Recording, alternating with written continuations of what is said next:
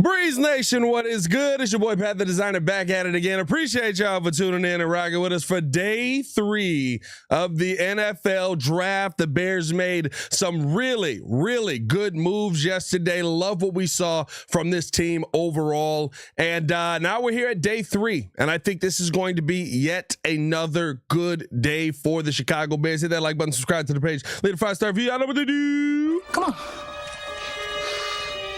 Push the button. Come on. Push the button. Come on, push the button. Yeah, come on, push the button. You heard what she said. Y'all heard what Sue Young said. Hit that like button, subscribe to the page, man. Leave a 5-star review. Y'all know what to do.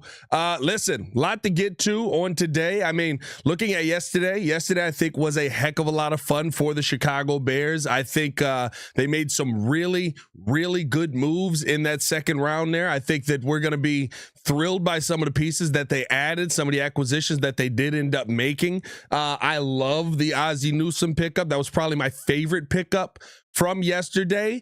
But I mean, you got some dogs. You've got some dogs, dog. When you look at Luther Burden III, right, you're talking about speed down the field. You're talking about taking the top off. Guys are talking about him as like, you know, oh, he's going to be a phenomenal slot guy. You drafted another slot guy. Man, listen, he could play outside. He could play inside. He could play anywhere you need him to play. Just know that this guy's a player.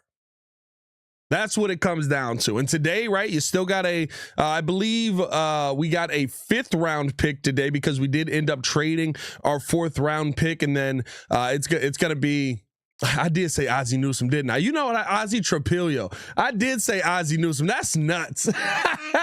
It's funny. When I was writing the tweet earlier, I typed out Ozzie Newsome. And I was like, why the heck did I just say Ozzie Newsome? I haven't heard a dude legitimately named Ozzie, I guess, since Ozzie Newsome. Is there no, I mean, Ozzie Newsome? I don't know.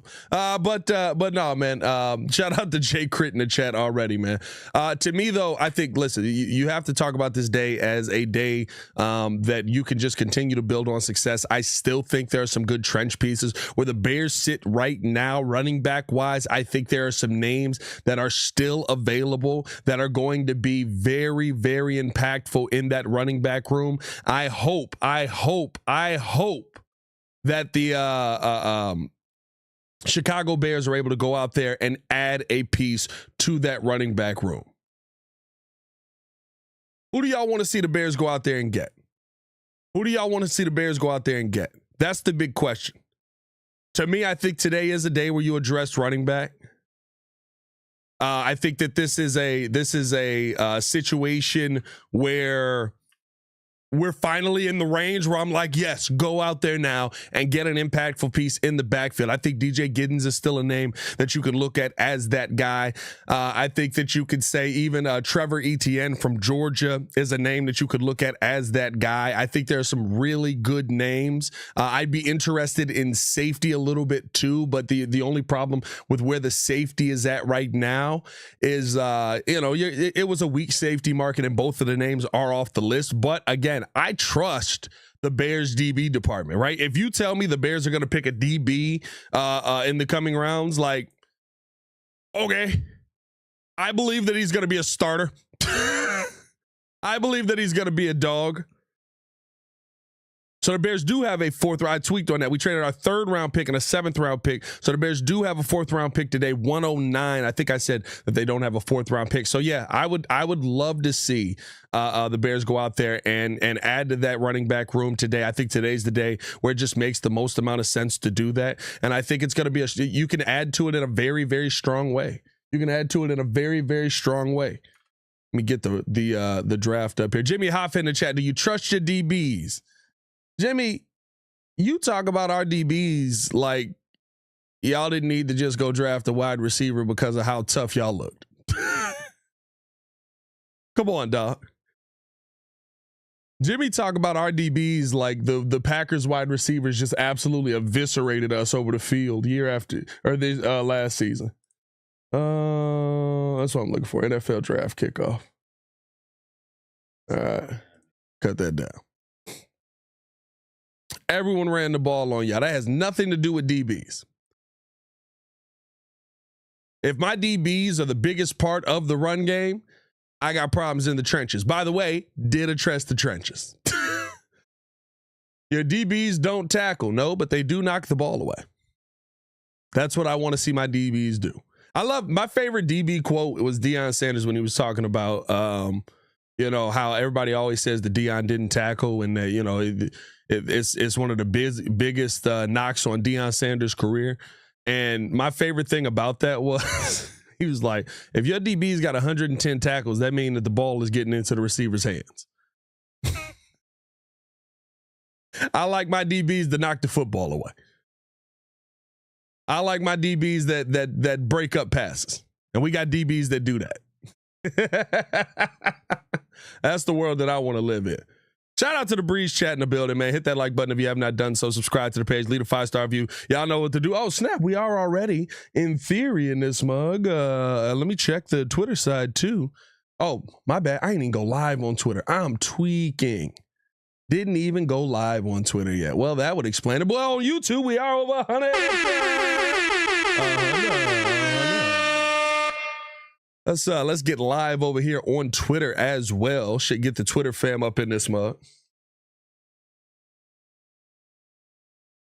I also got to add that on here so I can put y'all tweets on the screen. I'm going live off of OBS this time, so I'm trying to make sure that I got everything set up. Oh, let's see. Is it this one? Is it this one? I'm trying to see because I should be able to. No, should be able to pop the comments up on here. You got that dirt off your shoulders. Boom, boom. Okay.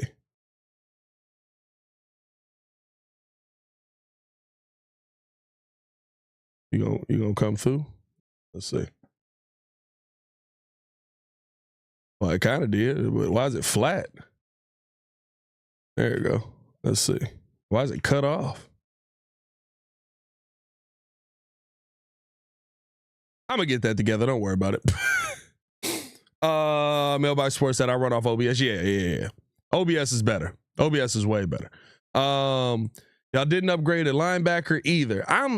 But there wasn't much of an upgrade at linebacker in this draft. There wasn't a ton of upgrade at linebacker. I'm not too worried about I don't think the Bears are too worried about kind of where the linebacker situation is at right now. I think they're just like, it is what it is. You got to come into this season with, and it is what it is. Of course, drop some FGBs in the chat just for Jimmy Hoffa being here. Shout out to Jimmy Hoffa, though. Do you like what the Bears have done to this point? Do you like what the Bears have done to this point? I personally do. I think that the Bears have made some moves where it feels like they're not prioritizing certain things, right? And I think that people would look at it in that way. But to me, I look at it completely different. I think that the Chicago Bears have, in fact, gotten the best value in just about every round of this draft. I feel like the Chicago Bears have just about gotten the best value in every round of this draft. Let's see. Why does it keep doing this?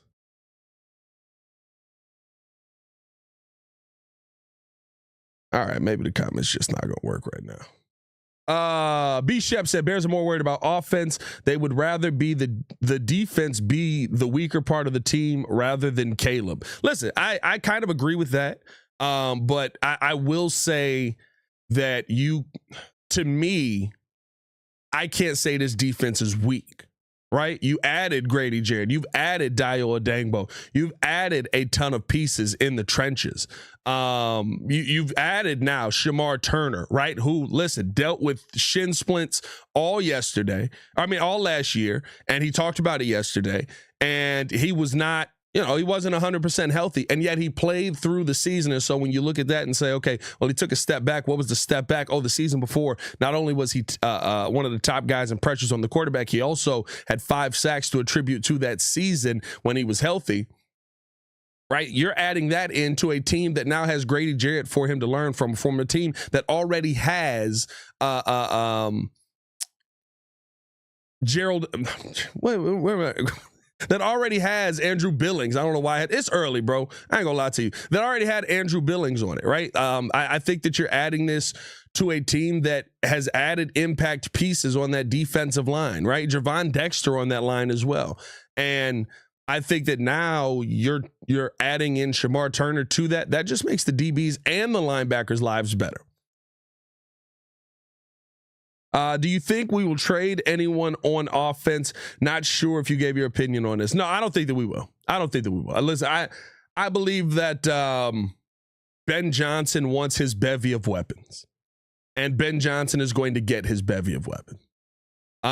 You've got 2 tight ends, both of them that are solid pass catchers. One of them that I think is going to be better in the red zone than not. One of them that I think is going to basically be your third wide receiver on some sets. You've also got a third wide receiver in Luther Burden, who I think is an absolute burner and kind of can be an anything kind of wide receiver, which now, and even when you look at the Tyler Warren situation, right, everybody was complaining, oh, well, Tyler Warren's the everything tight end. How could you not get Tyler Warren? Well, now you just got the everything wide receiver, right? Some comparisons for Luther Beard are the Deebo Samuels of the world, right? Where you kind of can use him in any way that you feel like you need to use him.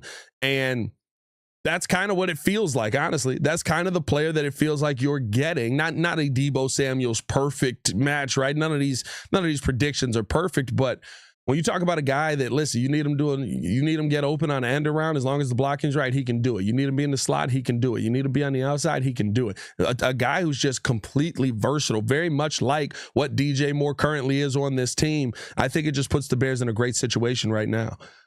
Dennis, the Chicago kid, coming through with the super chat. Shout out to that, man. I'm going to have to figure this out. This is irritating my soul. I wonder if I can freaking change settings on here, because it's like it's popping up on here, but it's not popping up all the way here. But I'm going to throw the super chat up there. He says, spending money on the trenches and skill players on rookie contracts is what winning teams do. I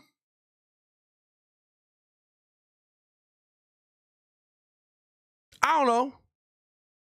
I think that a lot of teams do it the other way, or try to save the money, but I mean, you also are trying to jumpstart this.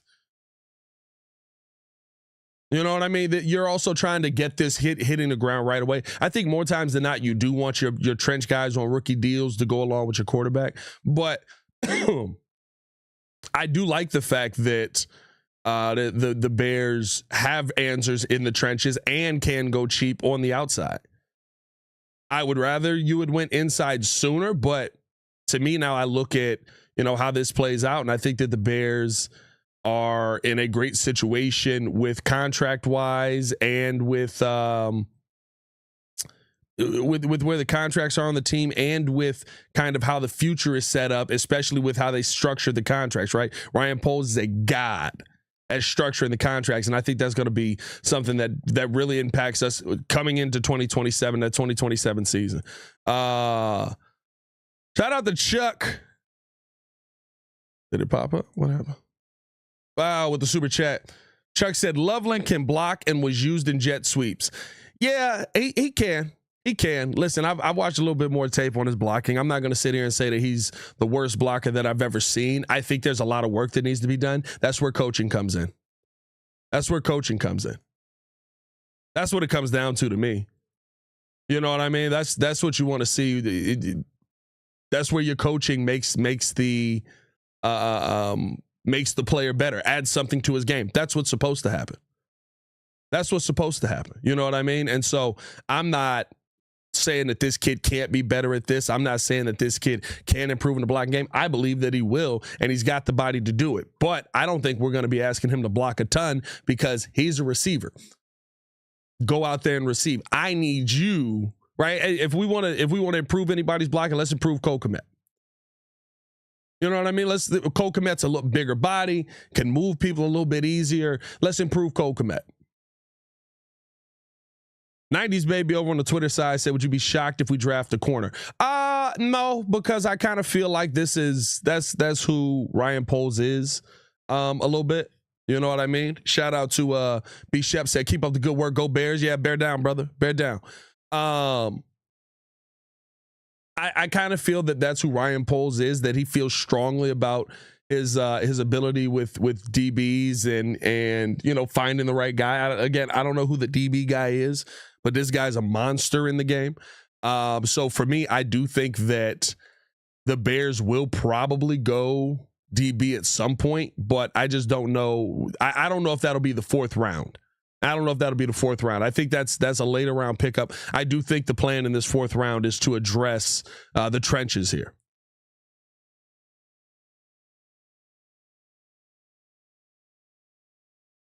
Shout out to y'all, man. Shout out to y'all. We are over 200 in that shit. 200. Over 300 in that shit. 300. DeMarco. Appreciate y'all for tuning in and showing love, man.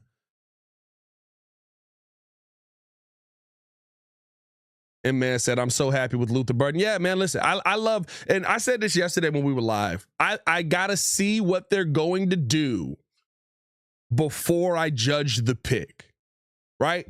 Knew the player was good. Didn't think we needed to go wide receiver at 39, but knew the player was good. And it was one of those, okay, but let's see what we do. If somebody drops into this third round, if somebody drops into this fourth round, which a lot of players that people were telling us pre-draft, oh my God, he's not going to be there. He's there, right? If these guys drop, that's kind of where you start to get a little bit more concerned on it, right? But we didn't see that drop. We didn't see that drop off. In fact, the Bears didn't allow it to happen because they traded back into the second round after getting the wide receiver. So you get the wide receiver, you trade back into the second round, you get the tackle in Ozzie Trapilio that I gave a breakdown on him last night, but when you talk about the kind of player that he is, I mean, just the size, the length, the massive frame that he has. I mean, 6'8", 33-inch arms for those people who are, big arm length guys on tackles being good.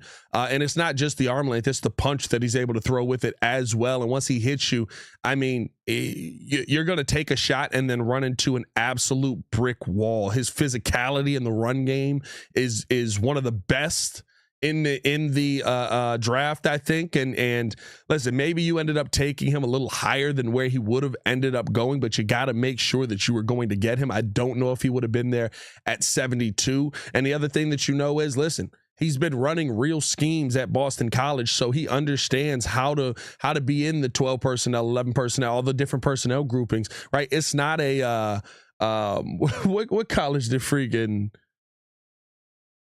where they, I'm trying to remember who Gruden had on the other day, and they were doing the snap. It was a Jackson Dart. I think it was Jackson Dart, right? Where his snap count was just like he already understands how to run these systems and different things like that. It's not just this. You know what I mean? So I like the pickup of that young man. Dennis, the Chicago kid, said Baltimore, KC, not paying one wide receiver, paying trenches. Look at the Bengals paying all skill positions, barely over 500. No, that's true. That is true. That's not a bad take. That's not a bad take. And I think, listen, you could do it one way or the other. I would rather, here's the thing. Do you have talent at all the positions? I think the Bengals' problem is they don't have any talent at all the positions. The Bengals have tried to pay for the offensive line. They just suck.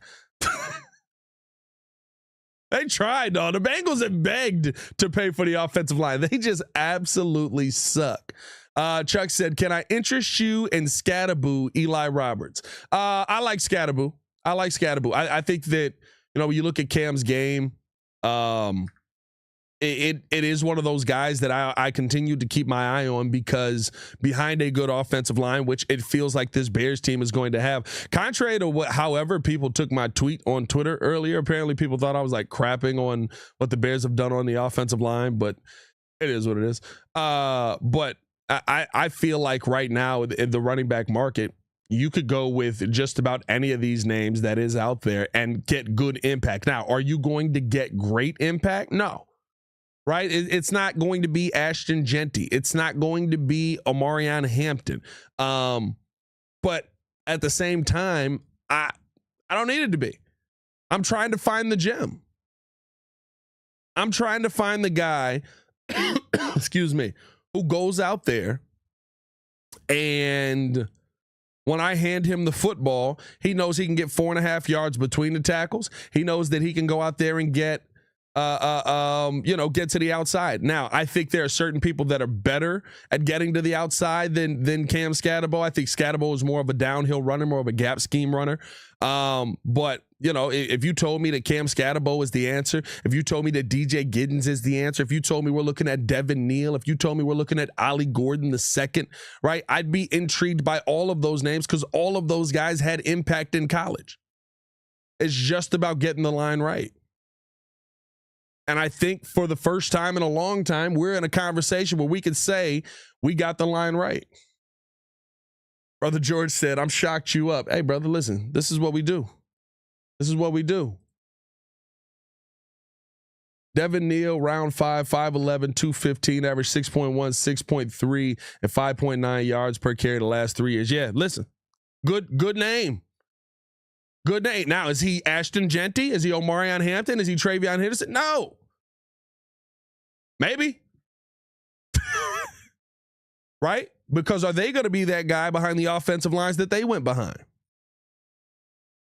Are they going to be that guy but with the teams that they went to? Is Ashton Genty, now I think Genty can, but is Ashton Genty going to be the same Ashton Genty versus NFL defenses when they're stacking 8 in the box? Although you're not going to be able to do that as much with Geno Smith back there. Ashton Genty had no quarterback play. What about Brashard Smith? I like Brashard Smith. I don't know if I love Brashard Smith. I think there's a few people I would take before him. But I mean, I think he's got great speed. I think his footwork is phenomenal. I don't think he's very powerful, and I think that may affect him at the next level. He's skinny. He's skinny, you know what I mean? And I think we've got guys that kind of fit that bill on the team already. And that's kind of where I get a little nervous with him, right? 5'10", 194, if I'm not mistaken. Is that not Ian Wheeler? Let's see. Dang, he's smaller than Ian Wheeler. 5'10", 205. Yeah, think about that. Think about that. You know what I mean? Like,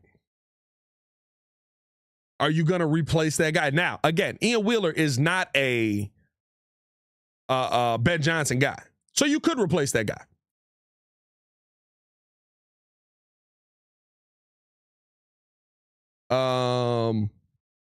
What do you say, bro? You shut Drew down. His argument is so weak, but he got in his feelings quick. Nah, Drew just, one, we was all drinking. 2, I think that Drew is just looking at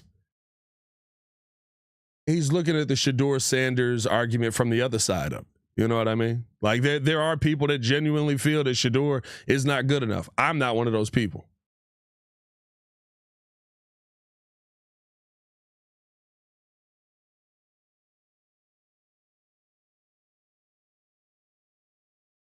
Ollie Gordon is a monster. Yeah, bro. Ollie Gordon's a dog. Ollie Gordon's a dog.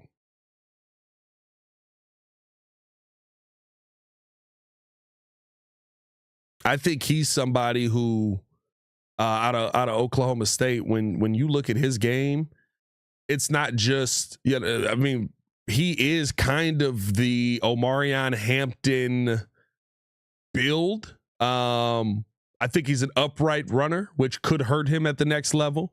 And unless there's not many upright runners who have been elite, right?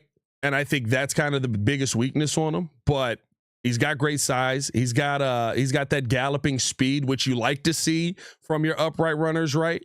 I think he does a good job being patient on the offensive line. And this is he's a player that I would love to see. I mean, he was 6'1", 227 at his pro day. 6'1", 227. Crazy, dog. Crazy. Can you imagine that coming through the line at you, bro?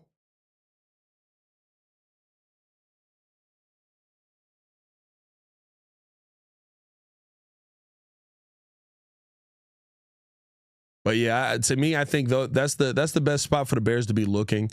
Let's see what they have as best players left on the board.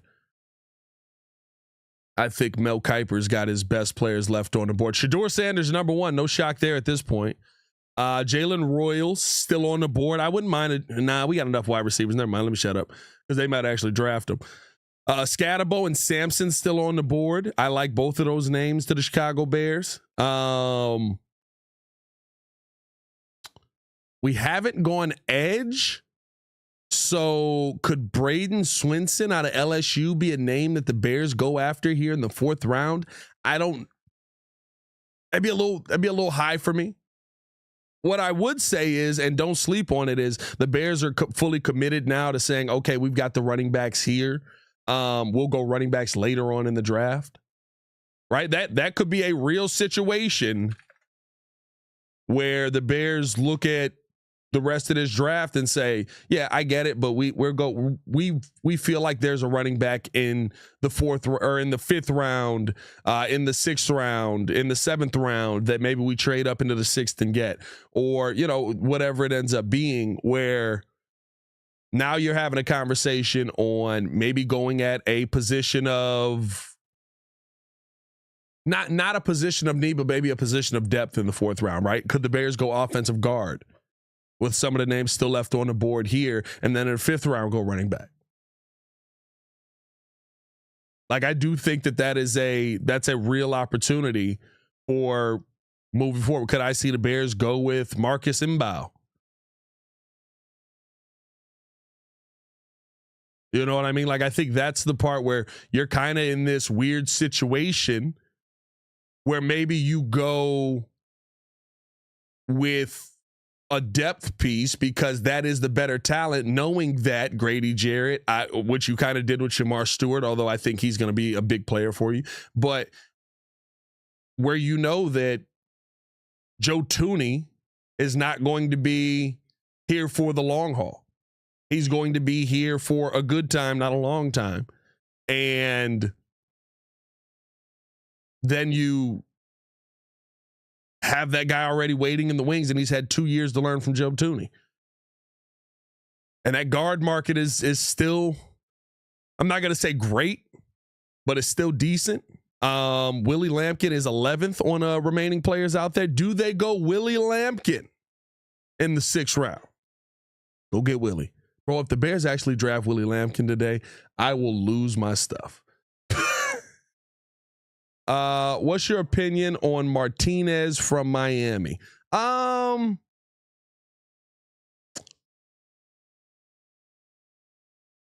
not gonna lie, I didn't do a ton of research on Martinez just because Miami's offense was so weird last year. But from what I did see from him, I like the size. I think the speed. I think he's kind of the same thing as, excuse me. I think he's kind of the same thing that I was saying with, who was the big boy I was just talking about? The freaking monster. Ollie Gordon. I think he's kind of the same thing with Ollie Gordon. Too much of an upright runner where I don't know how that's going to translate at the next level. You know what I mean? Like that's my only concern from what I've seen of his game. I haven't seen every single play. I didn't break down a million pieces of game tape for him, but what I have seen of his game, he feels like he's a very upright runner. And I listen, the one thing J-Mac has taught me about the running back position is you got to get low. You got to get low. You got to get that pad level low or they will saw you in half. I think Ollie Gordon, because of his weight and size, he can do a little bit more with that at the next level than what Martinez could do. So that would be my rough breakdown of Damian Martinez.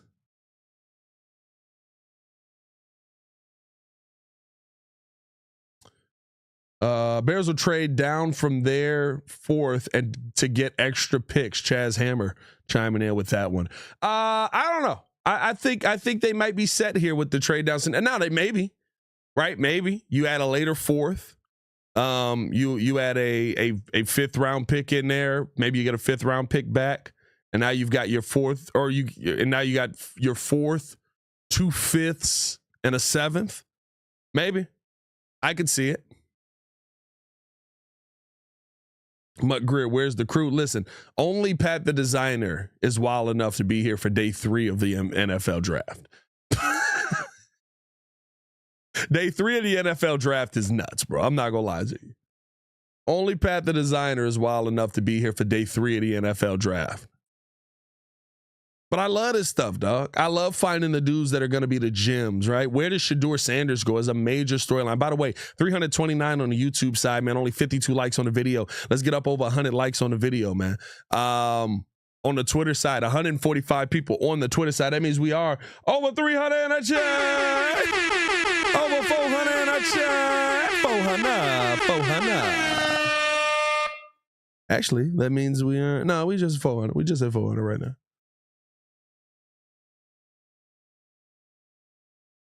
Bears Junkie said, I know you're tired, but thanks for the coverage. I am, bro, but I ain't gonna lie to you. I literally was asleep probably until, I don't know, probably till 9:30, 10 o'clock when I set this up.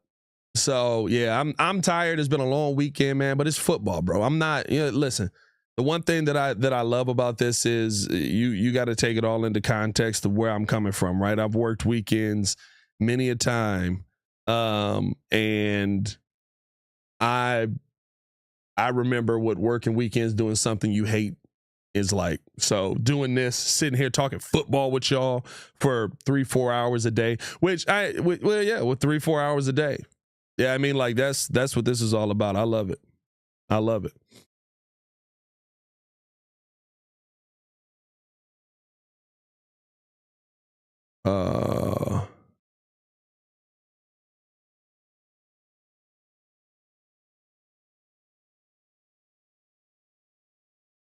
Crimson said, I've been up since 3:30. Why you at the gig, Crimson? Why you been up since 3:30? Jesus.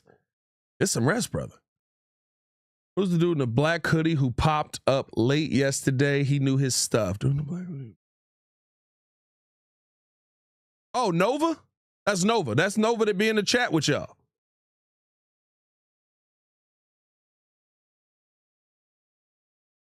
Hey, Debo. Hey, facts.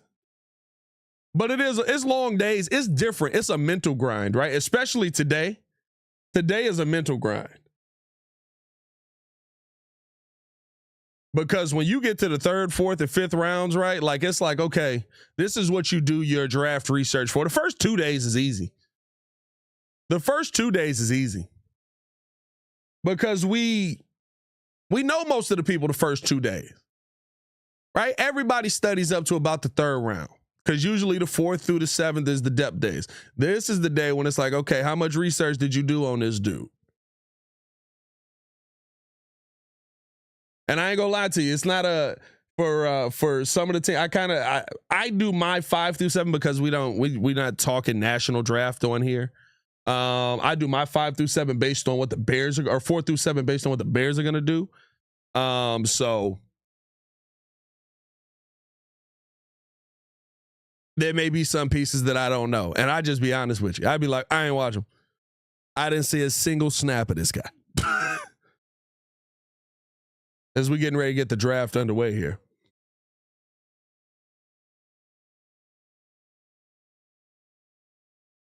Tennessee Titans on the clock, baby.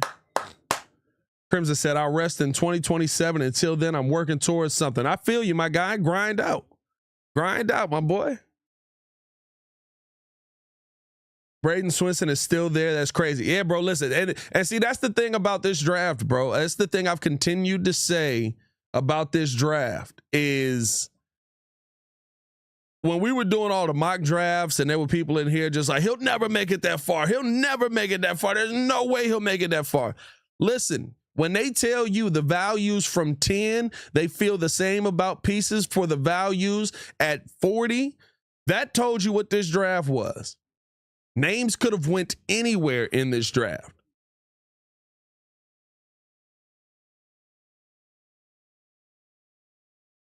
Names could have went anywhere in this draft.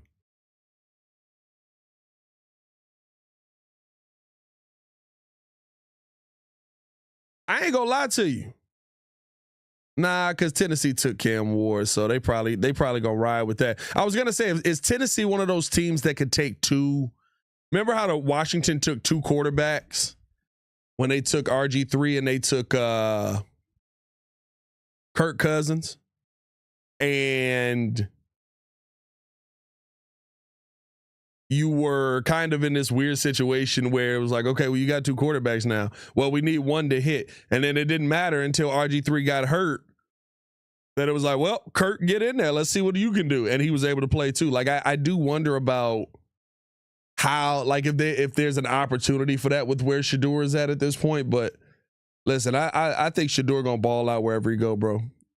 I'm one of those people that I look at this young man and I think he's taking all of this in and he's taking notes and he's like, I'm all right, let's see. We'll see how this end up turning out for you. We'll see how this end up turning out for you. I love it. And what he said, we trust God, Dad, Coach Prime. Yep.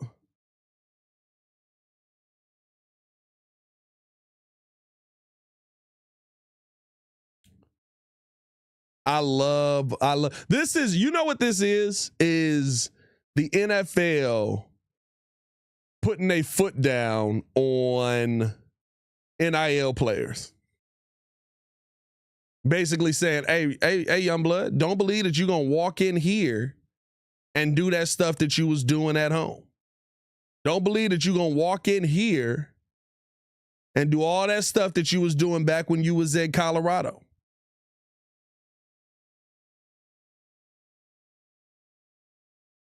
Who is, I got to see this too. Who is freaking on the board? Who needs a quarterback still? Jacksonville, no. New York took Dart. New England, no. Jacksonville again. Vegas, does Vegas take him in the 4th round finally? I mean, at this point, you're taking him to be the backup and you've gotten great value out of it.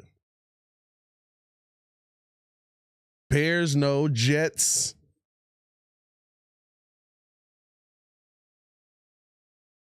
Do Jets take him? If you got a question on Caleb Wood or on Justin Fields, do the Jets take him? That's one that might be interesting. That's one that actually might be interesting. Do the Jets go out there and take him?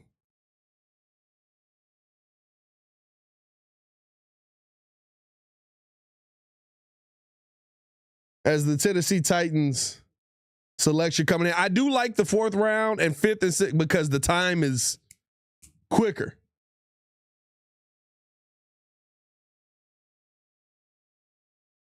Chimray DK out of Florida. That's a nice little pickup. 6 foot 196. He was a transfer, I believe, if I'm not mistaken.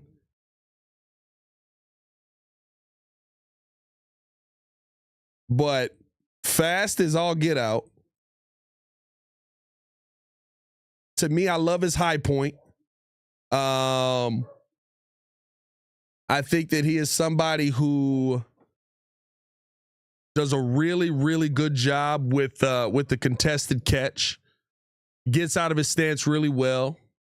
I do think that he's going to need a lot of development at this level. You got to have a good wide receiver coach. Because I would say that,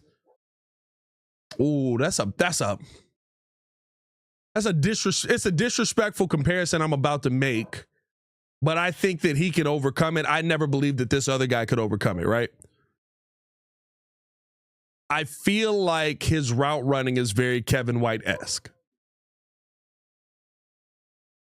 I feel like his route running is very much, what are you good at? I'm fast. That's going to be tough to that's going to be tough to see kind of, okay, are the Titans going to be the one to develop him? But he's got some good names over there with him. You got Calvin Ridley, who's a good route runner and who can make some things, who can teach him a lot of things. I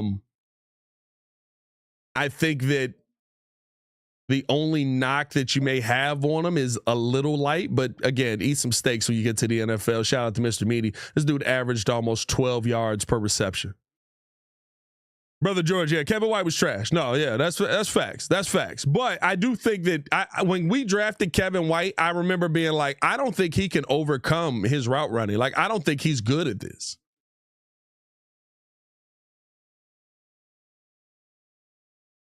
Jacksonville pick is in.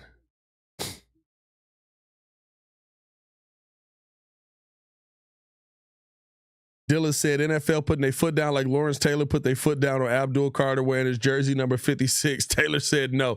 Yeah, I thought that was interesting, bro, because it's like, hey, prove something and then I give you my number. You know what I mean? Like and Lawrence Taylor is a whole different situation. He's got championships and all that stuff. But when I saw Cam Ward at his presser,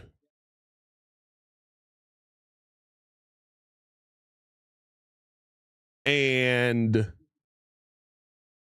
he got permission from Warren Moon to wear his jersey, I was like, that's cool. You know what I mean? It's like, oh, that's kind of cool. But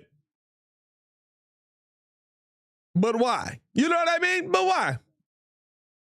Just because you were the number 1 overall pick? Nah, you got to show me something.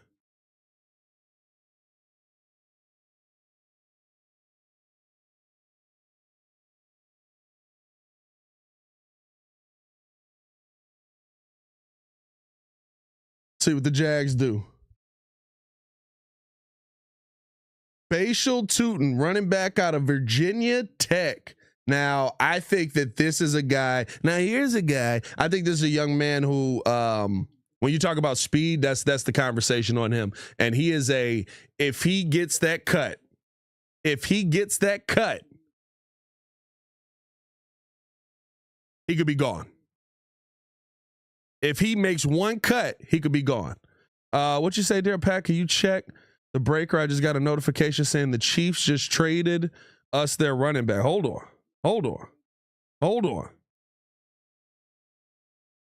Don't tell me that now. Baki, you in here? You seeing any news?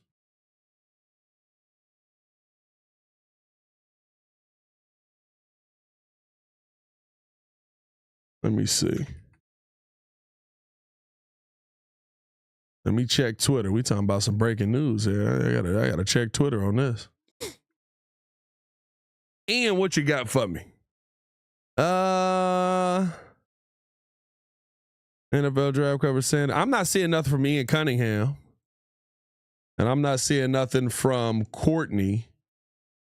So I would say that probably is not the case. I don't know where you saw that from, but I would probably say that is not the case. But no, man, listen. Yeah, I think that was a really good pick for Jayville there. That's a one cut and go kind of guy. That's a dangerous man that you just got. Somebody dropped his 4.4. He was a 4.31. He was a 4.31. He was a 4.31. Jesus. I don't know if I knew that. New York bringing the pick in now.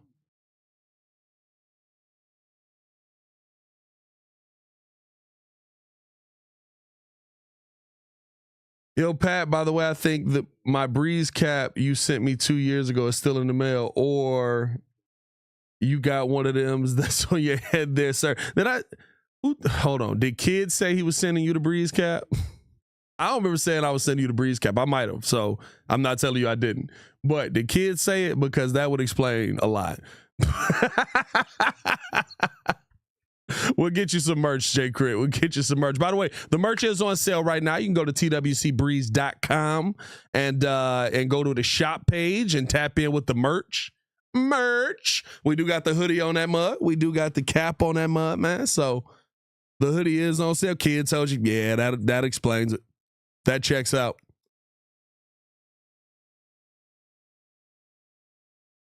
Brandon London and Victor Cruz in Germany.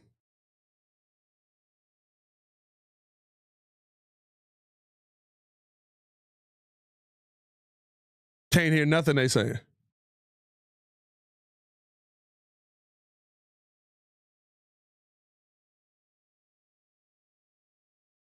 That was crazy. That was insane.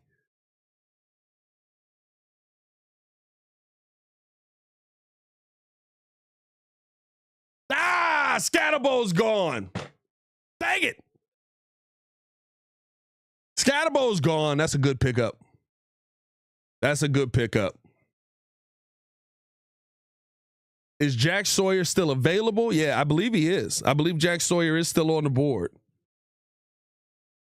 Yeah, he ran a 4.32.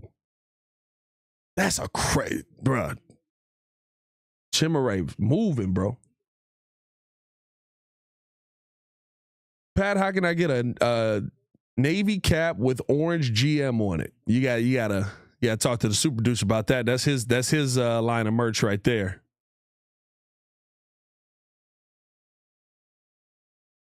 I wanted Scatterboo.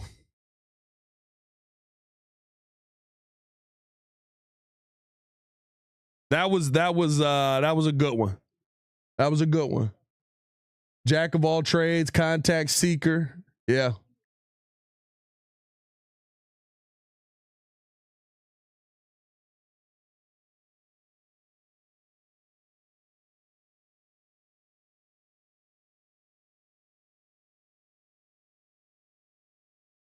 Tom John said, I just fell to my knees in Menards. I can just see you in the middle of Menards. Scatterball!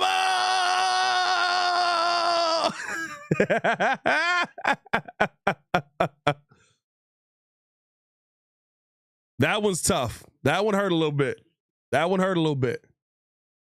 New England is on the clock here. That's a good pickup for them. Abdul Carter, Jackson Dart, Alexander, and Scatterbo.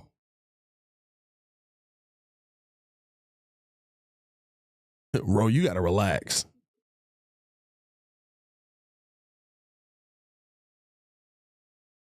Giants pick is in. We're at that point in the draft where they just draft people during commercials now. Like the Bears are probably going to draft somebody during a commercial. Actually, they always make the Bears draft somebody during a commercial. Didn't we draft? No, we didn't draft Torrey Taylor during the commercial. Who did we draft during the commercial last year? Who do you see us drafting position-wise then, Pat? Listen, I think I'm still in the same conversation for me. What happened? Maybe an issue with X. Did it stop streaming?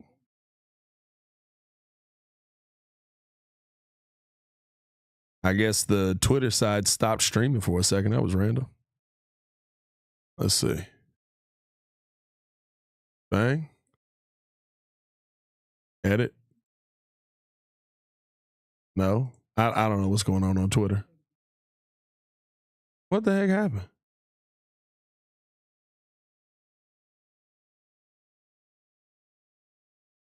Let me check. Let me see if it stopped. It still says I'm live. Oh no, it did disconnect. It's very random. Yeah, sure did. Dang you, Elon. Let's see. Remove from Twitter. Did that end the broadcast? It might have. I'd just go re-live over there.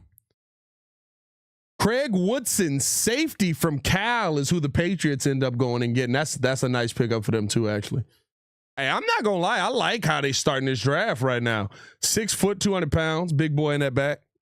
Hey, oh, that was crazy. That was insane.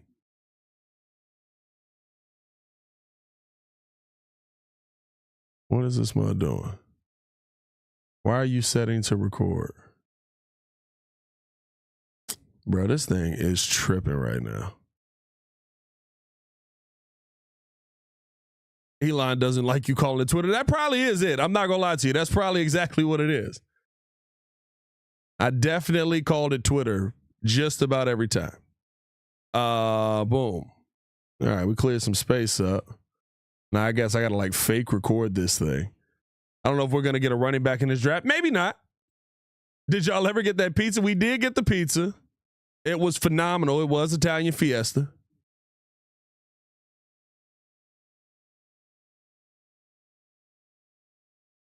We did, in fact, get the pizza. It was amazing. We sat there all night and ate that pizza while we argued about how many classic albums Common had.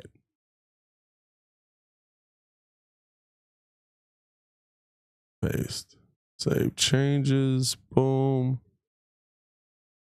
Oh, this is literally like just not letting Twitter happen. Oh, there it is. Okay. I'm about to say, Jesus. Was it fresh? It was still fresh. Like it was perfect. The Jacksonville pick is in. Sorry for those of you over on the Twitter side. I don't know what the heck happened with StreamYard, but I'm glad I'm streaming on YouTube from OBS.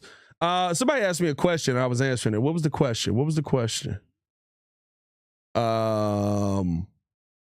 Chris Rakow asked what position do I see us drafted? I still think, well, in the fourth round, I think you could go a couple of different directions as the Jaguars pick is coming in here. But I think running back is probably still the name. We've seen a couple already go off of the list. I think there's still some good names for you to go after as far as remaining running backs. Jack Kaiser, linebacker from Notre Dame, going to Jacksonville. Shout out to Jack. Jack was a tackle monster. There's something about linebackers named Jack, bro.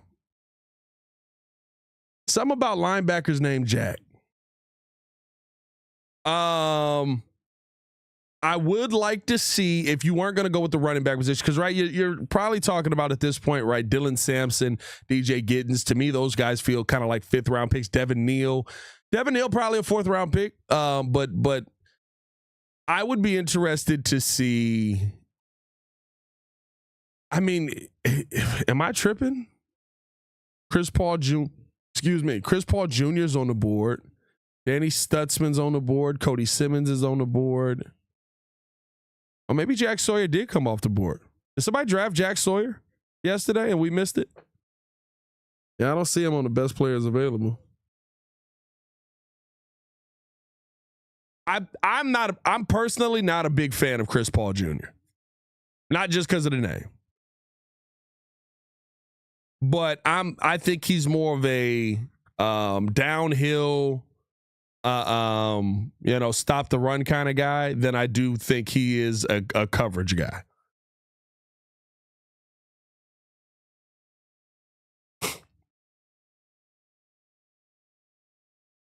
Do we finally go? Brandon Swinson is still on the board. Maybe we go Brandon Swinson. As the pick is in, is this Shedeur?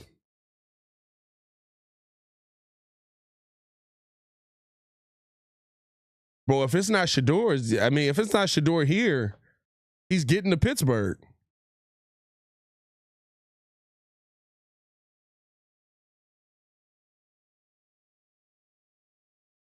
Sawyer's still there? Okay.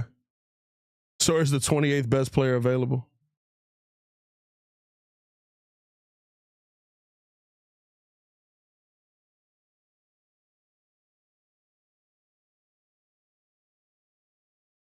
Let's see.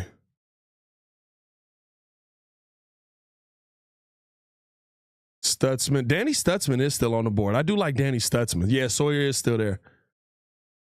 Oh, that's why. They got Sawyer as more of an edge, which I guess I can see that.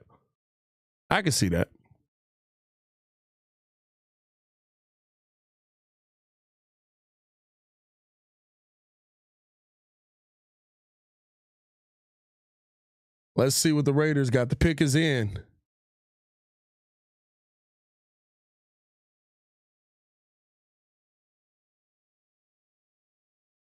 Shout out to the Raiders.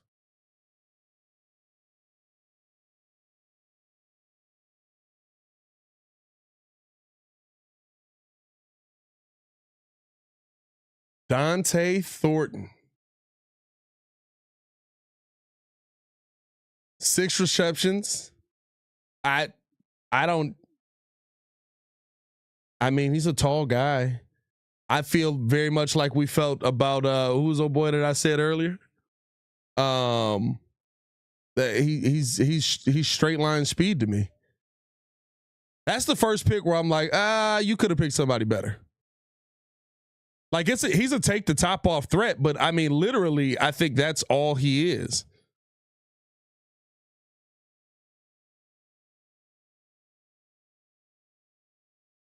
Like, I get the size, but like he is not a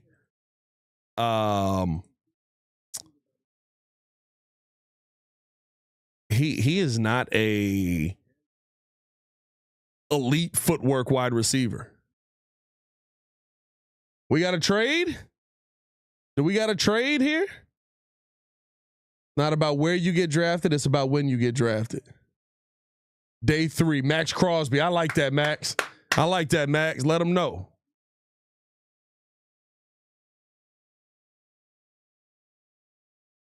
We got a trade with the Bills.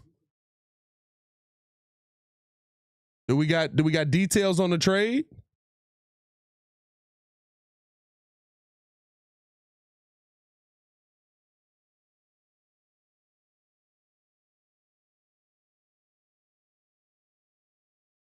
So the Bears moved back and they got a second round. They got a second fifth. What'd I say? So the Bills got their pick again and the Bears traded back and they got their second round pick. So when Scatterbo came off the board, I bet you that's who they were going after. When Scatterbo came off the board, I bet you that's who they were looking at. They were like, all right, bet. Now we're going to get later in the 4th round and add a 5th round pick. You got to get your guys. You got to get your guys. So Bears now have 132 and they have 160, 168 or 169. What was that? Go back. 169.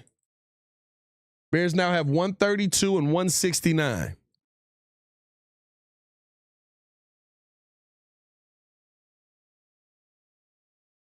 Who are they trading up for, though? Who are they trading up for?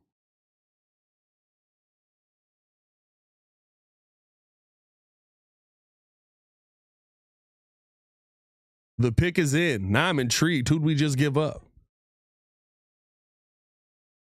Hey, facts. Facts, Chris Raquel. It's definitely a as soon as you lost out on Scatterbo, I feel like they was sick in the room and immediately called Buffalo and was like, you want your pick? You want this pick?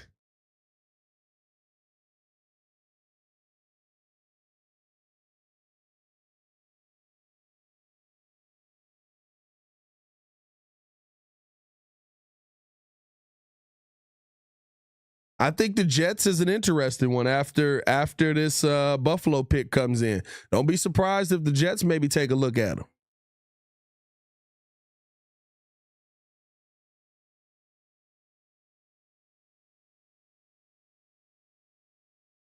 Lot Boy said that was a dumb trade, to be honest. Depends on who we get. Depends on who they get.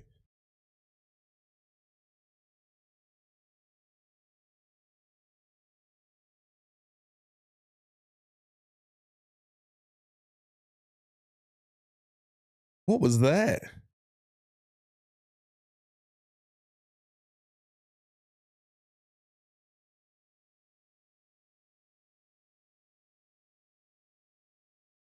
Okay. We got our DT. Deion Walker. Good player. We got our DT though. I'm okay with that. I'm okay with that. And listen, again, there's still good running backs on the board. Deep running back draft. There will be running backs there at 132. But if you don't believe that the value is there to take those guys earlier, get more picks. Now you got more picks. Now you got more opportunities. Now you got more bites of the apple. I think they wanted Scatterbo. Bad. That draft room was probably flipping the table and why Scatterbo? Who said they were on their knees at Walmart or at Menards?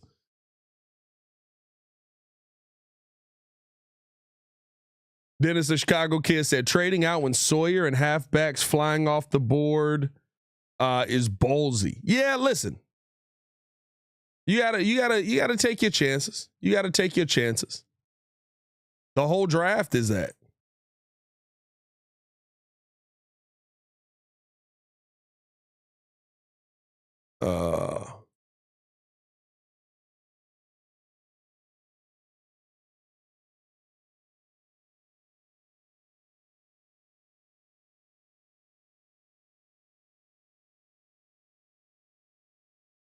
Willie Lemke said Walmart.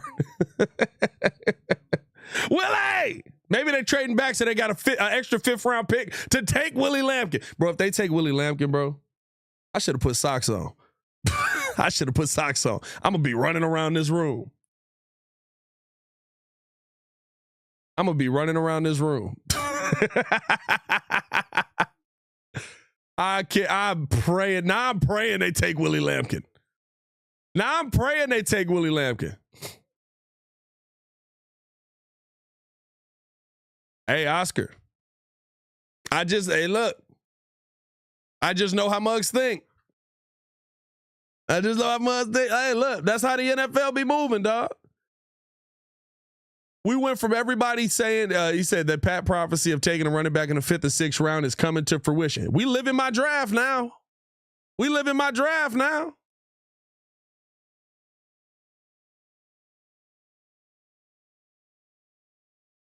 Yeah, that is one. That's a tough one to leave there, but he may still be on the board. M said Brandon Swinson was right there. That's a tough one to leave there. I'm not going to lie to you. I'll agree with that.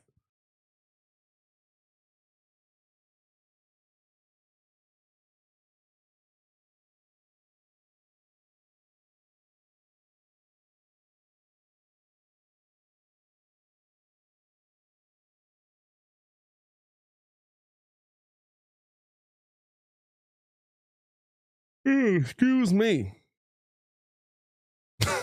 You wildin', Dennis.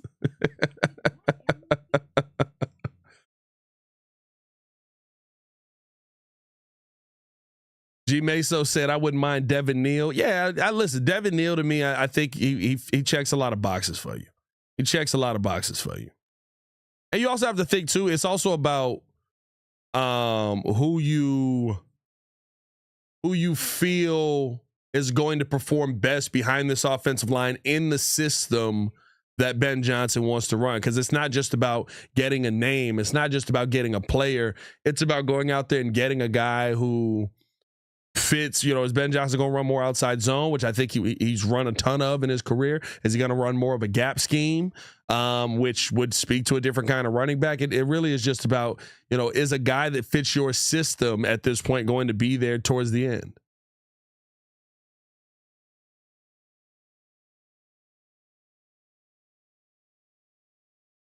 He said, bro, Ollie Gordon is baby Derrick Henry. See, I don't know if I get that vibe from him, but he's a big boy. But the only thing I worry about with Ollie Gordon is, can you be Derrick Henry? It's essentially what you just said. Can you be Derrick Henry? Because if not, right, that high running style he's a more of a galloping running back, right? He's got the size, he's got the weight, but if you're running that high up, you got to be Derrick Henry. Who the heck did we just miss? My bad. I'm sitting there talking to y'all. I done missed multiple picks here, apparently.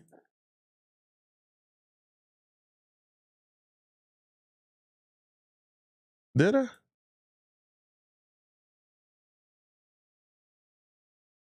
No, that's who I thought it was. Okay. Oh, so we still waiting on the Jets then.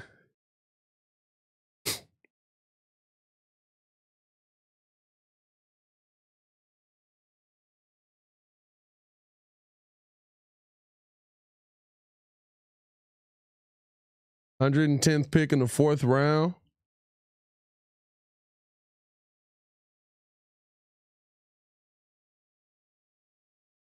Solid pickup. Arian Smith. He's small though. He's small. He's tall, but he's skinny. He real skinny. Like, he's concerningly skinny. Like, he's fast, but I mean, he'll take the top off receiver. You know, he remind me of, actually, he's taller than him. But he actually reminds me of Tyler Scott. He actually reminds me of Tyler Scott. That's exactly who he reminds me of. The running back room is going to be suspect no matter who they draft now. Listen, the one thing I'm not concerned with Ben Johnson knowing is running backs with the two that we saw him take. Vidlu said, I think Eddie George is a better comparison. See, I'm not. See, listen, I like Eddie George. But let's see what the Eagles do. They was out there fast. They are the world champion Philadelphia Eagles. DT Ty Robinson, still some good backs on the board, bro. Still some good backs on the board, bro.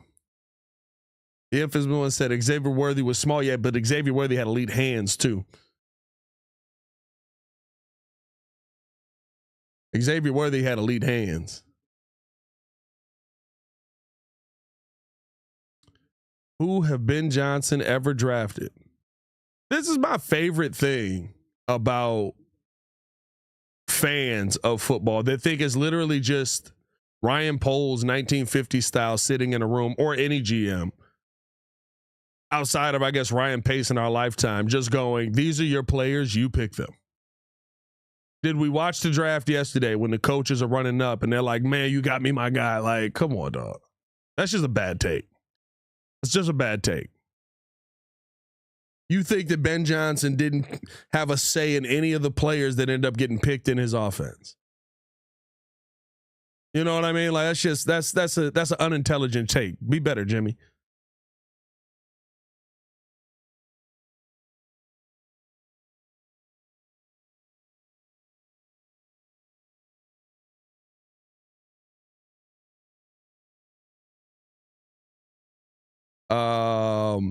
Daniel Marshall, Ollie Gordon wishes he could have been drafted after his freshman year. For real, yeah.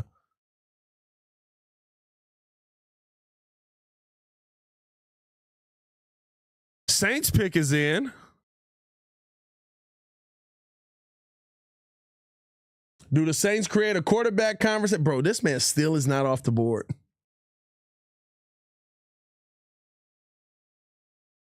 Maybe Devin Neal out of Kansas. I like Devin Neal. I like Devin Neal's game. I've said his name a couple of times on this stream, man. I like Devin Neal. He's more of a he's got some great vision. He's very patient. I think that he does a good job of just not only just protecting the football, but also being able to like navigate through in a gap scheme and outside zone, but especially in a gap scheme where like he's just able to hold on to the football and get through and just find holes that shouldn't be holes.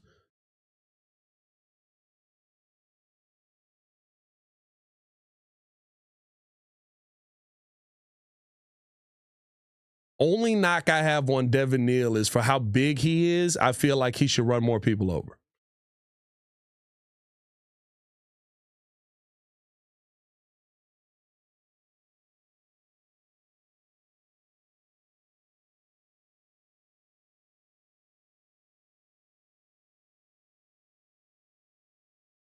I ain't gonna lie to you. I feel like they told him to slow down. I feel like they told him to slow down.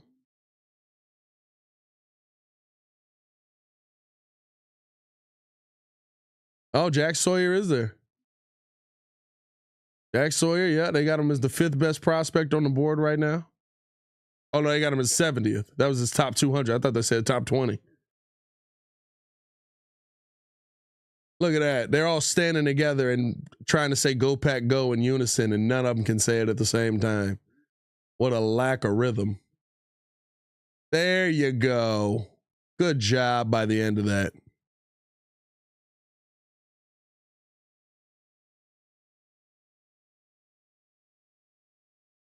Thomas Taylor said, outside of Giddens and Gordon, none of these running backs are going to be good. So, Pat, you like backs that are just meh? How many times have we done this, dog? How many times have we done this?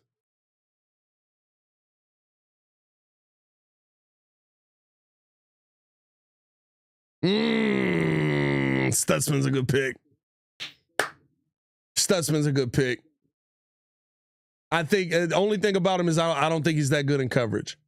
I think he's more of a he's going to be a good blitzer, but it's a good pick for them there. That's a good pick for them there. Yeah, look at that. He's a monster in the run game. He's a monster in the run game. No, I mean, how many times are we going to say, oh, well, this guy, he has no talent at the end of the draft. And I can't believe that you feel like there's nothing back here. And I can't believe that this guy, why would you ever take this player? And then by the end of it, we're talking about a 4th round, 5th round, 6th round dude that ends up being good. It all depends on the trenches in front of him, my guy. Literally, the 49ers last year, 4 times, they lost every running back that they had available to them, and they were playing late round picks.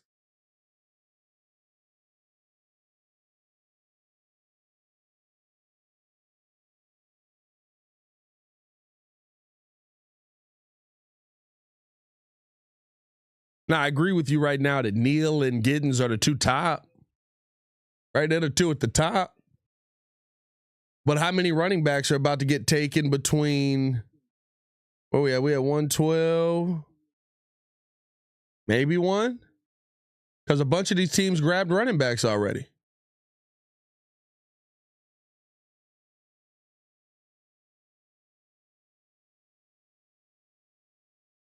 Like, you got to think about that too. Like, a bunch of these teams that are ahead of us have drafted running backs. They're not about to draft another one.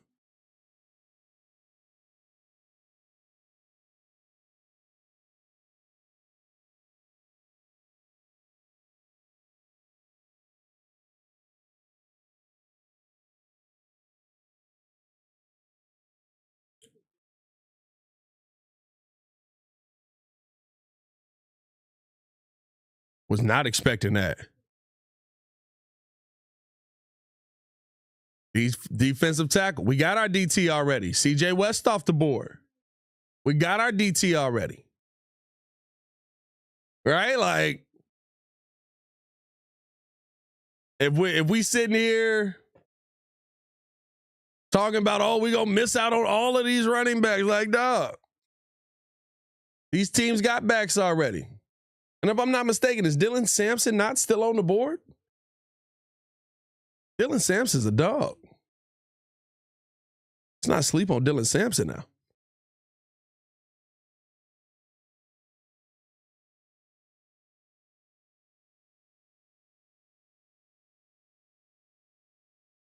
Panthers pick is in.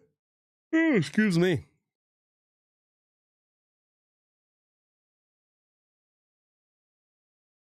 Miles Frazier, offensive guard from LSU, is still on the board. Yeah, bro. Like, I think, I'm not gonna lie to you, I wonder if they go offensive guard here. Do you go Frazier? Do you go Inbound? Do you go I'll be honest with you, I know small school. 4th round pick a little high. 4th round pick a little high for him. But I do like his game. Jackson Slater. 4th round pick would be a little high for him though. To me, that's probably, you got that extra 5th round pick. That's where I would want to see you take him. And then take Willie Lampkin along with it. I love that they lying on Willie's name. They got him listed on ESPN at 5'11", 290. That man measured in at the combine is 5'9", 270.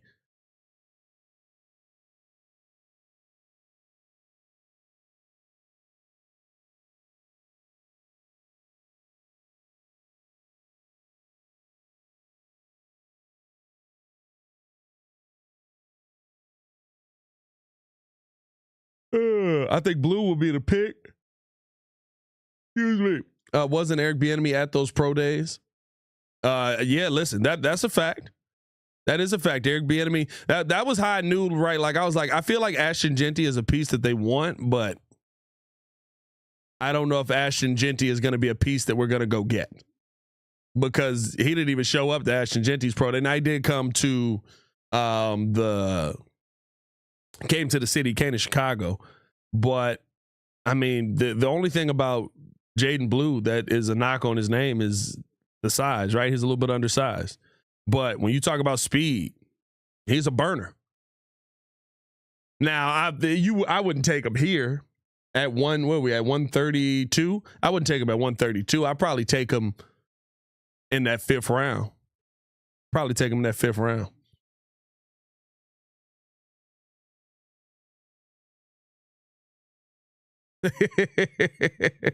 That's right, Willie. Speak it into existence. Speak it into existence, Willie. Said Sampson or Neal's running back still there. Snatch one of them at 132, 133, then Lampkin next round. That's right, Willie.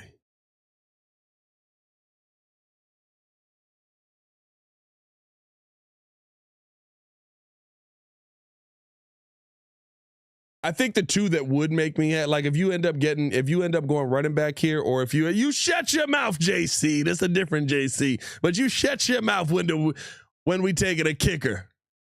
Don't you put that evil on me, Ricky Bobby.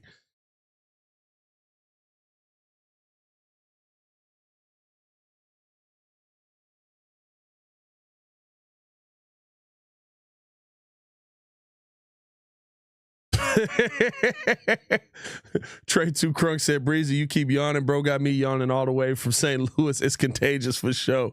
Hey, bro, listen. I apologize for the yawns. I'm trying to keep it professional, bro. Oh, Panthers went Trevor Etienne. I'm good. I like Trevor, though. Trevor got game. But I do think that a lot of the concerns that you got with his brother, I do have some of those with him.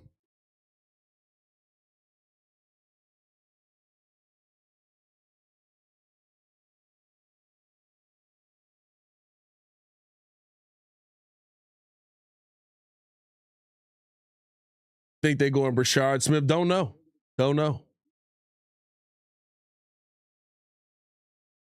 Brashard Smith wouldn't make me mad either, but I think that I don't know how he fits in that system. That's pretty cool, bro. That's pretty cool. Dang. Why they put Trevor out there like that, bro? Why do you think we're not picking a running back? I mean, I just think that I'm not saying that we're not picking a running back, but I think it depends on which running back you go after, right? If you're going after Jaden Blue, you're not taking him this high. If you go after DJ Giddens, right? Maybe you take DJ Giddens here. DJ Giddens to me is below where his value is at, where we're at right now. As the Bears pick comes up, I wouldn't be mad at the Bears going out there and taking DJ Giddens in at 132.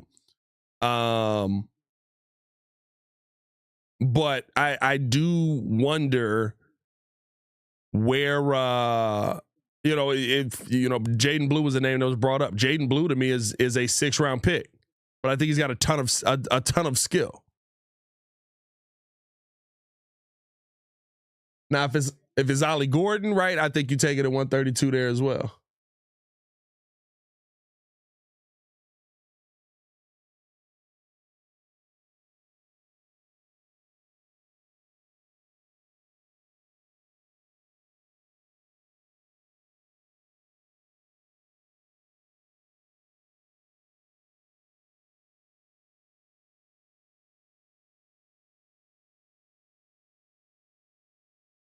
Cody Simon.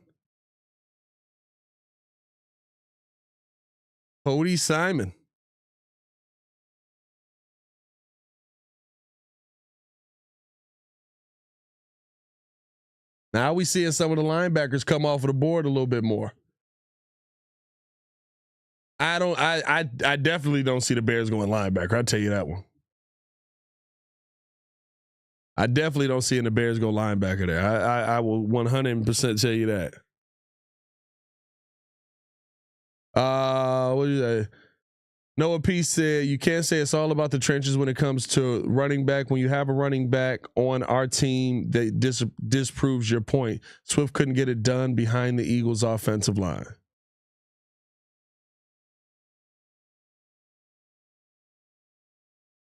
Swift could. I don't. Maybe that wasn't directed at me,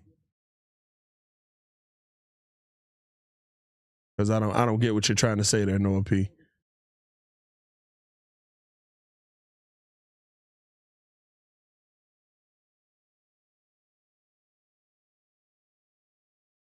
Oh, we got a trade.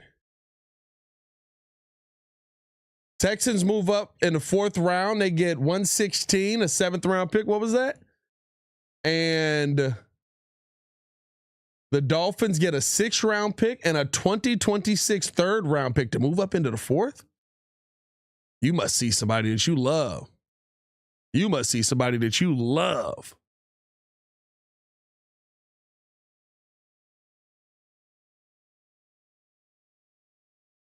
The pick is in.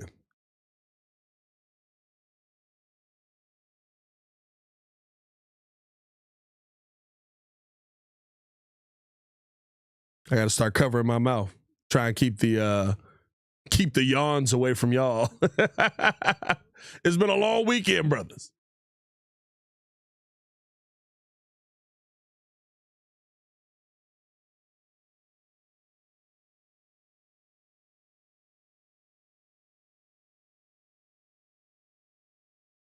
It's Jack Sawyer. It could be Jack Sawyer. Could be Jack Sawyer.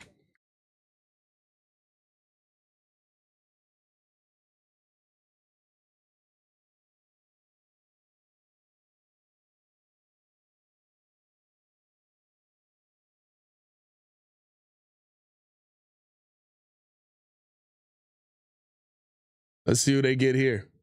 This one, I think this is one. Whenever I see a trade up, it's like, okay, who did you see that you feel can change your team? That's what I always wonder. Who did you see that you feel can change your team?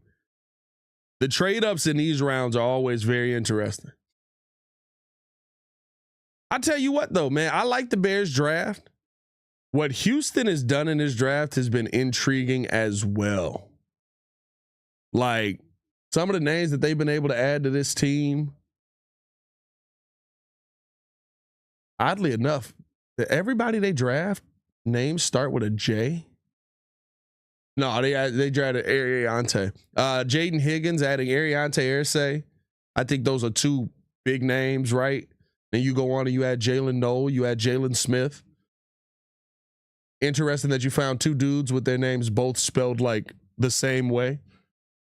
Illinois is in the building. Shout out to Illinois for the super chat, my guy. I'm Illa. I'm from Illinois.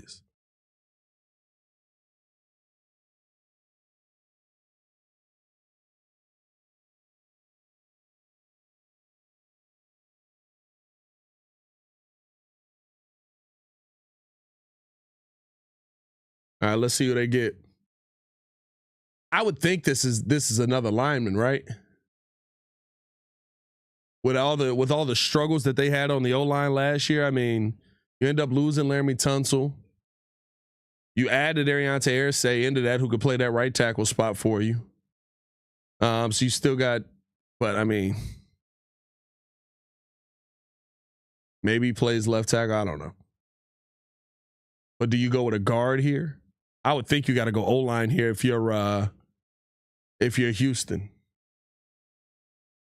King Jansen said, "Ola here from Hawaii. Aloha, brother."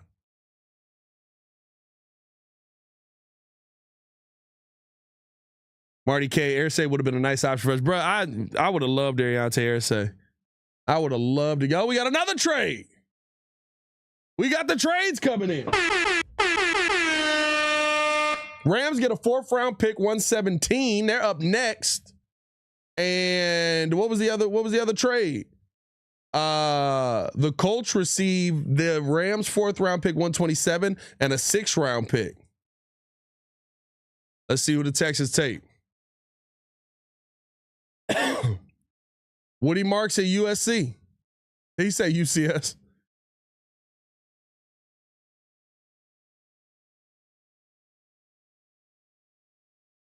Woody Marks. I mean, that's solid. He's a good outside zone runner. I think speed-wise, you like what you see out of him. I think the what's the right word? I think that the allure of him is probably the fact that he's a good pass catcher out of the backfield. I really love his game as a pass catcher. But I think over 200 receptions in his time in college. Let's see who the Rams take. Let's get this thing sped back up.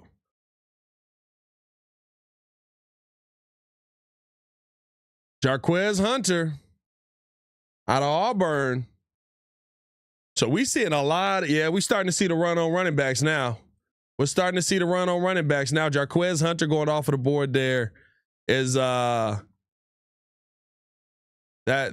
what is that? The third back in a row right there? Or not in a row, but just the third back in this little grouping. Like that's not a bad pickup for them. I hope that don't spark too much of a run there. But again, you're leaving a lot of dudes that I think are above these guys on the board. Like, the one thing about Hunter that I do like is, I mean, he's 5'8", 5'9", 210. No, he's probably 205. But he's just a monster. He is somebody that is you're gonna try and jump on my back. You got to come with me. Like we're all getting this extra 3 yards together. I think he's got some good balance off of contact. I like the feet.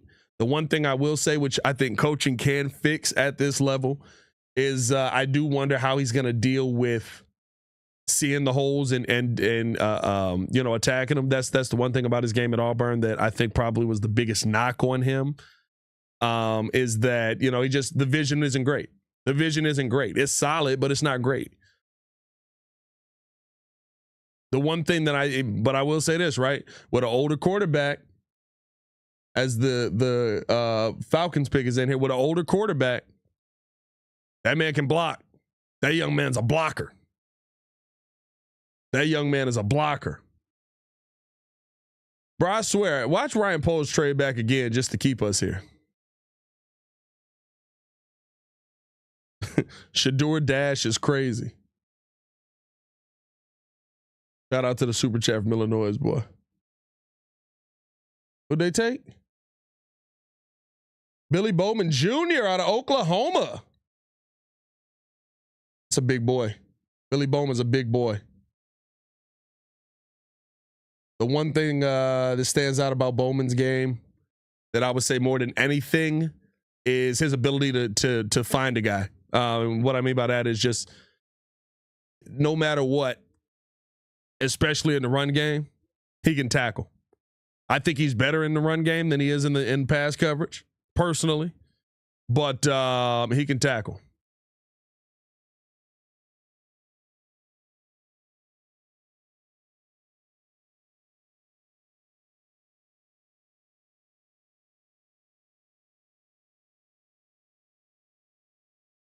All right. Who'd they just compare him to? Oh, Quandre Diggs. Okay, never mind.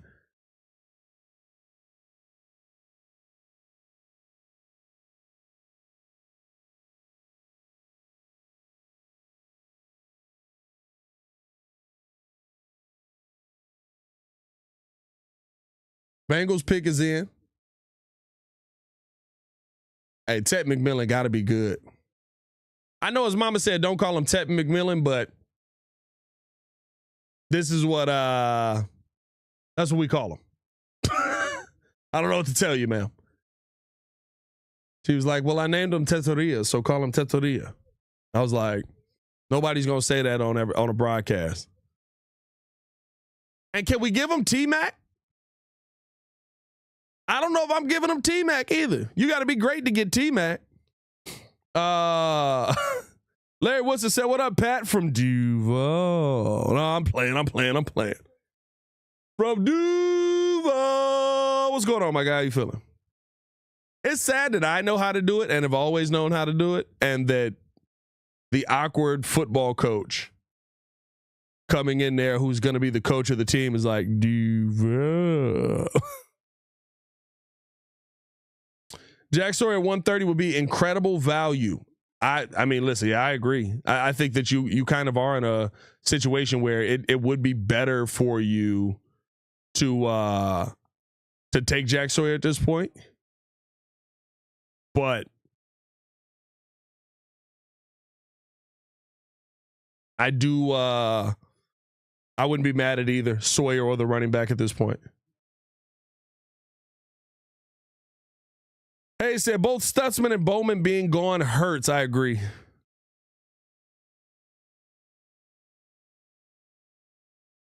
Although Stutzman, I ain't gonna lie, I don't like Stutzman in coverage. I've said that a couple of times. I don't like Stutzman in coverage. Bowman hurts more than Stutzman to me. Stutzman gets downhill fast. I like him in the run game. I like him as a run stuffer.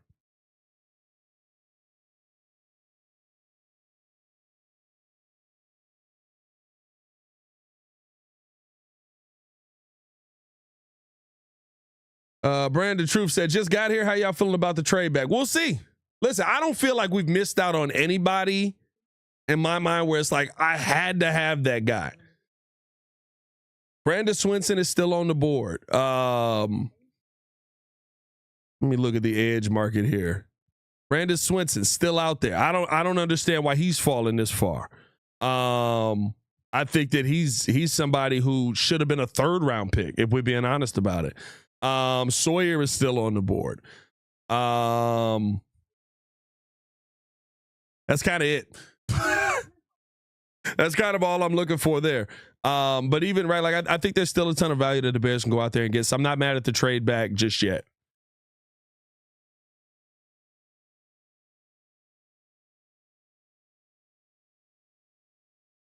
I call him Brandon Braden.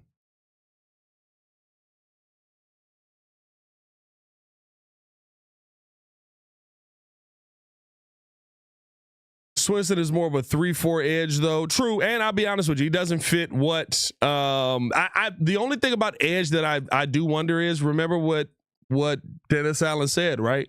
He wants his edges bigger. I wonder if he would. Ooh. I bet you they go get Tyrone Ingram Dawkins. I bet you they go get Tyrone Ingram Dawkins.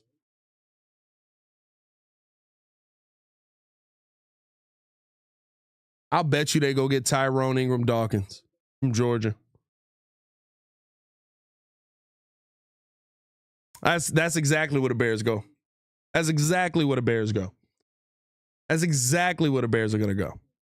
He fits perfectly what Dennis Allen is looking for. Dennis Allen told me when I was talking to him up at Hallis that he likes his edges bigger.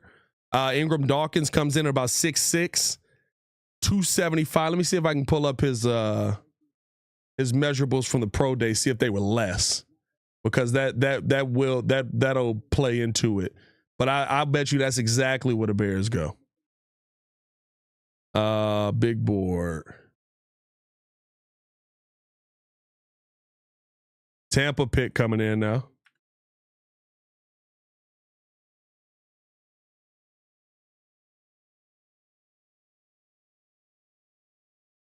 They've got him listed at. Oh, did he not go to the combine? Hey, yo. David Walker.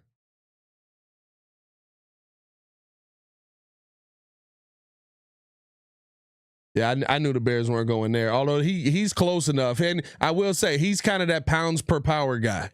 He's kind of that pounds for power guy.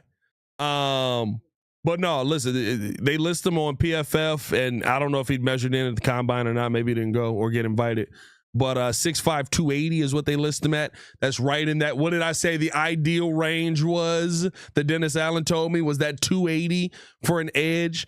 He's somebody who sets the edge. He is not an elite pass rusher. He is somebody who sets the edge and who is great in the run game, but he's not a great pass rusher. He's not. Now you got to add pass rush moves. He's going to develop. That's where coaching comes in. But I bet you that's where they go here, and because it fits exactly what he wants to do.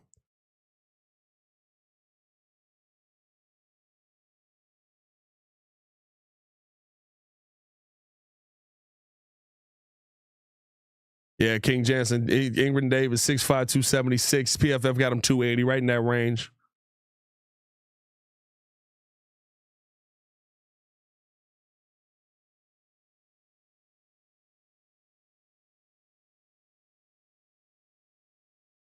Carl said the line was so bad, couldn't even get out of the backfield. Are you talking about the running back game? Listen, yeah, I think it's going to be a completely different situation this year.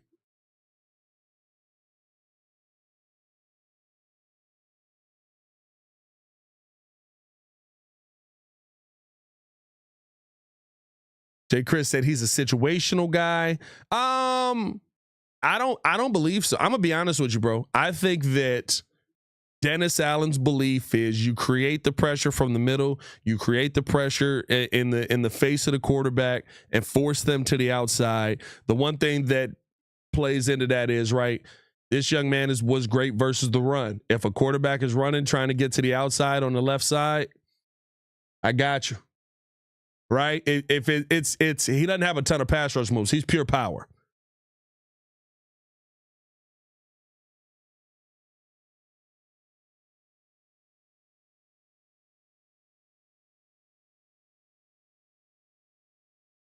Latham Ranson.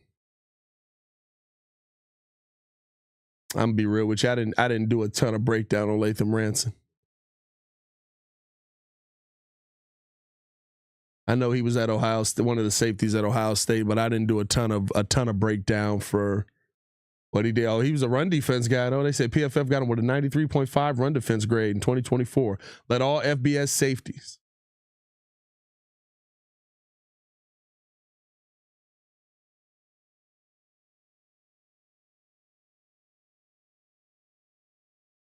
$16 and a half tackles for loss is crazy.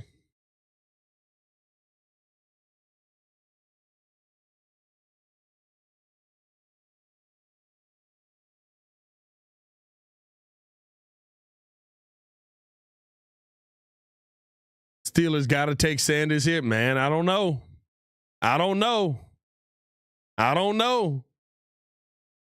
We'll see what Pittsburgh do, but I don't know. They must not have been enamored with him.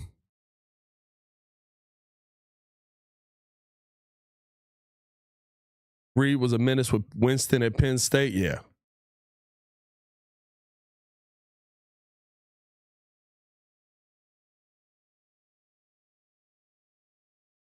That's an interesting shirt and tie combo. Shirt and tie, the exact same color, same material. I don't know if I've seen that before.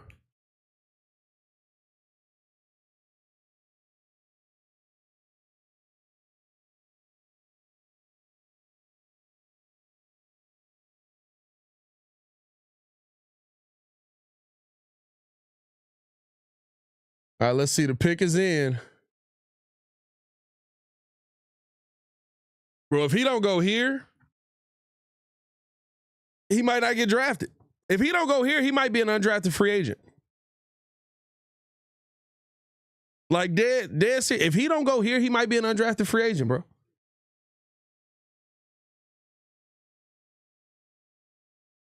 Like, you really got to think there's going to come a point where, let's see what they do.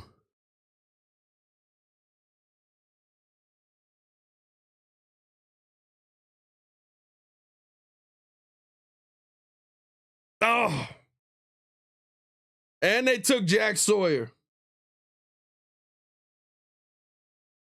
Old. But if you make some new up, I'm dying, man.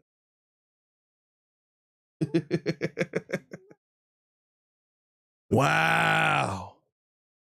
Bro, you might go undrafted. Jack Sawyer, that sucks. I wanted him. I wanted him. That one hurts. I'm not gonna lie. That's the first one that really hurts. He do look like a Steeler. Hey, that's facts. Say Shizen. He do look like a Steeler. They just said it on the you dig. Bro, they really just they was like, F it, we gonna revamp the defense. They said F a quarterback, we just gonna revamp the defense. And we gonna run the football. Bro, this is wild. What did he do in these interviews? What did he do in these interviews?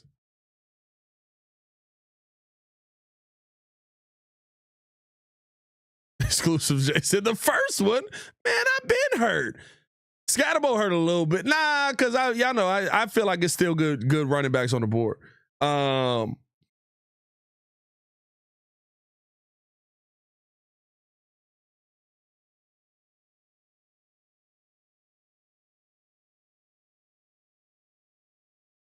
Bro, y'all really gonna go get Aaron Rodgers?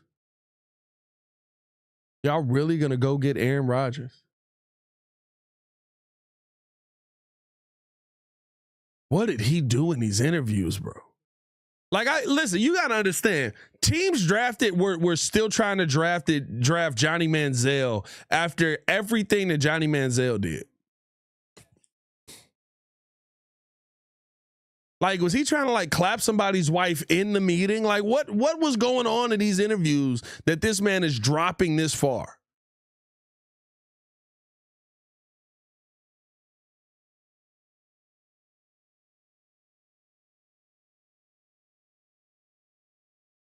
I mean, my God, to choose Aaron Rodgers. And see, here's the thing. If you're going to choose Aaron Rodgers, my thing is that means that you're fine with the circus being in town. Right? That's what that means. Oh, by the way, Green Bay's on the clock. I need FGBs in the chat. I need FGBs littered through the chat. Drop them in the chat right now. Get them through there. I need them all over the chat. Osiris the guy, facts. Johnny was a crackhead and still got drafted. Like, he was doing crackhead activity.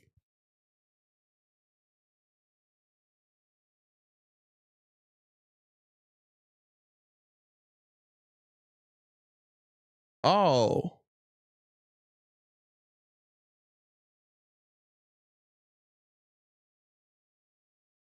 Baron Sorrell. You want to know what, though? First off, let me clap it up. Let me clap it up for Roger Goodell. We never give Roger Goodell praise. But this young man is in the building, and Roger Goodell went back out to call out that pick and to give him a jersey because this young man showed up on day 3 to get his name called. I hate that it's for the Packers, but I got to respect it. I got to respect it. I got to respect it. I got to respect it.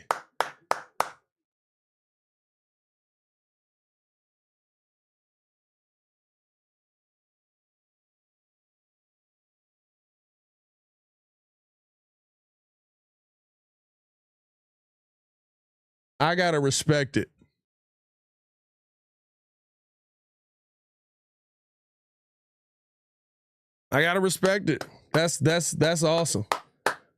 He thought he was going day 1. He ended up going day 3. And got drafted to the team in the city that drafted him. That's hard.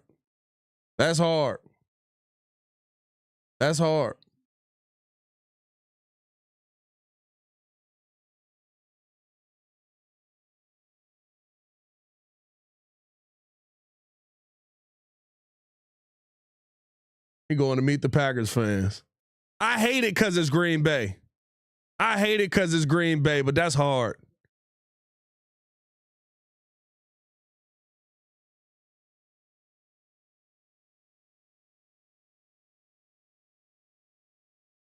He's shaking up with the fans. It had to be Green Bay. I gotta respect it as a competitive person, as a human being. I gotta respect it. They picked Barrett. My bad. Did I not say the pick? They picked Baron Sorrell from Texas.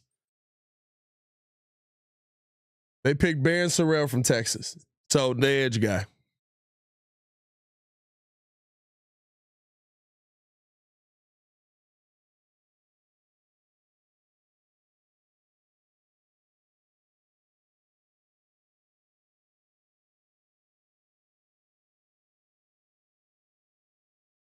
Bob Cheney, why did he fall? Inconsistency. He is he's one of those guys where, like, what's a good way to say it? He's one of those players where he can have a 3-sack game, and then he could also have a, completely unimpactful game. You know what I mean? Like that's really the reason that he fell.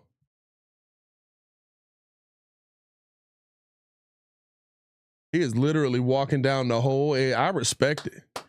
I respect it. He is walking down to every fan that he sees. Hey, get your showing, young fella. Get your showing. Ali the Cuz said Shedeur is coming to Chicago. Hey, at this point, bro, might as well. We take Shedeur, we trade Tyson Bagent. We get more draft capital next year.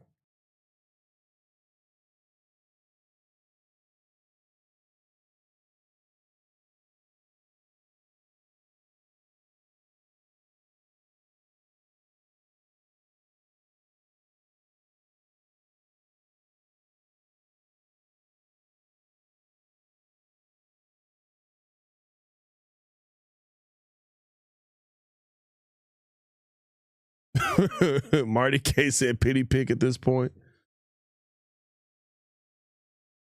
Bagent gap Shedeur dash. That's a wild statement. I love all the muds that literally are sitting here just like, hey, bro, nah, we not gonna do this. We keep Tyson Bagent.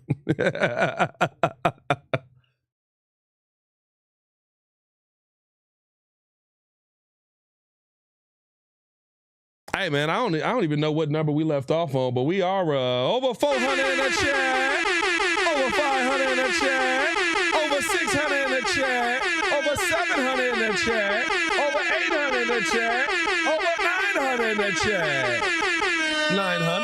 900. Hey, Vico Pony, I thought about it. Bagent to Pittsburgh, and we take Shedeur as our backup.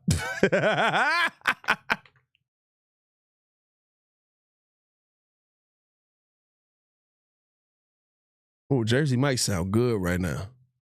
I've been eating like trash this weekend though, bro. That's the only thing about working this week, the working weekends like this, where it's like you got so much content to get out. I end up eating like a piece of garbage the whole weekend, bro. The first day when we did the dig, I didn't want to eat at the spot because I knew if I started eating there, I'd be eating all day. So I was like, I'm gonna eat before I go there, and I'm gonna just drink at the VIP Bar and Grill. So I ate there, and then we picked Colston Loveland, and I just wasn't expecting us to pick Colston Loveland. And so then, like, I was like, well, I got to do the morning breeze tomorrow, and I need to know, like, do I love the player that we just picked here, or do I like him because I'm seeing it through Bears colored glasses? And then I was just up watching tape, and I was like, well, I'm gonna be up and I'm kind of hungry. Let me get some Taco Bell.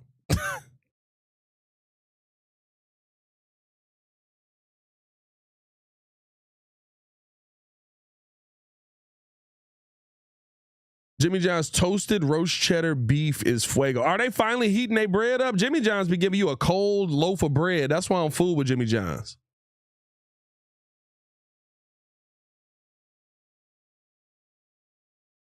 Matthew McConaughey, Wild Dogs on the Edge, love the game.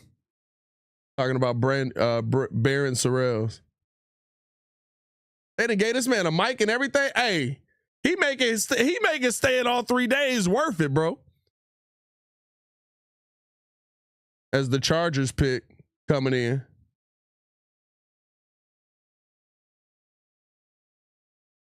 Let's see.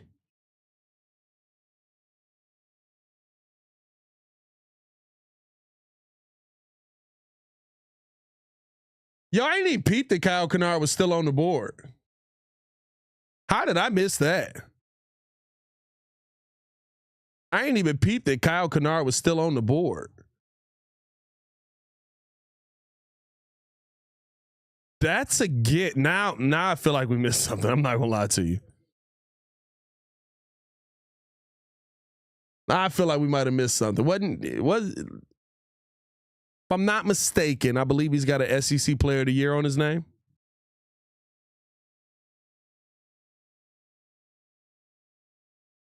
Am I tripping on that? I believe he's got a SEC DPOY on his name. That's a good pick. And now they flying through these picks. They're like, all right, we had our guys. What do they have him listed as?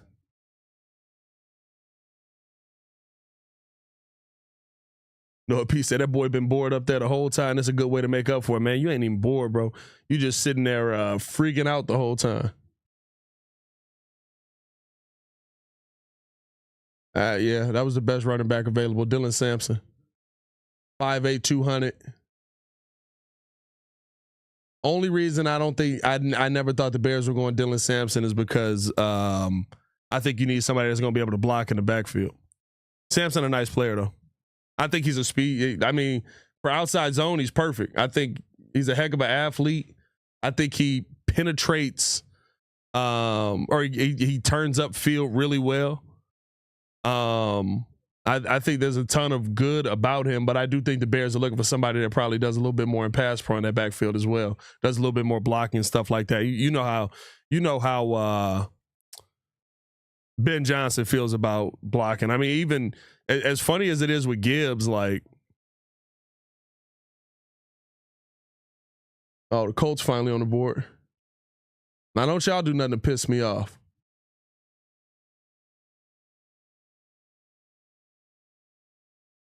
Okay, I'm cool. I'm cool on that. Jalen Travis, tackle, Iowa State. I was like, all right, don't do nothing to piss me off.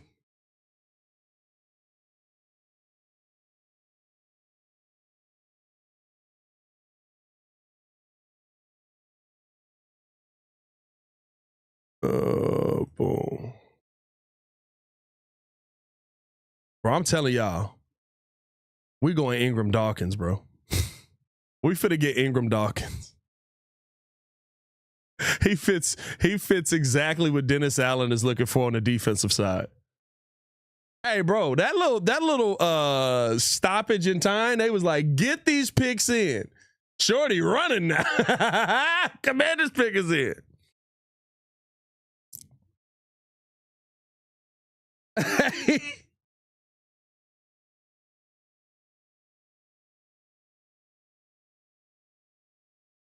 Living. That's a good pick for them, though. Jalen Lane got some game. I wouldn't have minded him if we didn't take wide receiver earlier. If we had gone wide receiver in the third or the fourth round, I was cool with Jalen Lane being one of those guys out there. Great speed, and I actually like his route running a heck of a lot better than who was old boy from Tennessee that they end up taking. Like that I said was Kevin White. Like I don't understand how Jalen Lane actually fell this far. I guess size. Or from Tennessee is like 6'4".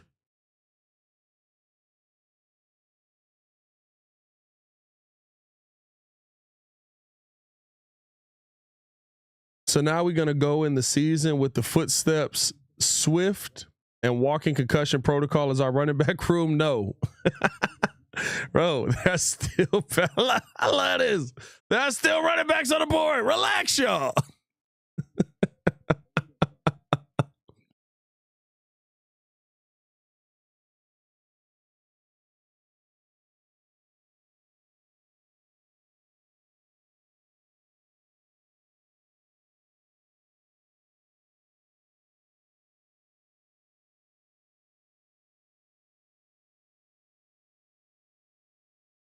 Bro, Shedeur Sanders is going to be a 5th rounder, bro.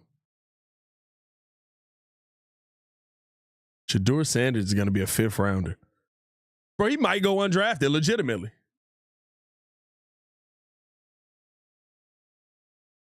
He might go undrafted. Who's left in this round that needs a quarterback? Nobody. Well, Vegas is here again. Does Vegas take him at the 2nd, 4th round pick? Has Vegas had 3 picks in this round? Has Vegas had 3 picks in this round?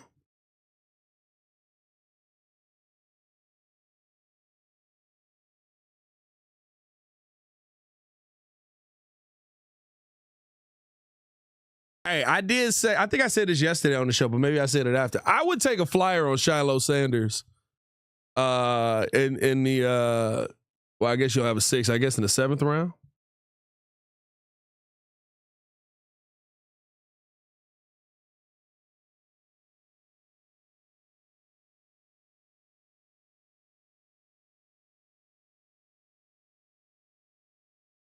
We can go running back 148. You can.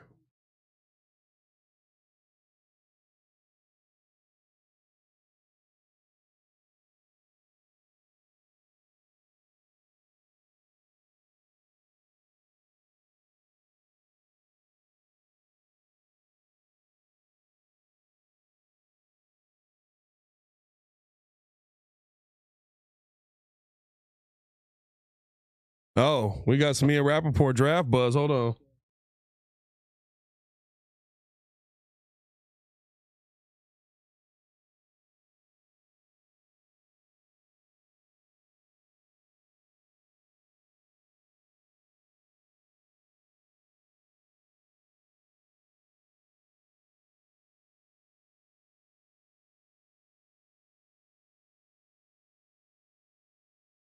Yeah, but there's only this is the thing about Shedeur. Ian really didn't say nothing. This is the thing about Shedeur, right? Shedeur came out in the draft where only 4 teams needed a quarterback. And apparently you pissed all 4 of them off. Or they just were like, well, we know we're going to be able to get a quarterback late. You know what I mean? But for me, is Shedeur's fault 100% Prime's fault? I don't think it's Prime's fault. I think that this is the NFL sending a message to the NIL kids, right? And Shedeur's the face of NIL in this league that came to it like how most of these kids are coming out. Hey, you act like this in this meetings, you wild out, you feel like the money that you got means it don't matter what you do in these meetings. We will let you sit for 10 days. Eddie Bachman coming off of the board. What was his name? Teddy Buchanan? I don't know. I'm not gonna lie to you. I didn't watch no Teddy Buchanan tape. I have no breakdown for you.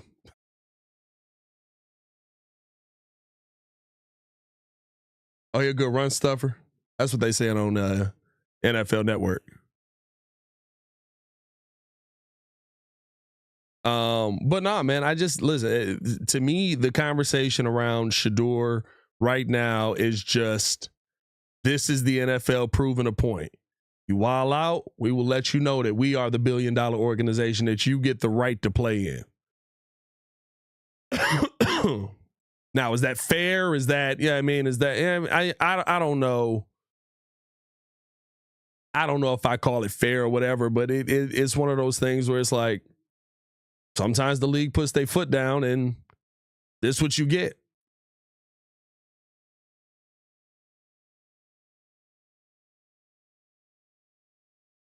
I'm sorry, was Shedeur the first NIL kid drafted? No, he's not the first NIL kid drafted, but he's the first NIL kid that is as confident as Shedeur is. And expresses it in ways that probably come off very different. Listen, Shedeur talked like his dad, right? The difference is Deion was Deion with no question. Like Deion Sanders knew there's no reason to talk to 90% of y'all because I am literally the best player in this draft. That pissed a lot of NFL teams off even then. And Deion has talked about that. But they all had to go, well, I'm not going to pass on them. I don't know if that's the case here with Shedeur. It's also a very different league. Like back then, it was like you can't miss on these first round picks, especially if you let him go because like the competition, the storylines, like how the papers are gonna write about you, like that cost people their jobs back then. I don't think fans being up in arms and the papers coming after you do the same thing anymore. I've seen a lot of coaches get. We've seen Mike Tomlin get criticized for 5 years, and he ain't going nowhere.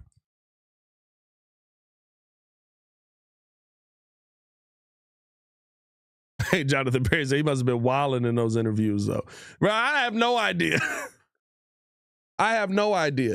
And listen, Shedeur, he talked like his pops, and I think Shedeur is going to be a talented quarterback in the NFL. Let me say that. I think Shedeur is going to be a player who is going to make an impact for a team, and he's going to go out there and ball out.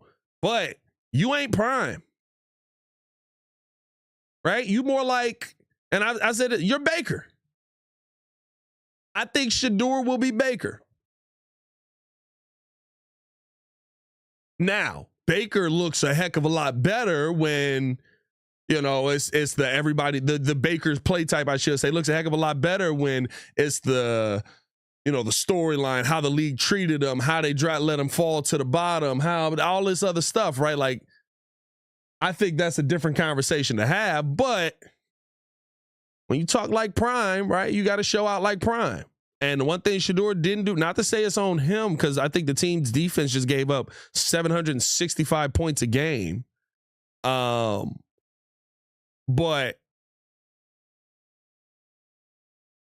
who did New Orleans pick? And the Bears are on the clock. Don't you trade back again, Ryan Post. You trade back again at this point, I'd be pissed off.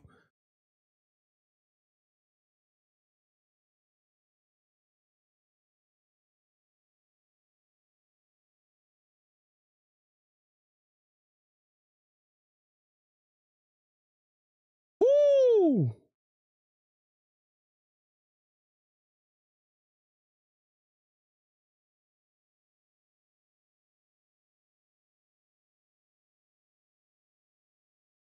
Y'all media hyped him up to be good because a lot of guys in the media want to be friends with Deion games, go to Colorado games. NFL coaches don't care about being friends with Deion.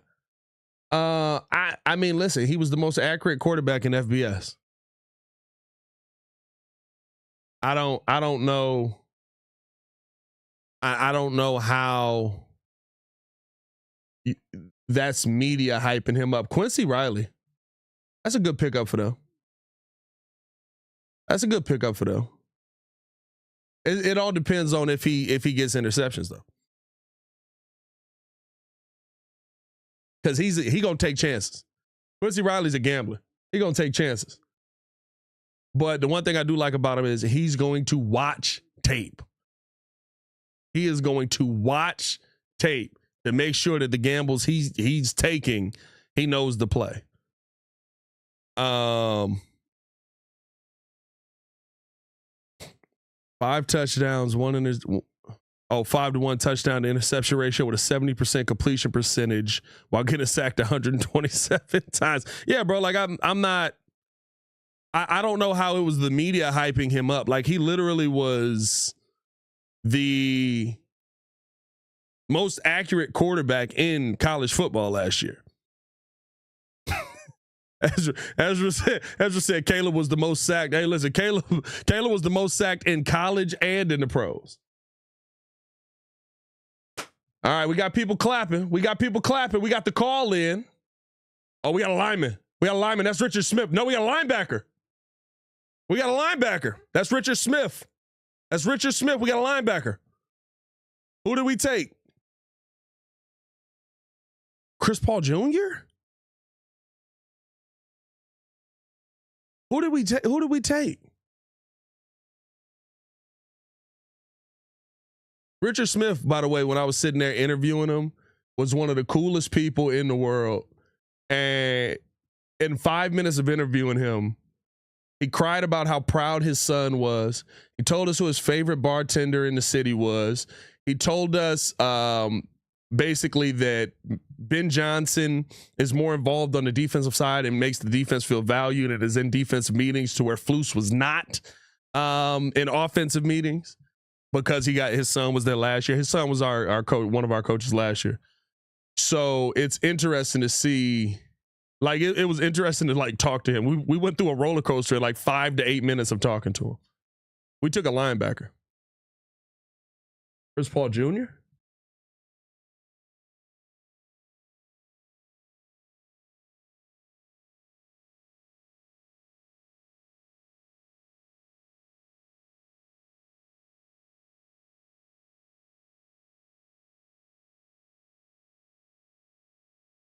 It got to be Chris Paul Jr. He the best linebacker out there.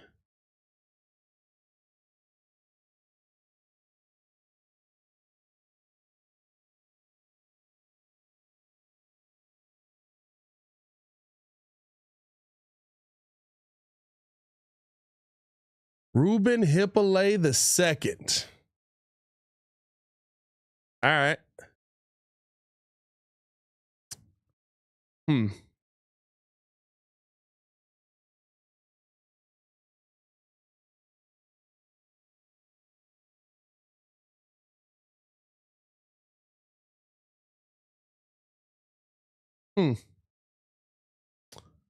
I'm trying to think how I feel about this. Because he did fall, but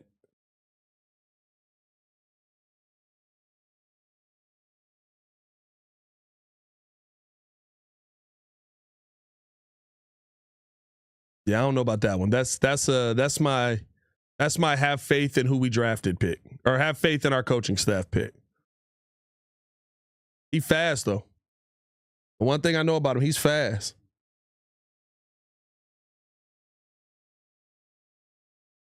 All right.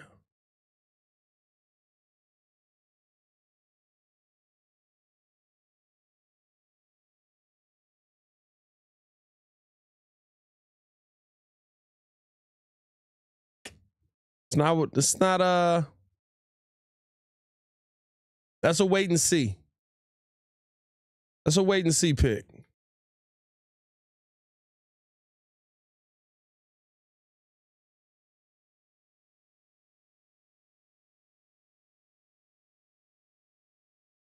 I didn't see that coming.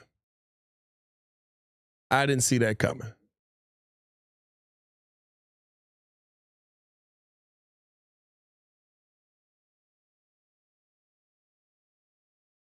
That's an interesting one. It's not a kicker. Hey bro. It's not a kicker. I'm trying to find a breakdown on him. I'm be honest with you, I don't know nothing about him. I know nothing about him. I can't even pretend like I do.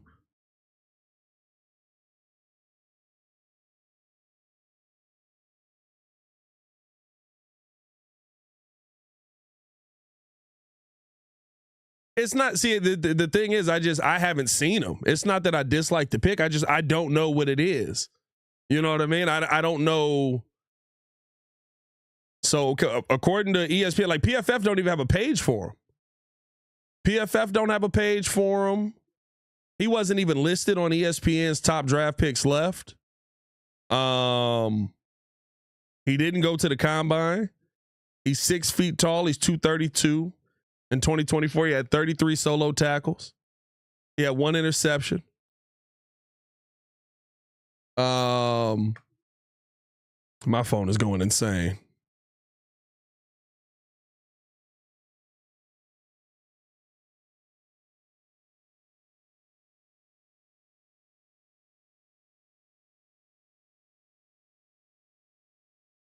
What you got? Jay Crick got a breakdown. Let me see this.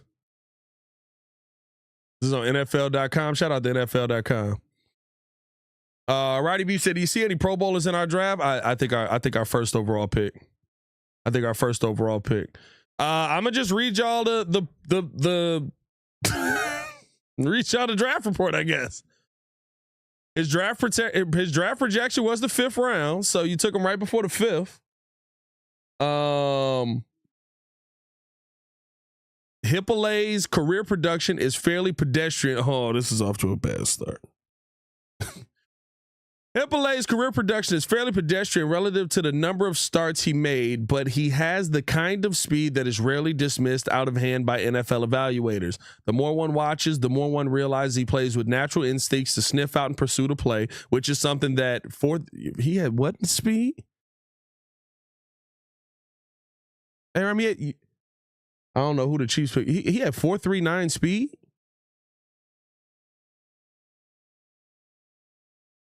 Jalen Royals to the Chiefs. Yeah, that makes sense. The more one watches, the more one real. Bro, I need y'all to understand this draft. This is by NFL.com. There are misspelled words and words that are not capitalized or typed in there properly. Like, I don't know. I don't even think. I think NFL.com just made this for Chat GPT. The more one watches, the more one realizes he plays with natural instincts and sniffs out and pursues the play. It appears his lack of take-on technique and tackle consistency will be his biggest hindrance at the next level. A move to will linebacker could free him up some to play physical rigors inside, which allow him to highlight his pursuit speed, but he needs to prove that he can make more plays in coverage. He made 46 career starts over 5 seasons, showed blazing speed for a 236-pound inside linebacker at Pro Day. Solid job. These are his strengths. Solid job of recognizing and reacting to play design. Good pacing and mirroring of the runner in the lateral scraps. And he has plus acceleration to chase and tackle or close on throws underneath. His weakness winds up getting mauled by big climbing blockers, which, yeah, I mean, we've seen a ton of that. Need to upgrade his technique with his hands. Would like to see him make more tackles closer to the line. Slow to shade his zone drops relative to the quarterback's eye. That's not good for a linebacker. And lacks physicality and run-through technique as a hitter.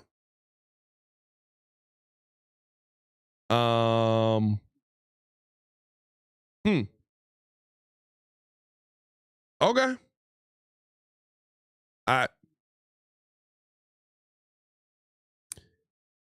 Say Shy City said that's Poles RAS. Well, he didn't even go to the combine, right? He didn't even go to the combine.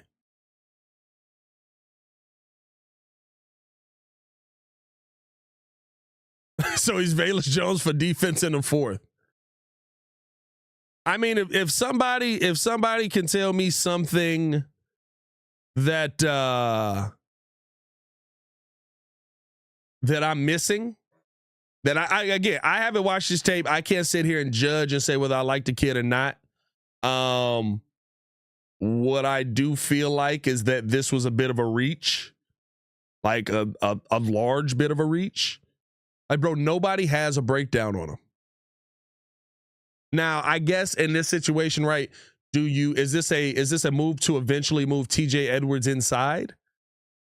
Right? Make TJ Edwards your middle linebacker, which I don't get that as either, but is this a move to eventually move TJ Edwards to middle linebacker and then you're going to have him at the will?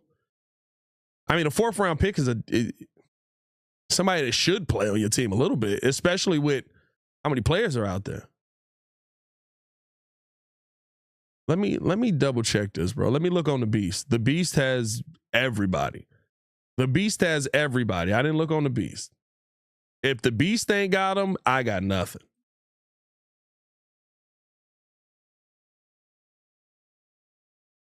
Show all.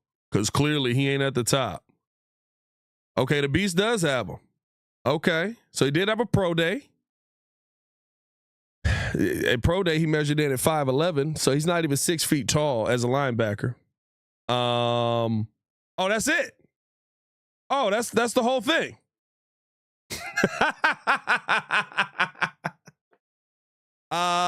He ran a 4.4 240 at his pro day. He ran a 2.58 in the 20, a 1.53 in his 10. He's got great speed. So far, all I see is speed. There's no notes. Oh, there's one note. Grade. Free agent.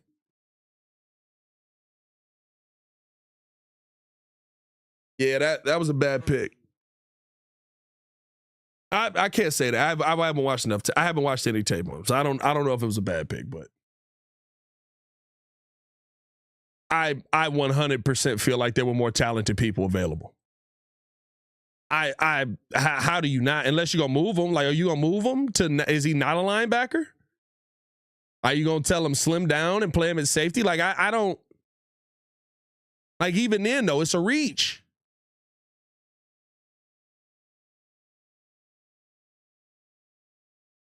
That's bad. That's bad. That's a bad pick. even if the player is talented, and again, I can't sit here and tell you whether he's talented or not. There's who was going to take him over Chris Paul Jr. Now, again, this is why I say, right, the coaches are involved in this. You saw Richard Smith. He was excited. He's sitting there shaking. He's like, oh, we got him. You know what I mean? Like, but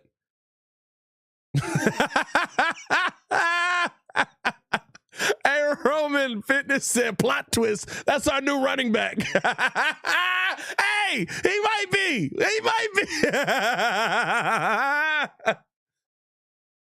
Did the Bears just draft a running back? Did the Bears just draft a lineman to switch him to running back?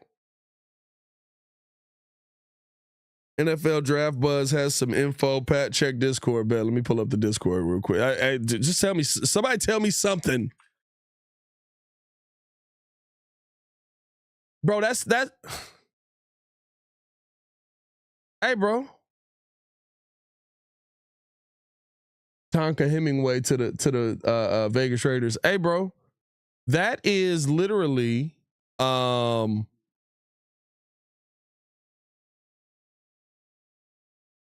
might be worse than Torrey Taylor. That might be worse than drafting a punter.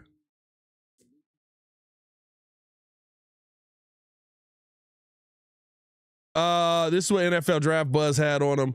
Ruben Hyppolite II from MacArthur High School. Oh my God. Was rated as a 4-star athlete by ESPN and was handed a 4-star grade by 247 Sports after high school. He joined Maryland after being heavily recruited. In 2020 freshman year, Hyppolite saw action in 4 games and played a total of 125 snaps at linebacker for the Terrapins. He recorded just 9 tackles, 4 assists while adding 6 stops. As a pass rusher, he added 6 total pressures, which included 4 QB hurries, no QB hits, and 2 sacks this season. As a sophomore for the Terrapins, in 2021, Hyppolite played in 13 games, took part in 669 snaps. For the Terrapins, he recorded a solid 51 tackles. That is solid. 17 assisted while adding 27 stops. In coverage, Hyppolite made 1 pass breakup, no interceptions, and QB rating when targeted was 101.6. As a pass rusher, he chalked up 3 total pressures, 2 QB hurries, 1 QB hit, and no sacks during this year. I'm learning with y'all. In 2022, as a junior, Hyppolite played in 8 games and contributed on 201 snaps. He recorded 12 tackles, 6 assisted. Wait, I'll make it 3 stop. Oh, he only played in 8 games. No, that's still not a lot. Yeah, that's not a lot. So he got worse. While making 3 stops. In coverage, Hyppolite chalked up no pass breakups, no interceptions, and a disappointing QB rating when targeted of 130. As a pass rusher, he produced 5 total pressures, which include 4 QB hurries. This is a horrible pick. This is a horrible pick. This is a horrible pick. This is a bad pick. This is a bad pick. Prove me wrong. Like, I would love to see you prove me wrong. But outside of speed, like this is drafting oh boy to jump out of the pool. Lacks functional strength in the pass rush, struggling to disengage and too easily pushed past the pocket. Hyppolite is in a hurry to get upfield, but shows poor instinct when locating the ball against the run. Hyppolite doesn't play with the functional strength and physicality to fight through blocks. He'll need to be covered up in order to maximize his playmaking. Drop his strengths in there too, Baki. So I'm not. Oh, you did. All right, my bad. Flashes explosive pop on contact, wraps arms securely to make the reliable tackle, but is not technically sound. He's rangy and instinctive. When he's looking into who they just take, Eric Iamaner to the man. They are loading up on receivers. I'm good on that. Iamaner. I'm extremely good on that. You're right. He's a special teams linebacker. Like,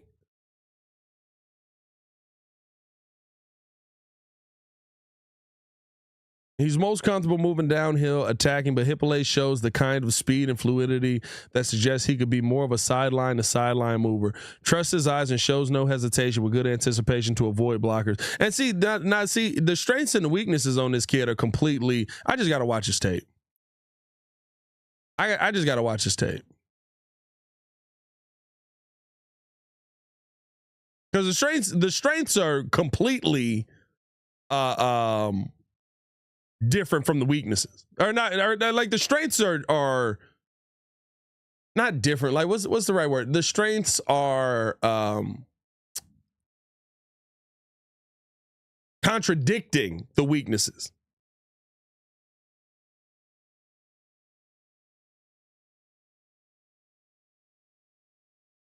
I mean, even if you didn't go running back, like I'm fine with you not going running back. Hey, we got a trade here.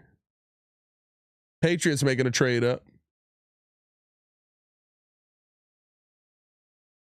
I'm fine with you not going running back, but like, or maybe you did, but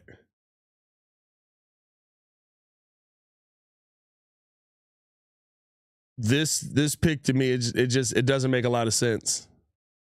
Maybe I'm tripping. That feels very much like we could have took Willie Lampkin. I didn't even want Willie that high, but we could have took Willie Lampkin on that.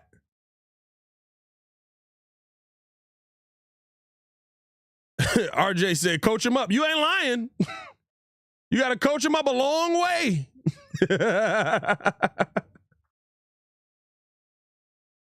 You got to coach him up a long way.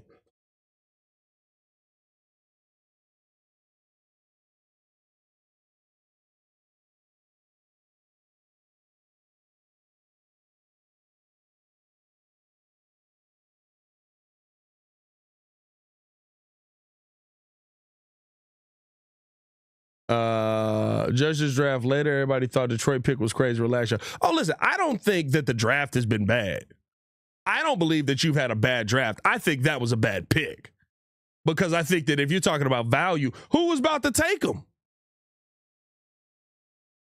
And even if they did, okay.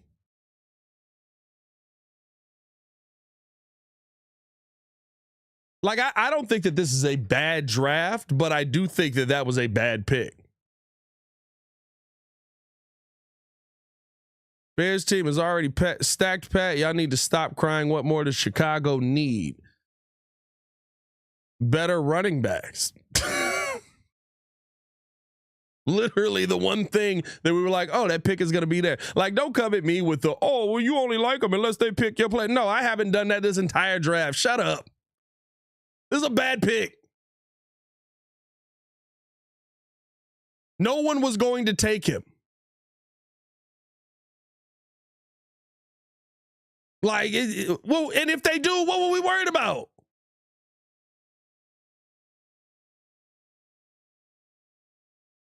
He's a 5'11" fast linebacker that doesn't tackle.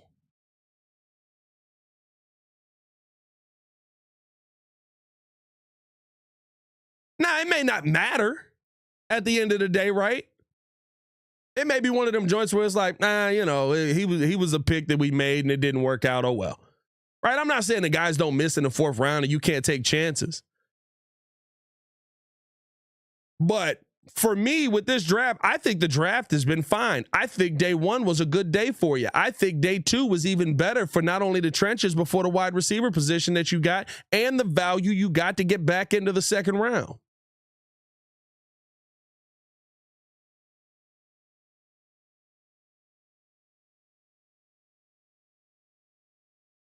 Who the Patriots taking? They traded up. I didn't even see what the trade was. Joshua Farmer. Yeah, we already got our defensive tackle.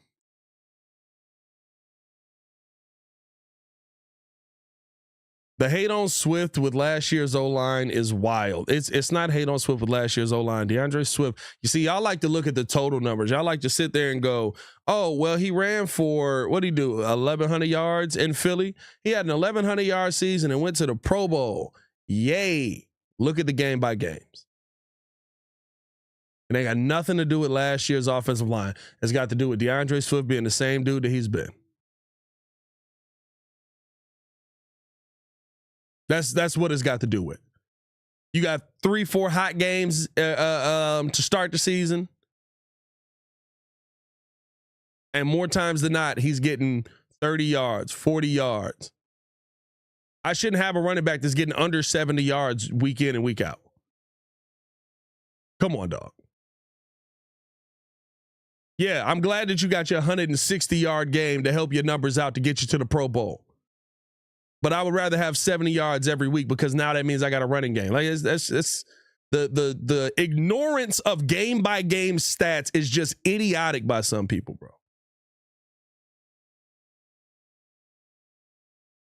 It's not hate on DeAndre Swift. It's the fact that DeAndre Swift, week in and week out, will not be the same player, no matter the offensive line that he's behind.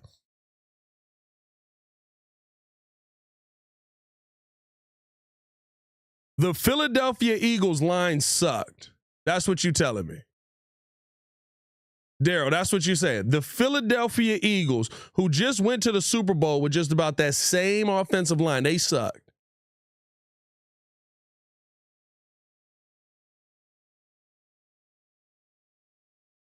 Come on, dog. Come on, dog.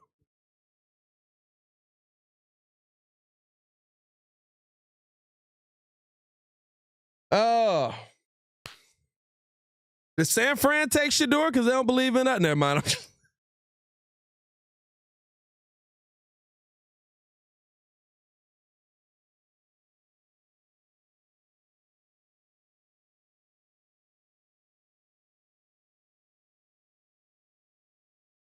NFL International Fan of the Year.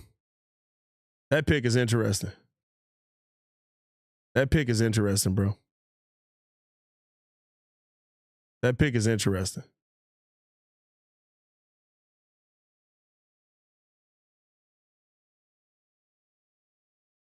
Now, I will say this. The two running backs that we still want are still on the board. The running backs that we want are still on the board. I can't believe I went back to that, man. Hey, listen. Maybe he turns into an absolute god. I hope he does. That's a wild pick. That's a wild pick. See, here's the thing, though, right? Like, even yesterday, right? I said, I like the player, Luther Burden the third, but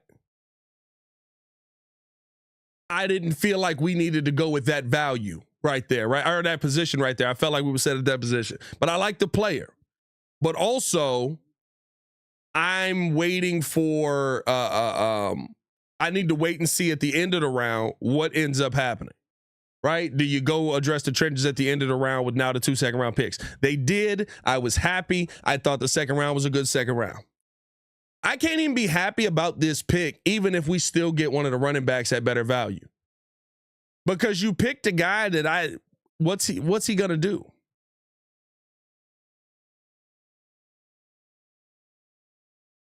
You picked a guy where it's like I don't see him being an NFL player.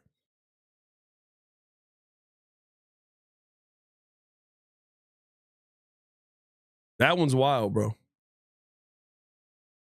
Like, I would love to love this pick, but like there's not even a breakdown of this dude. And the breakdown that there is in was, yeah, he's kind of not good.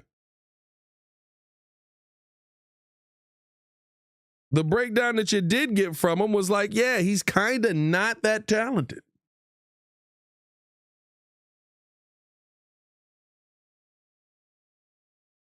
OBJ said, gotta let things play out. It's just one pick. Agreed. Listen, it's just one pick, right? Brandon Troop said, what do you mean he's our punt returner? Listen, it's just one pick, but it is a pick where I feel like there were impactful players on the board. I mean, Chris Paul Jr. has fallen a long way at this point, but as far as the edge games, right? Braden Swanson's still there. Even if you went with a Marcus Mbow as a guard that's learning, right? At least it's like, okay, this young man's going to play.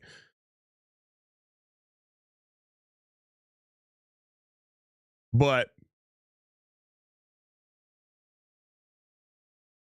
hey, Thomas, that's all you can do on that one. That's all you can do on that one. All right. All right, Coach Smith. Coach Smith looked happy. Coach Smith looked happy.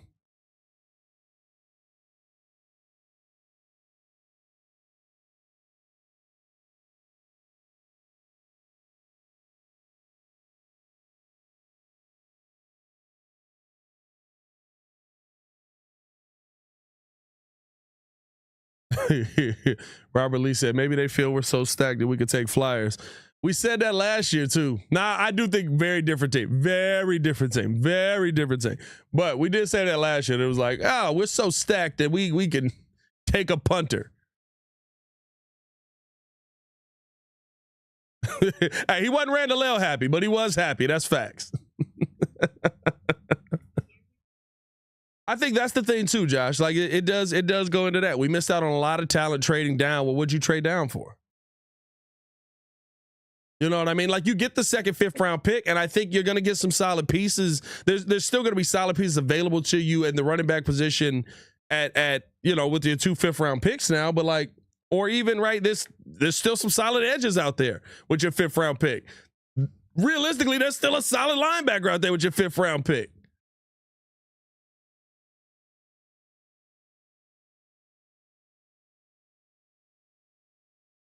Well, there goes that.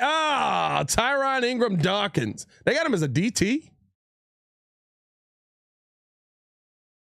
Oh, be right back.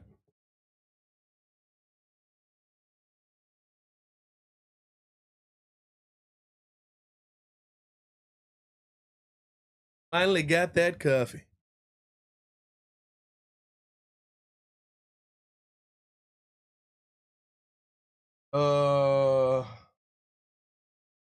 It's clean, I think, but I probably need to be.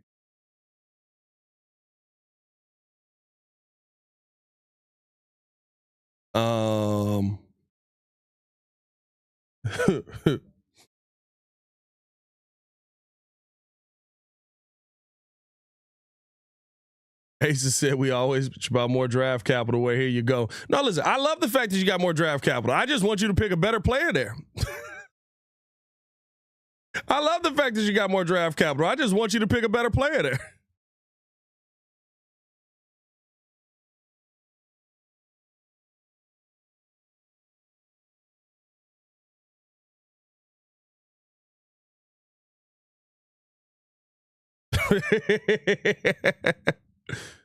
Juice said we must really like Eamon Agbangbamiga. They did like Eamon last year. Eamon's solid. Eamon a good dude. Baby steps, Pat. Pat, do you have more than one dog? I swear you had a different dog. Yeah, I got 2. That's Lulu. She a pointer-haired wire terrier. She heard her name, so her tail start wagging.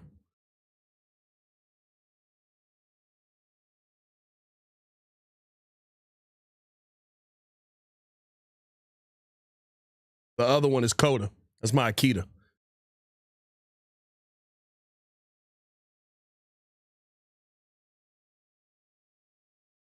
Huh?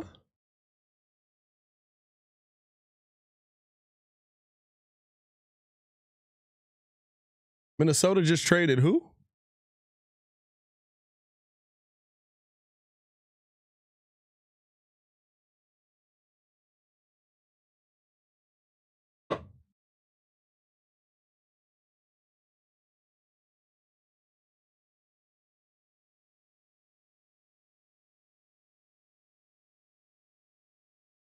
Oh, did Minnesota trade up?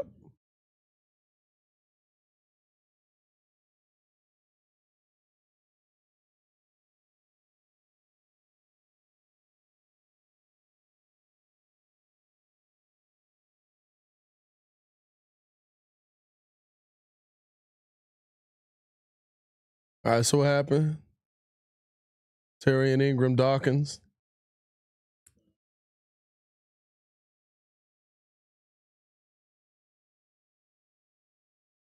Bro, you could have got him. Yeah. Okay.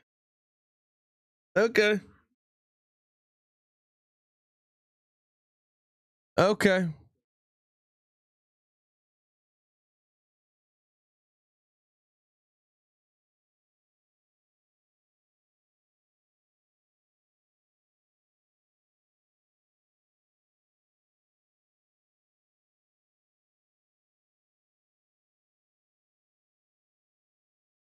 Minnesota traded for Sam Howell. That's what they traded the pick for?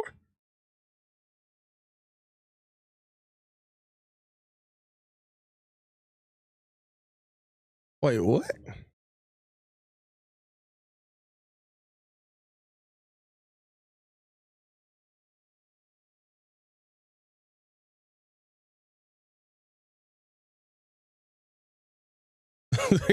Somebody tell me I can do that for the league minimum. Oh, we got some.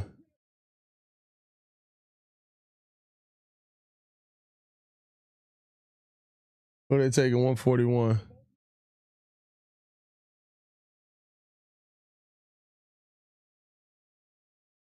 Carson Vincent, tackle out of Alabama A&M.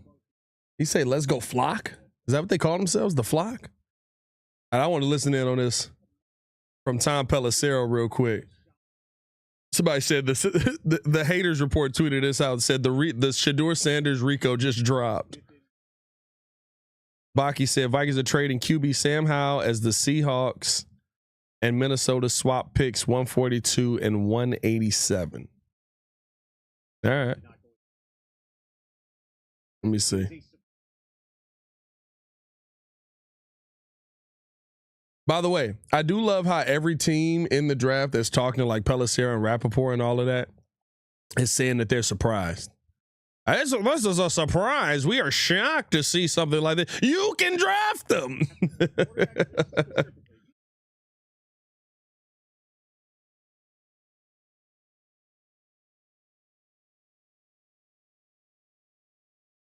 So they see him. So they see Shedeur as a backup, essentially. So they said if you draft your starter, you draft him in day one. If you're drafting your backup, you draft them on day 3. That means people are seeing Shedeur Sanders, who led the FBS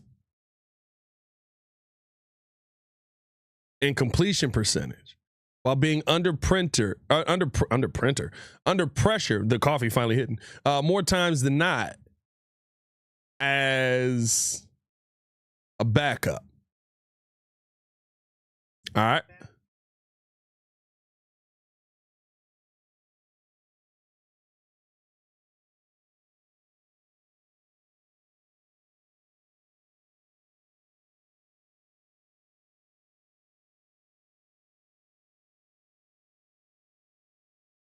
All right, let's see.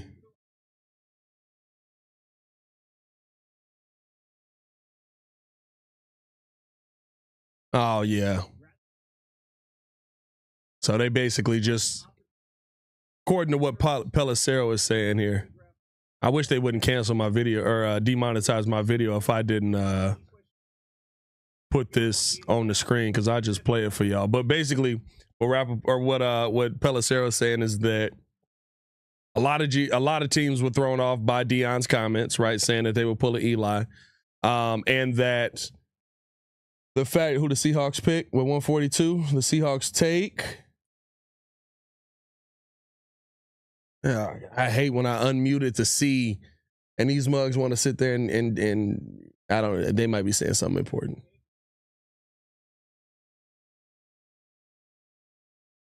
Riley Mills, defensive end, out of Notre Dame. Okay, Riley, shout out to you. That's a good get. That's a really good get for them, actually. I like that. I like that pick. So they didn't. So back to this. They didn't like the how Deion said they will pull an Eli, basically dictating terms, and then Shedeur went into the meetings dictating, how the meetings were going to go versus how the draft normally works, where it's the other way around. So apparently also he went to a lot of the All-Star games, said he was going to go and wouldn't practice. Yeah. Hey, look.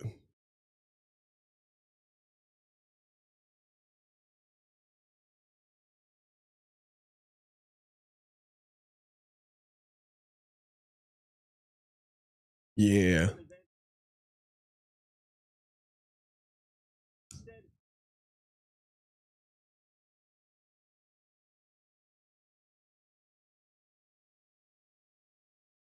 Yeah.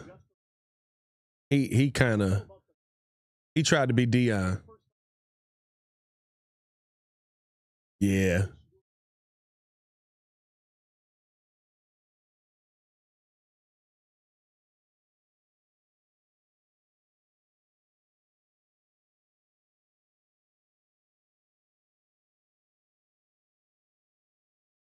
That's yeah, you shot yourself in the foot, man. I said I felt that was the Jordan Phillips, Maryland. That's a good pickup too. That's a good pickup for Miami. That's a solid late fifth round pickup. It's more DTs in here than I thought, actually. There's more DTs in this draft than I thought. Now he's a situational guy to me. He's a pure run stuff guy, but yeah, bro, you shot yourself in the foot, bro. You can't. The Browns are trading up. Is this the one? No, because who'd they take? Didn't the Browns take quarterback? So yeah, that's how it sounds to me. You acted like Dion without Dion's talent. That's exactly how it sounds to me. Sounds like you went into a lot of these situations and you thought you were going to be you thought you were going to go in there and be your dad, and your dad was literally one of the greatest athletes that people had ever seen.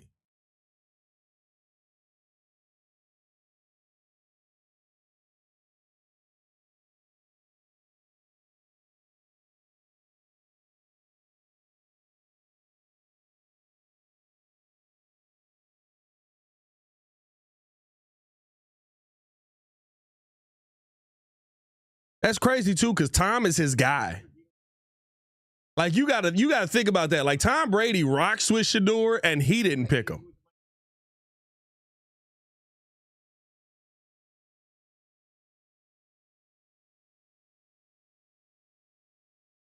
Cleveland traded up.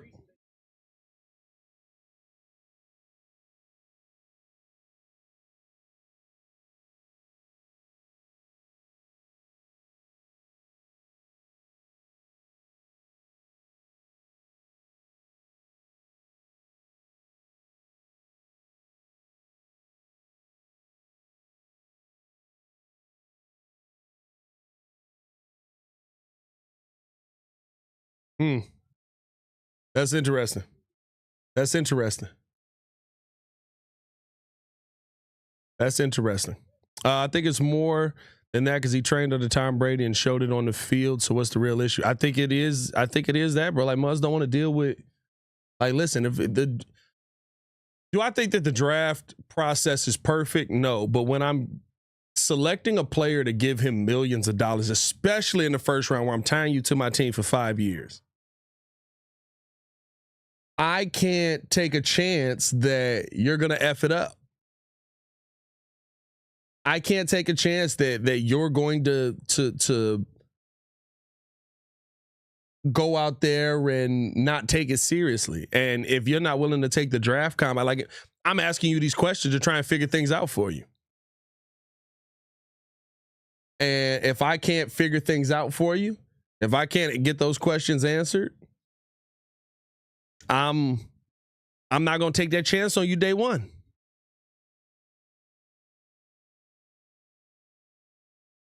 Day two is wild, though. Day two is wild. I've seen Muggs take that chance on people day two.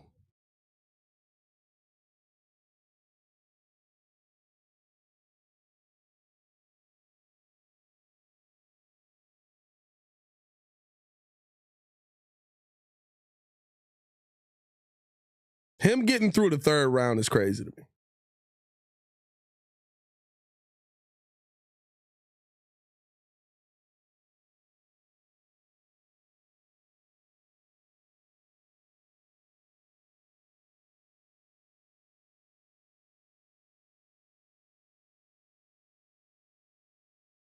Oh, did the Browns trade up to get ahead of Shedeur or to get ahead of Philly? Ian Rappaport just said that Philly was going to take Shedeur, was interested in taking Shedeur as a backup to Jalen Hurts and mentoring him. They GM looks like he is, I don't know what message he's given, but if they do take Shedeur Sanders, first off, don't let Shedeur actually be good. Don't let Shedeur actually be good. And Pittsburgh passed on this man 17 times.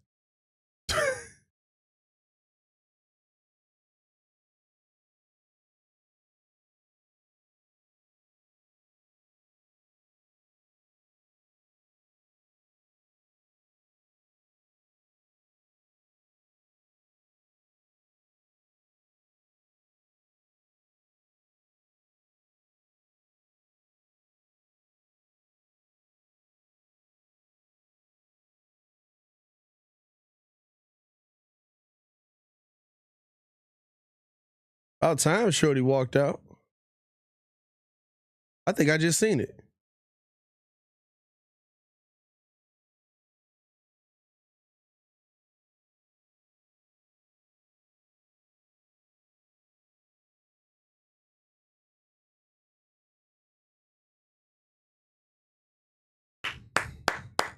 There you go. There you go. There you go. He got competition. He got competition, though. He finally went. He finally went. Didn't the Browns draft somebody yesterday, though?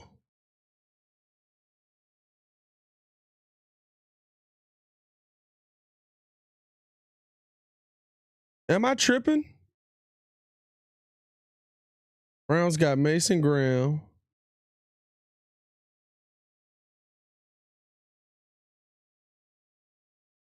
Right, they drafted that Dylan Gabriel. So you drafted 2 QBs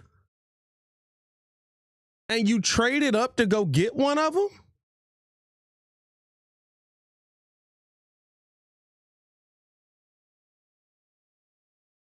I mean, I get like, I get the taking 2 quarterbacks, right? Like when you're bad, like and you got as many picks as they have, I understand taking 2 quarterbacks, but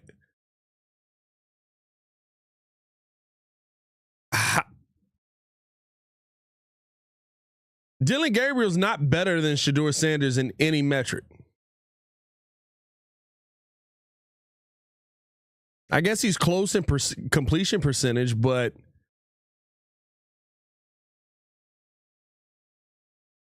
he's also freaking. How old is this kid?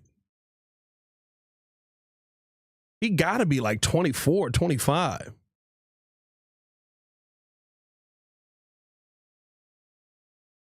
All right. They've got 5 quarterbacks in this room. And you took Dylan Gabriel and Shedeur Sanders. And you have Kenny Pickett on the team.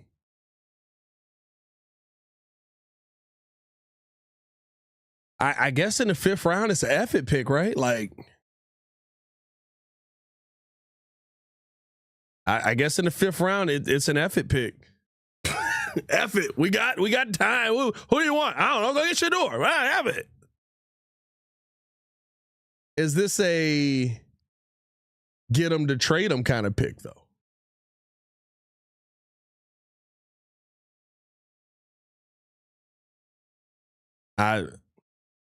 I like the competition, but wow.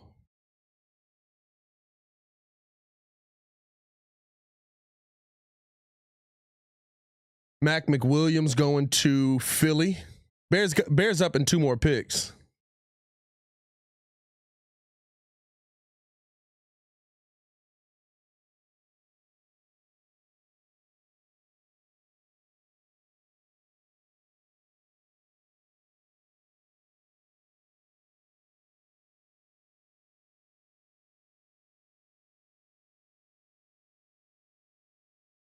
That's what I said.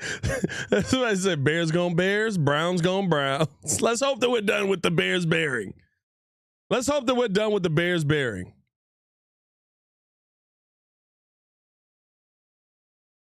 J. Crip, Bears take Shiloh. I ain't gonna lie to you. I wouldn't be mad at Shiloh, just not here. Not here. I would be mad at Shiloh here. No, the Browns not trading him to Pittsburgh. I don't think they would trade him to Pittsburgh. I think maybe you'd have a conversation on Dallas. Right? Is Dallas a team probably? Some teams that are like, they're not 100%. You trade them to the Raiders, right? You know what I mean? Like, somebody's not 100. But I mean, like, again, if none of those teams were going to draft them, why would you trade for them?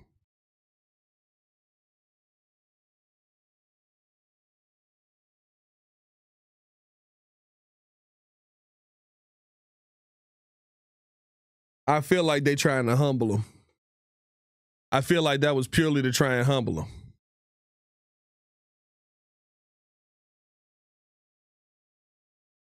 Yep. That's a great point. They're going to make him earn every single thing. They're going to make him earn every single thing. He's the fifth quarterback in that room. Realistically, the fourth, because Deshaun Watson is. I mean, when the GM comes out and he's like, we effed up.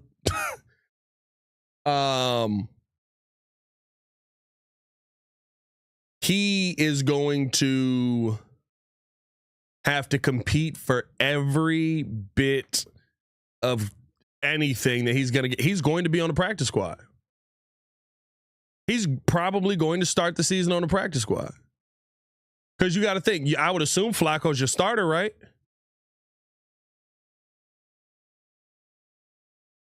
I would assume Flacco's your starter. And then you go, what?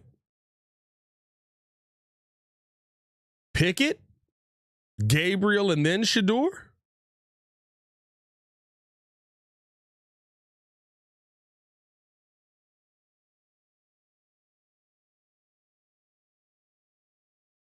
Bears gonna Bears bad. Don't we have the most Hall of Famers, 9 championships, arguably the greatest team to play the game? Listen, I love you, Crimson, but we've had a bad 20 years, bro. Bears gonna Bears a fair statement. We've had a bad 25 years. We've had a bad 25 years. Bears gonna Bears a fair statement.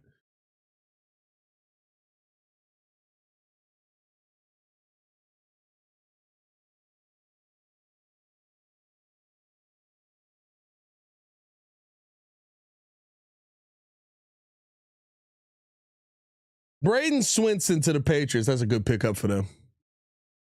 That's a good pickup for them. Yeah, the Steelers not going and getting them is interesting. Jeffrey Smith, Watson not playing this year. Listen, I don't think Watson's ever playing again. When your owner comes out at the meeting and goes, "Did we just trade our pick?"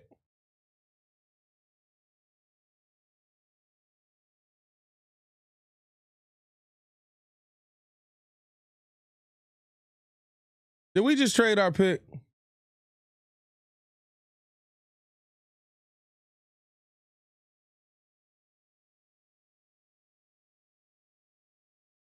Y'all pissing me off today.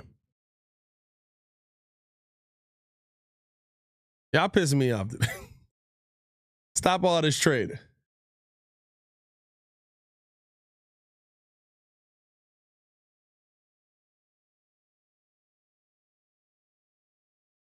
Now, what I will say is this. Shedeur may move up the draft or move up the competition room quickly. What did we get, Baki? Baki, what did we get for trading our pick?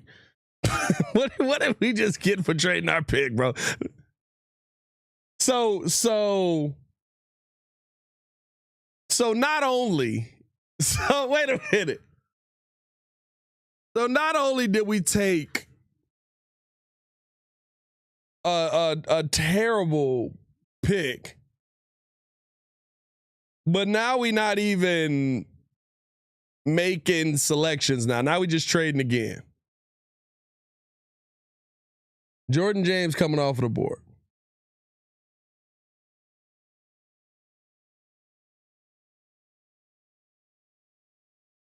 All right. Ian Rappaport is explaining this.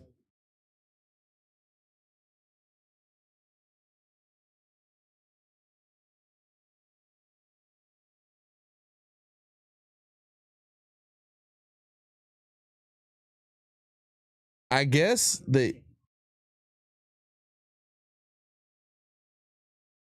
and the Rams just made a trade. Or is that for our pick? That might have been for our pick.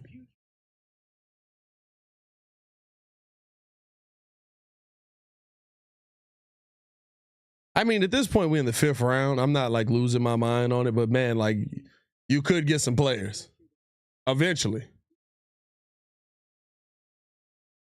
Jay Chris said they left the kids in the room and went for drinks.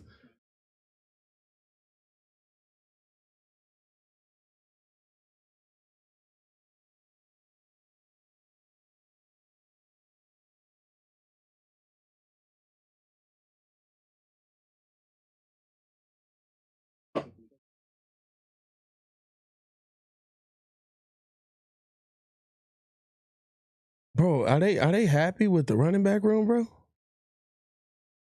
Like, I'm fine with taking, like, yeah, 4th, 5th, 6th round. Like, we could get a running back eventually. At any point. At this point, at least just get some future capital.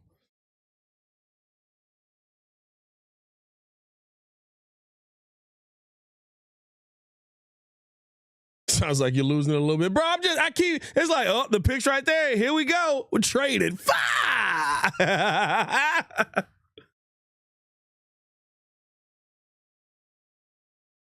2026 4th and a 6th this year. Yeah. Okay. I like that. Because we still got the other 5th round pick, right? Which 5th round? Well, we traded that one. So we've got a future for that. That's good. That's a good trade. That's a good trade.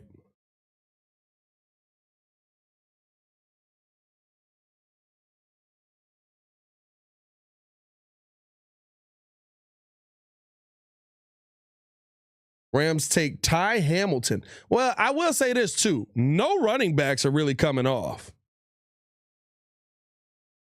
No running backs are really coming off.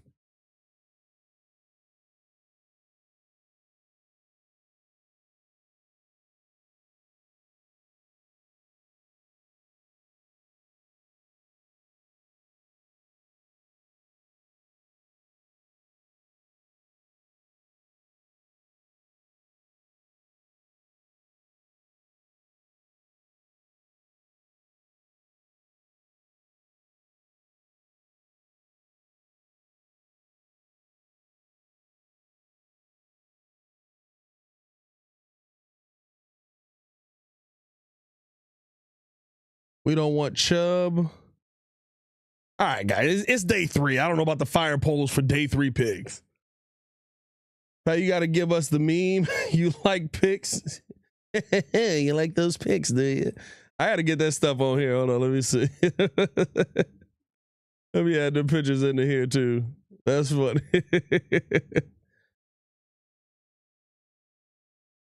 Let me get the gallery.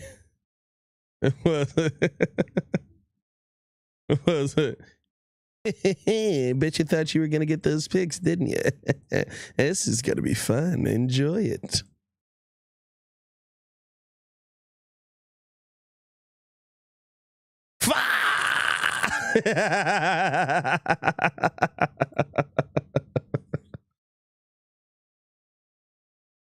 Oh, Dallas finna take a running back for sure.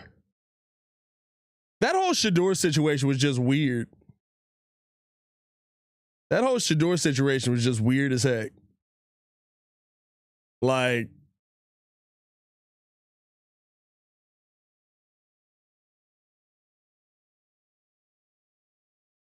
and they took Jaden Blue. I told you they was gonna take a running back. I told you they was gonna take a running back.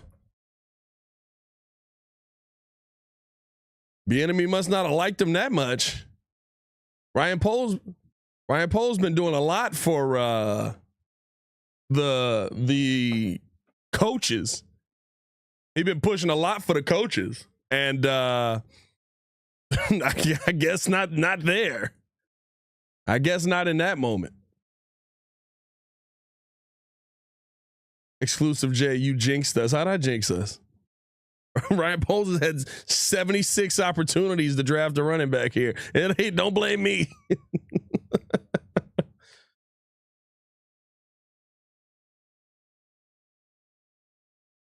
Devin Neal, DJ Giddens, Damian Martinez still available running back. Facts, bro. Like that's the thing. It's like I'm not mad at this trade actually because you got a future fourth in there. I like the fact that you added higher capital going into next year, even though that we know Ryan Poles is going to trade this draft capital away.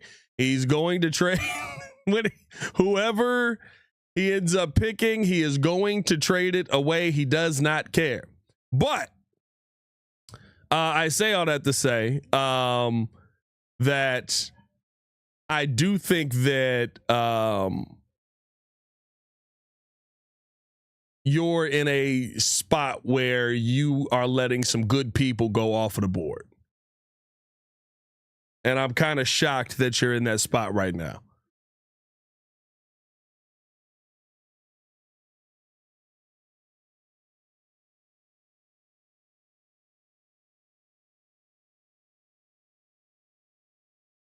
Did Ollie Gordon die? Nah, he's still on the board. He's still on the board. Dennis Allen picks Turner and Hyppolite. Ben Johnson picks Loveland, Burden, and Ozzie. Yeah. The Hyppolite, that's the one. I don't know. I have no idea, bro. I have zero clue on that one. Bears go draft Shiloh. Hey, Shiloh, how you feeling?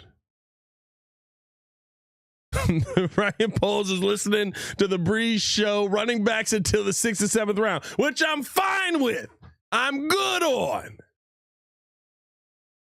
But I did think there were some names there that I would have liked to have. Ben said he liked the pool of the potential undrafted running backs this year. True. Very true. Very true. Listen,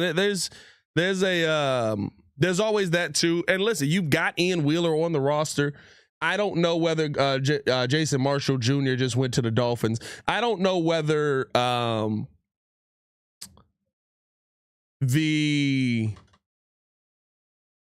what are we really just doing NFL.com scroll down right now?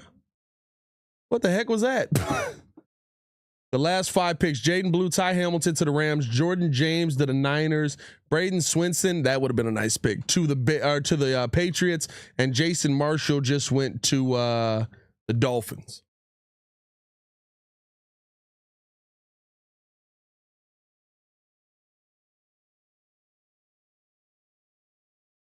Ian Wheeler is just the guy, maybe.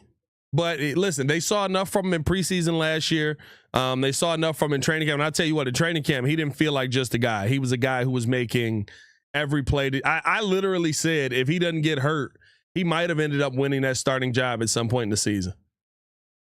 He might have ended up winning that starting job at some point in the season.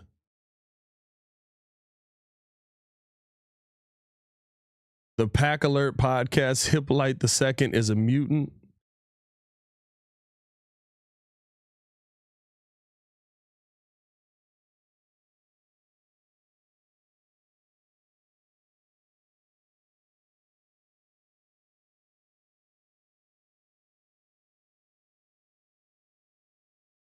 Sign Pat to the Bears. Hey, give me a shot. I'll make it worth it. You give me a shot, I'll make it worth it. I'll respect the job.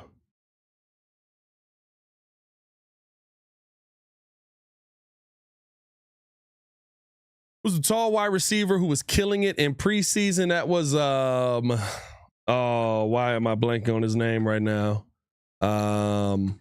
Colin Johnson, right? Colin Johnson was nice. Colin Johnson, I think, is just that though. I think he's tall. I think he's tall. He can high point the football. If you give him the 50-50 ball, he can make some plays. But I do think that there's some I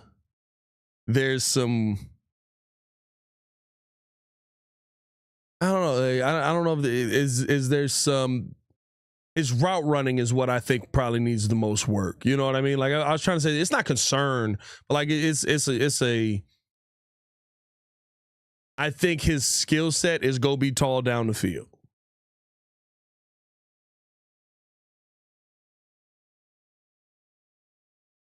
Why the hell this boy read this pic?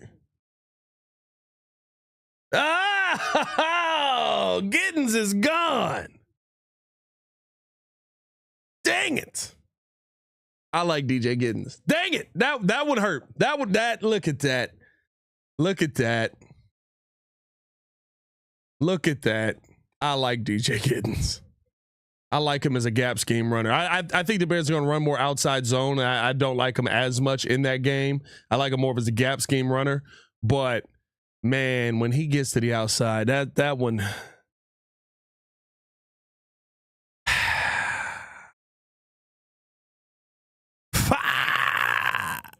Yeah, that one hurt a little bit. That one hurt a little bit. I ain't gonna lie to you.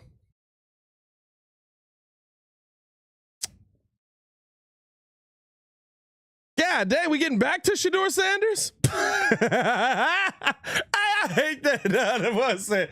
I said, look at that pick by DJ Giddens. Love what we saw out of DJ Giddens on that one. And let's get back to Shedeur Sanders here for a second. What?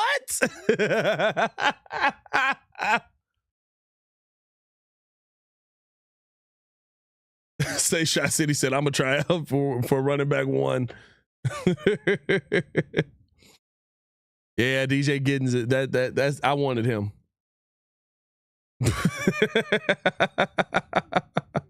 Bears somehow found film on Ruben Hyppolite II. However, it's under 2 minutes. Hyppolite did an interview already. Yeah, they have him just zoom in from the crib. Let me see. I might be able to share that on the screen. Let me see.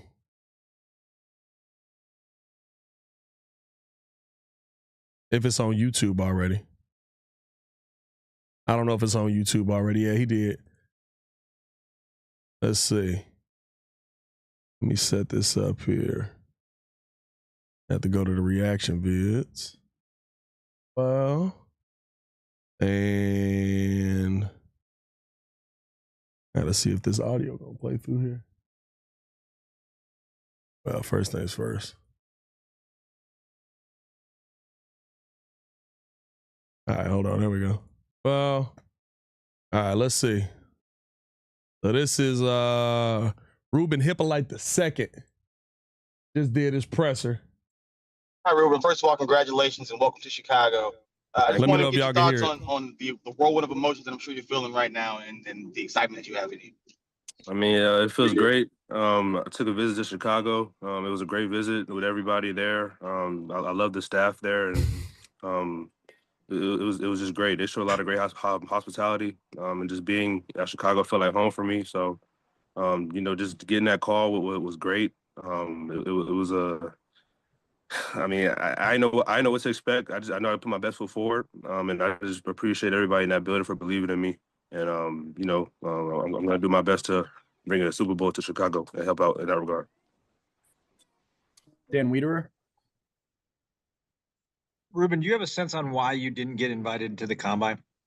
I don't got a sense at all, man. The only thing I did was just decide what I was going to do, and that was just capitalize on my pro day, make the best of that opportunity, and then just kill it on the visits and on the Zoom calls and everything that I had throughout this process. And I feel like I did that, man. I put my best foot forward, like I said before. I have a great team around me. I have a great support system, so they all helped me throughout that process. And we're here now. I'm definitely blessed for this opportunity, and definitely going to make the most of this. What was your reaction when you got your time at your pro day on the 40 and obviously put a number with what the speed showed up on tape? Yeah, I mean, I expected it. I expected to run that time. I trained with Otto Bolden. I trained with a Test Academy based out in Jersey. So Kevin Dunn and his team and Otto Bolden was our speed coach. So You know, I've had a lot of talks with him about what I wanted to do and how I wanted to perform in that aspect of the pro day, and he helped me reach all those goals, along with, you know, the nutrition and the weight program with JT. So, and then in the drills too, working with Chad Wilson down here in Florida, and just putting a great pro day together. Bro, look like he got a slab of ribs on the grill right now. Obviously, the 40 was the highlight of it, but I feel like it was a combination of everything I did, you know, during the workout, and that really propelled me throughout this process, and then, you know, just take advantage of the meetings and interviews. So, like I said, I expected to run that time. You know, and you know, I'm glad I was able to, you know, display that for everybody who was watching. Pat Finley. Did the Bears give you a sense of where you fit in at linebacker, whether it's middle or strong or weak? Yeah, man. They told me that I could fit anywhere. They definitely told me that, you know, my ability to cover and my ability to run is a great asset that I have. So I'm just looking forward to getting in with the coaches, getting in. I'm behind some great vets with TJ Edwards and Tremaine. So, you know, I got great vets in the room that I can learn from and soak all the information in.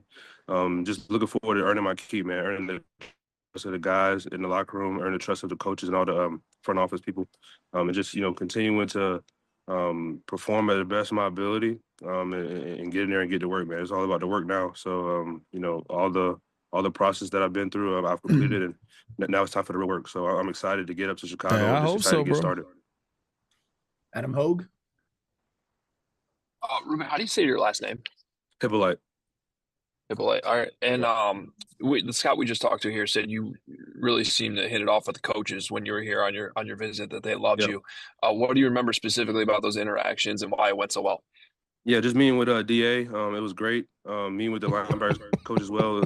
You know, he broke down a lot of my film, and he was really in depth with me as far as how he's going to work with me to help me be the best player and maximize my game.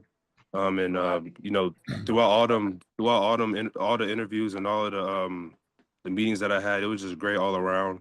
I meshed well with everybody in the building. That was really it, man. But definitely Chicago was a highlight of my visits that I went on. And I went on a lot of them, and I'm glad that they got me. Let's go back to Dan Wiederer. Go ahead, Dan. Ruben, when was the visit? This was early April. So I think it was like that first week of April. I went up there to Chicago. So it was one of my first ones after my pro day. When you were trying to kind of sell them on who you are, what were some of the things that you wanted to get across in terms of what kind of player they'd be getting? Yeah, that I was a smart player, that I knew my defense in and out, that I could talk ball at a very highly effective rate. Just wanted to get across to them that, you know, obviously I have the speed to play this position, and I have the ability to play this position, and just really, you know, talking to them as far as my scheme, how I could fit into their scheme. And yeah, man, just having a great time all around.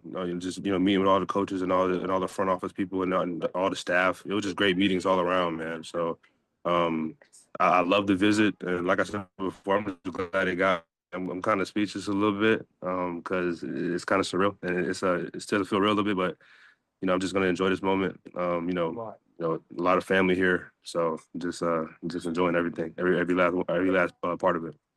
Congrats. Yeah, man. Thank you. Awesome. Thanks, Ruben. That'll do it for us, man. Appreciate it. Ooh. No, the intro started again. My bad.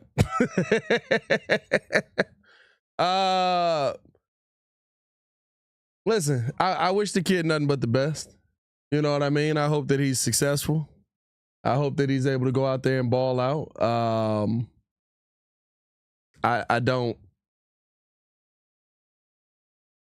I don't really expect a ton, right? Like but I hope the kid dominates. I hope we did find a gem, just like I hope that Torrey Taylor was going to be able to land the ball on the one every single kick, just like I hoped that you know, like that freaking Zach Pickens was going to be running people over. Like, did the Bears make a pick just now?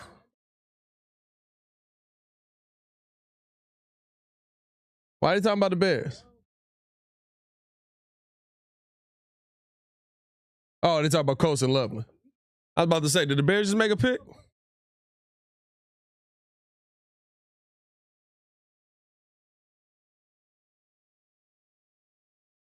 Bro, they done ended the other broadcast. They ended the main broadcast.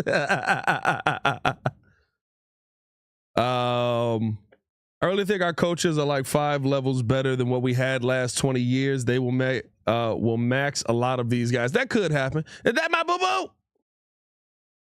Hey, baby. What?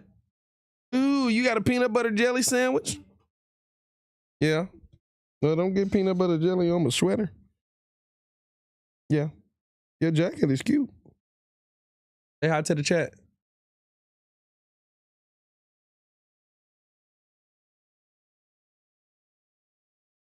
Who the Dolphins just select? Dante Trader Jr.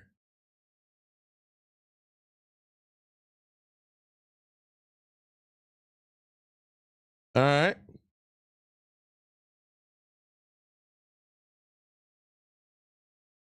Main broadcast was waiting for Sanders. Right. Hey, I ain't gonna lie to you. The second that Shedeur was drafted, they was like, all right, we out of here.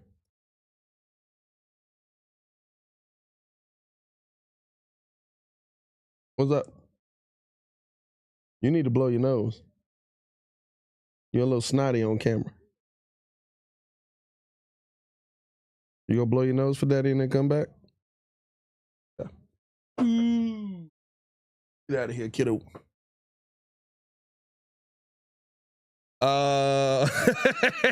Baki said, even little mom was like, who's that guy? Who's that guy?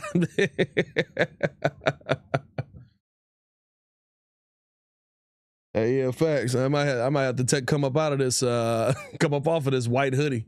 You got peanut butter and jelly in our hands. When are we back on? I mean, like, at this point, I'm just assuming that we trading all of our picks. We still got 1, 2, 3, 4, 5, 6, 7, 8, 9, 10, 11, 12, 13 picks till us. Yeah, I'm about to take this off. I already see what she on.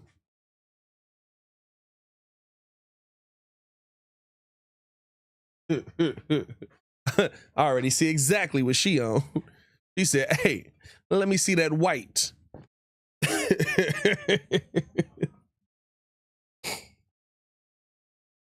Somebody said Shiloh getting drafted, is he?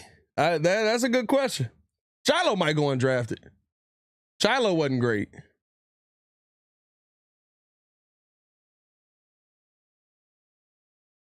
Did Shiloh run like a 4.572 or something like that?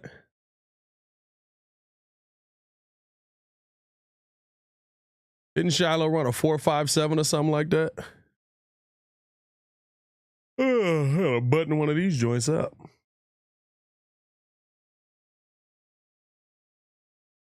Chrissy Cross said, bro, had a whole polo under the hoodie. I had the polo on first, and then that's funny. I had the polo on first, and I came down here and it was cold. And so I put the hoodie on because it was right there. But I didn't think about that. That is funny.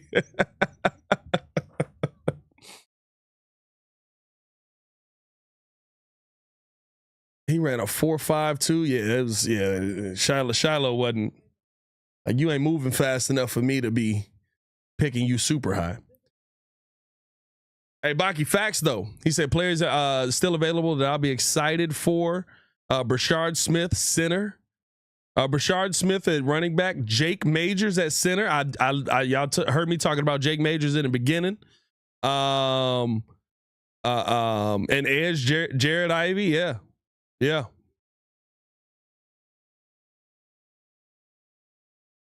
Could take another guard.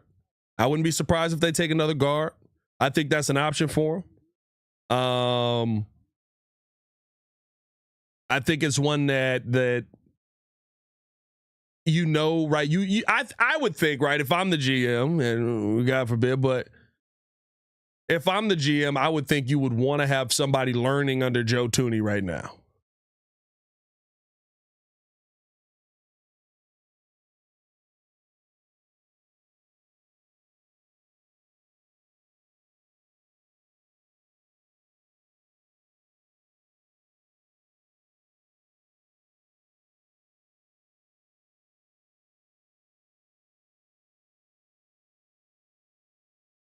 Oh boy.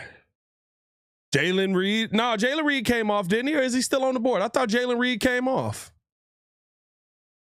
Is Jalen Reed still on the board? Jalen Reed is still on the board. Oh. Go Jalen Reed. Elijah Roberts just got drafted to edge. Bro, I'm not going to lie to you. I would go Jalen Reed.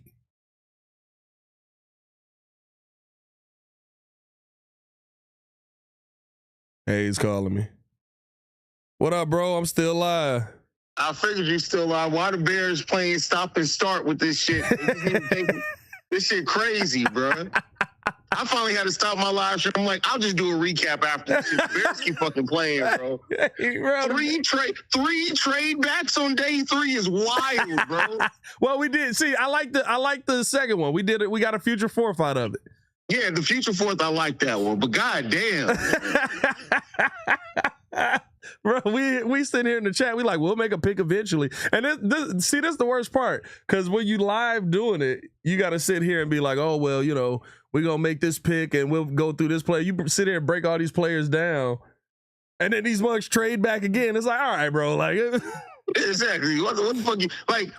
It's clear that it's probably going to be Brashard Smith, in my opinion. They had him on the top 30 visit. They're probably still going to be able to get him when they pick here. But it's like, these motherfuckers. Ryan Poles just woke up in there and was like, hey, how can we piss everybody else off more? Hey, listen, I just looked at the safety name still on the board, though. Jalen Reed's still on the board. Jalen Reed is still on the board. I like Jalen Reed a lot. I wouldn't be mad at Jalen Reed at all. Jalen Reed, to me, is it's either Brisker or Byard replacement, one or the other, but I don't know, man. It's going to be interesting to see. It would have been good to get Jalen Blue, but yeah.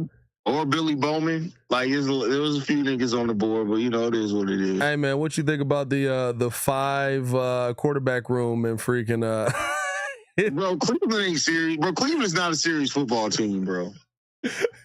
Cleveland's not a serious football team, man. Like it don't make any sense what they doing. And I love how Mel Kiper tried to spin it on some. Well, they have 5 potential starting court. No, you don't. No, you don't. You got one in a maybe. Exactly. One in a possible. You ain't even got a spades hand, my boy. What are we doing? I got one in a possible. One in a possible. Oh man.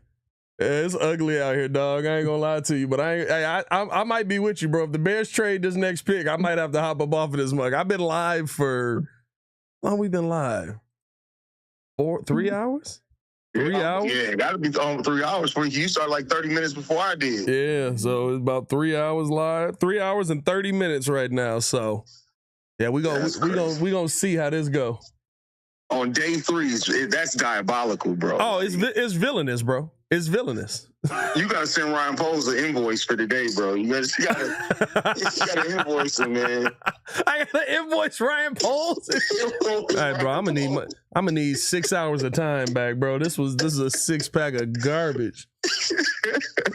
Everybody in the chat saying a trade back is coming. If they trade back, I'm gone, bro. Yeah, bro. You say one after another trade back. That's just on you at that point, bro. You just gotta blame yourself. All right, my boy. Have a good stream, bro. All right, Brody. I'll let you later, man. All right, man. All right, peace. Bro, I ain't gonna lie to you. Like, if they trade back again, it is on me at that point. Oh, by the way, over 900 in the chat. Over 1,000 in the chat. 1,000. Appreciate y'all for rocking with us, man. If you haven't done so, we got 520 people in the chat over here. We got 245 likes. If you haven't done so, hit that like button, subscribe to the page, man. I love doing this with y'all, man. I love this is the one thing about doing streams like this where it's like it's actually something to do. It's actually something to talk about. These are fun, man. These are fun. I love interacting with y'all. Porter said Hayes was not hard too. Oh, it's Green Bay picking? I need FGBs in the chat. I need some FGBs in the chat real quick. We got a Green Bay pick coming in.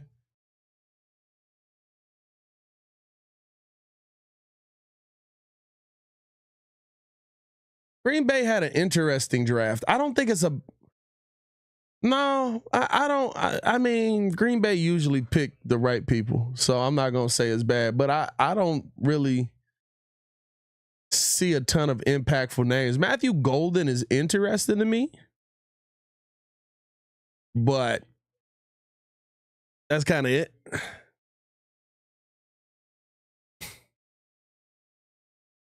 Hayes really shut down Chicago Bears Central. Don't blame him. Hey, Become Legendary said it with his whole chest. I won't say it, Pat, because they picking smarter than us today. Listen, it is, I mean, we ain't picked nobody. We picked one dude and traded everybody else. We ain't picked nobody.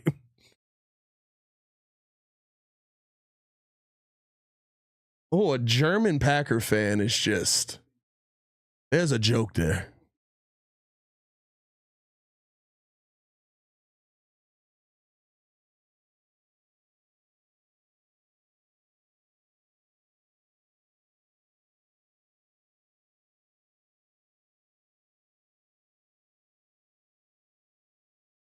Colin Oliver, defensive end or linebacker? Was it 3-4 linebacker, Oklahoma State?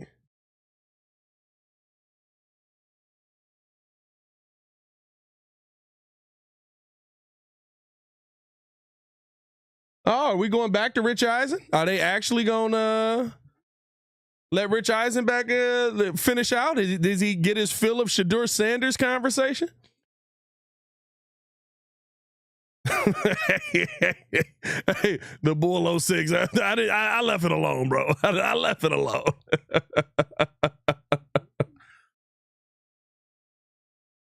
Swaggy McNolix, German Packer joke, and go. Everybody calm down.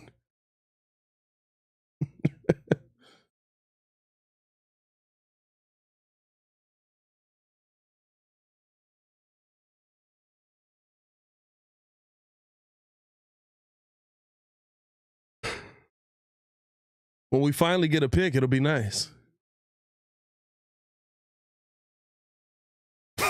Green Bay and 1940s Germany.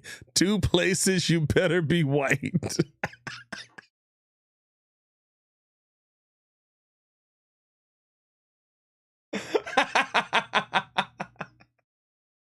Oh, that's good.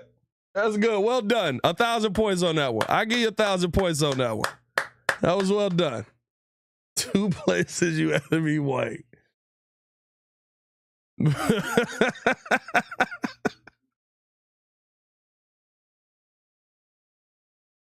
That was solid. That was a solid joke. I give you that one. Hey man, if y'all in here, if y'all rocking with us, man, make sure y'all check out the website twcbreeze.com. As you've seen the merch. Is something on my hat? Oh. Coat is shedding, and so his fur is on my hat, bastard. As you see the hat, the Windy City Breeze hat, we got that. Got the Breeze merch with the hoodie. Well, my daughter never came back down, so I could have kept this on, but got the white hoodie. We also got a black hoodie. Both are extremely hard. Hayes, don't do that. Don't do that, bro. Don't do that. I'll flip a table, bro. Don't do that. But yeah, man, tap in with us. We got the t-shirts on deck. We got so much stuff coming. You can grab your Windy City Breeze mugs for the morning breeze. Come on now. Hey, he's talking about, imagine they do all this trading back just to draft a kicker. I'm throwing the chair. I'm throwing the chair.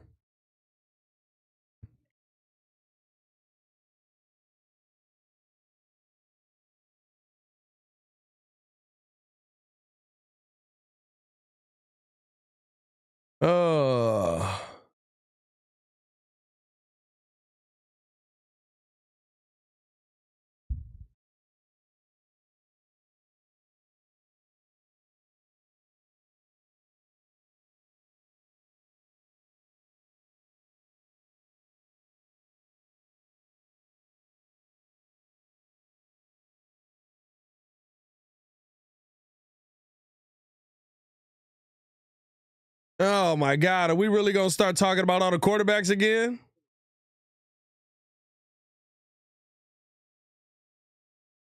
Hey, somebody had a tweet. They said, I like how Dylan Gabriel was the clear consensus for all of us that we did they show him?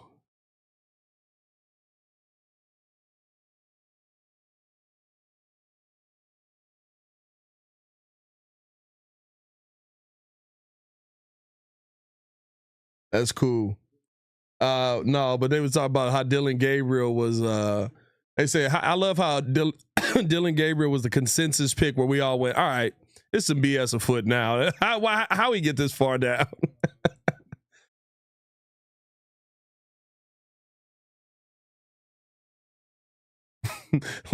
love how the live broadcast even ran out of gas. Everyone ready for the day to be over, bro. When you get to the 6th and 7th round, you got to, bro. You gotta take a break. We're not even at 6 yet. Do we have a 6th round pick? I ain't gonna lie to you. I'm gonna stay live till the end of the 5th. If the Bears trade back in, I'll go back live. If the Bears trade out, do we got a 6? We got 2. We had 2 5ths, right? Oh, we do got a 6 because we traded back. We did get a 6, didn't we?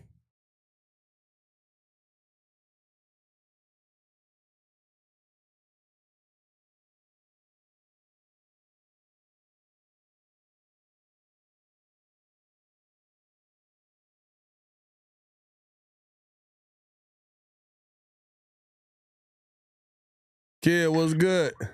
Send me the link. I'm coming on. I'm on OBS. Hold on. I had to figure out how to do that. I'll send you. Oh, you OBS. I might be able to do it by doing a screen record, but I just have to mute my TV. But I might be able to do it. I'll send you the link to StreamYard and then figure it out when you get in here. All right. Invite guests. Let me send this to Kid. I'm gonna just have to move some stuff around. We'll figure it out. Wake up and watch Willie Lampkin presser. You know I love some Willie Lampkin. You know I love Willie Lampkin, brother.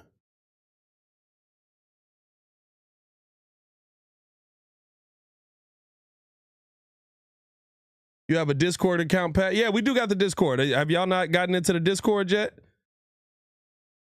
Yeah, man. Hold on. Let me drop the link in here for the Discord. I thought we had everybody on that. But yeah, man, join up on the Discord. We have a great time in there. We're trying to get that crack. And sometimes YouTube want to hate on us too. And they don't want to send out our link to you guys and don't want to send out our info to y'all. This is how you can keep up with everything going on with the Breeze Network, man. We got the Chicago Bulls Breeze in there, Chicago Bears Breeze in there. So yeah, let me drop the link to the Discord in here.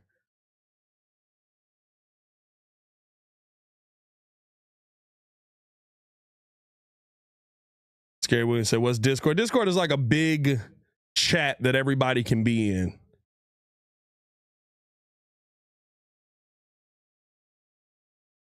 So like everybody that rocks with the show, everybody that's subscribed can join the Discord. There's the link there. Let me see if I can pin it. In the message. There we go.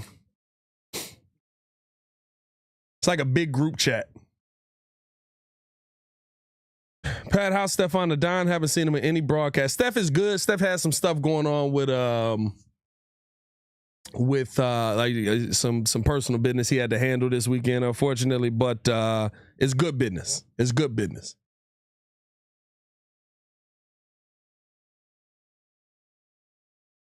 Let me see. Do I have a...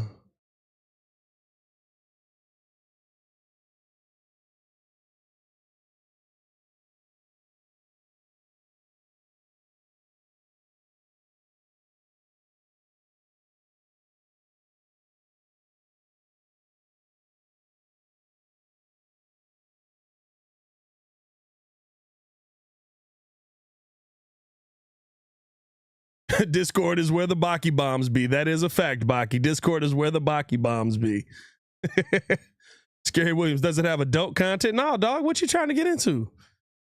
I mean, I'm sure somebody does. Says you can't accept the invite. Hold on, let me see.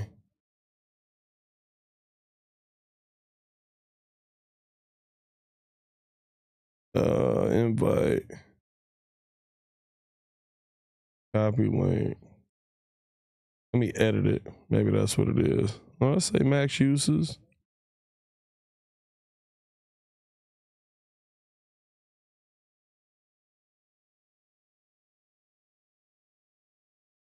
Let me try this one. I'll try to send another one here. Tight end Mitchell Evans taken by the Panthers.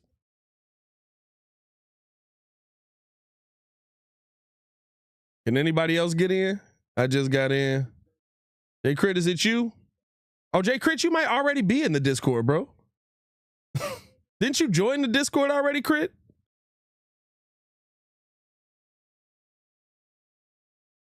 Jesus, look at this human being. They should draft him.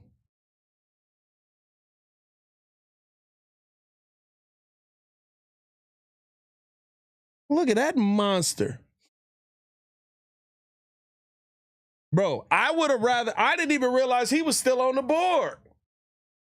I would have rather had him. All right, bro. All right, bro. I didn't even realize Mitchell Evans was still on the board. Or not Mitchell Evans, freaking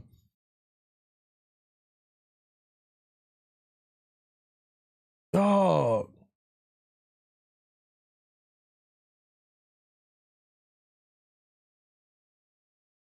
Man, this kid, but it was some solid talent still on the board. This kid better be cold.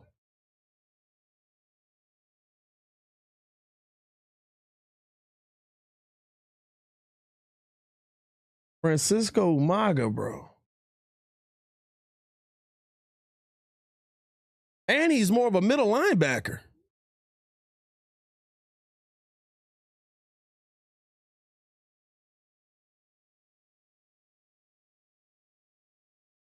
I think I did when you guys started. I just never jumped in. Yeah, I think you already in there. That's probably why you can't accept it.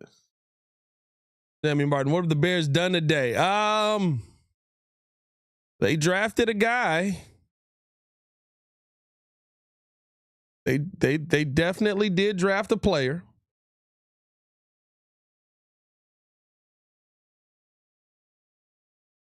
Let's see. Mute this.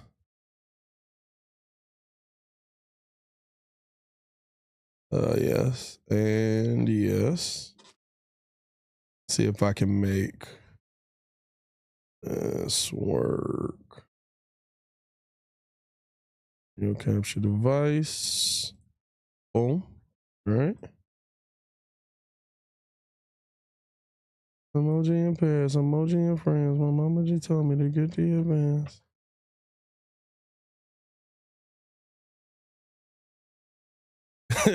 What up, kid?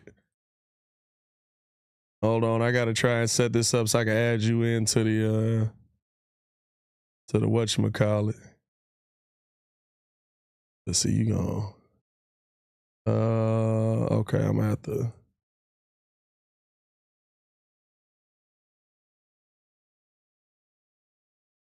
That was crazy. Hold on. Now, they can hear you. I would say, oh, they can hear me? They can hear you. I don't have your camera set up to add into OBS shit. My man's giving you rounds of nothing but pure wood commentary. You know, wood commentary is nuts. That is insane work that you just said right there, brother. Crazy work. That's how much work you putting in, baby. Crazy wood work. commentary Wood is commentary, terrifying. you know what I'm saying? You know? I am uncomfortable. Don't be. It gets better. How many shots of wine in is this guy?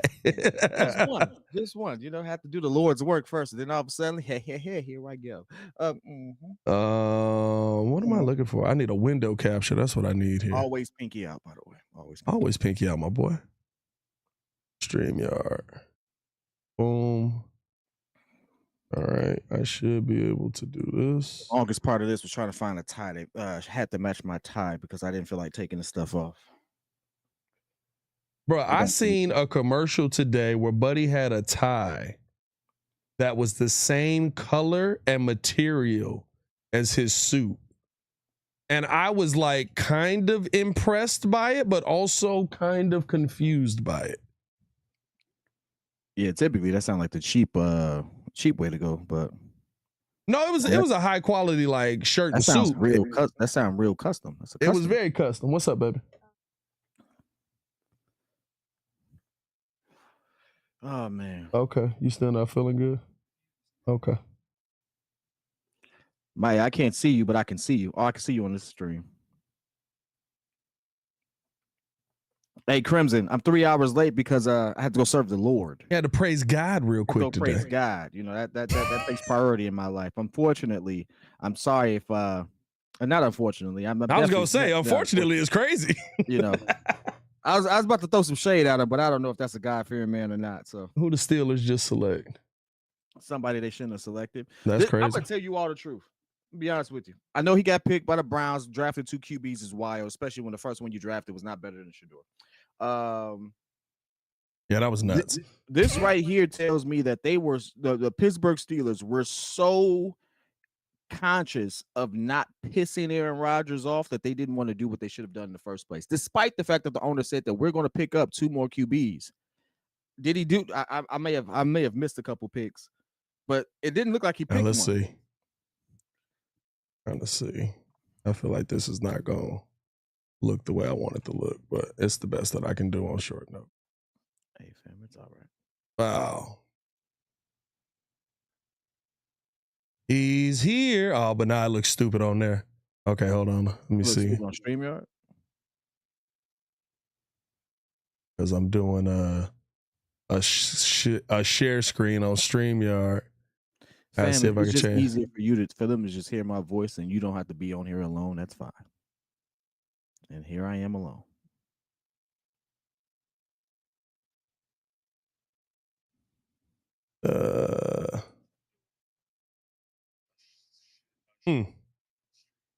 I don't know. In theory, it's still working, but now I'm just like, we got the weird 2 screen on Twitter. Oh, hold up. I got it. Boom. Oh, nope. I don't got it. It's kind of cool effect for a second. I thought I had it. Hey, on YouTube, it looks good. I don't know what you just did. On YouTube, it looks crazy. I mean, on YouTube, it looks great. On Twitter, it looks crazy.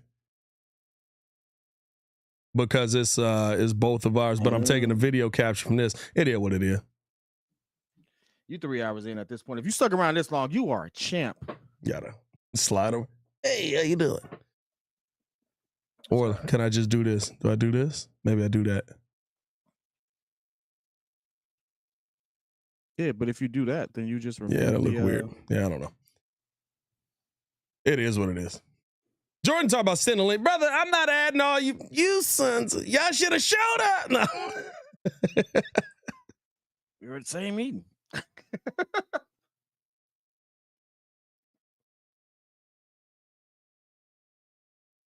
Hold on, let me do this thing. Wow. Right, What's it? F Twitter. Congregation better have my money. Wow. That is nuts. Image. Oh no. Let me send this to That's wild. Download. It's I'm gonna need a W2. Let me send this to who am I sending this? Oh, JC. What am I doing, dude? Oh, so now we picking some people from Colorado State, huh? Tory Hort. It's never good when they showing your lacrosse highlights. It's never good when they not showing your freaking your actual team highlights. I want to say this, and this is because I don't want to spend too much time on it, but it has literally been a talk of the draft. But shout out to Rich Eisen for standing 10 toes down. Hey, Rich Eisen was like, y'all look dumb now. Y'all look real. Rich Eisen stood 10 toes down, even on several panels. It was just only 2 or 3 that I saw, and was just like, how is it that we can have a number 2 overall, get all the praise by being trained, groomed by Dion, but all of a sudden his son, his heir apparent, is the distraction. They both have YouTubes, they both have platforms, they both have all this stuff, but his son is the distraction. It's interesting. I like the fact that he stood in the pocket on that one, pun intended. The only thing about the whole situation for me that listen, we can say what we want, and I do think that there was some cap in all of, you know, all of the situation and all that stuff, but Shedeur did shoot himself in the foot. He wasn't good enough not to go to the combine. He wasn't good. You're not good enough to do some of the part that you did. You know what I mean? Is the Bears coming up with 2 picks. Jackson Slater's off the board. That was a guard. If we were going to get a guard, that was the guard I wanted to get. Have we gotten a running back yet? We haven't taken a running back yet, no. We have not taken our running back. So we're actually right where you want us to be. And there's still some solid running backs on the board. Still some solid running backs on the board. And we're right in that spot where Pat says, hey, I give you a 5th. Yeah. We are in prime Pat positioning right now. Hey, Pat is like, all right, now it's time to get the running back. Get my 4-year back. So, and yeah, that tweet that you mentioned, absolutely. Like, who the heck was that guy? Hey, hilarious, bro. Who was that guy? Nah, I know who he is, but it's like he shouldn't have went up. But come on now. Now I heard your take. Now we're a Bears channel, so let's we got Bears coming up. Eagles on the clock right now. Well, Eagles actually pick is in Drew Kendall, Boston College. 0 sacks allowed and 350 pass blocks. Yeah, this might have to just be audio for the YouTube side. Because every time, I know how to do it actually. I just have to. Well, on the YouTube side, that's me. Hold on, give it a sec. I know how to do it. Wow, it's gonna be a W for a second. Whoa, double kid. Yay, listen. That's terrifying. Double the petty. Double the petty. I had another joke there, but I'm not gonna go there. Another joke lined up. That's on the table, I guess.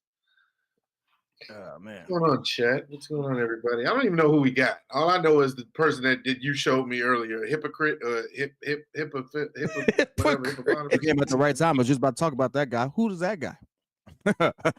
Who's that guy? Who is he? What does he do? Most importantly, does he tackle? I see he's a linebacker. I need to know these things. Jesus, are we actually live? I don't see any comments. Well, see, he's on.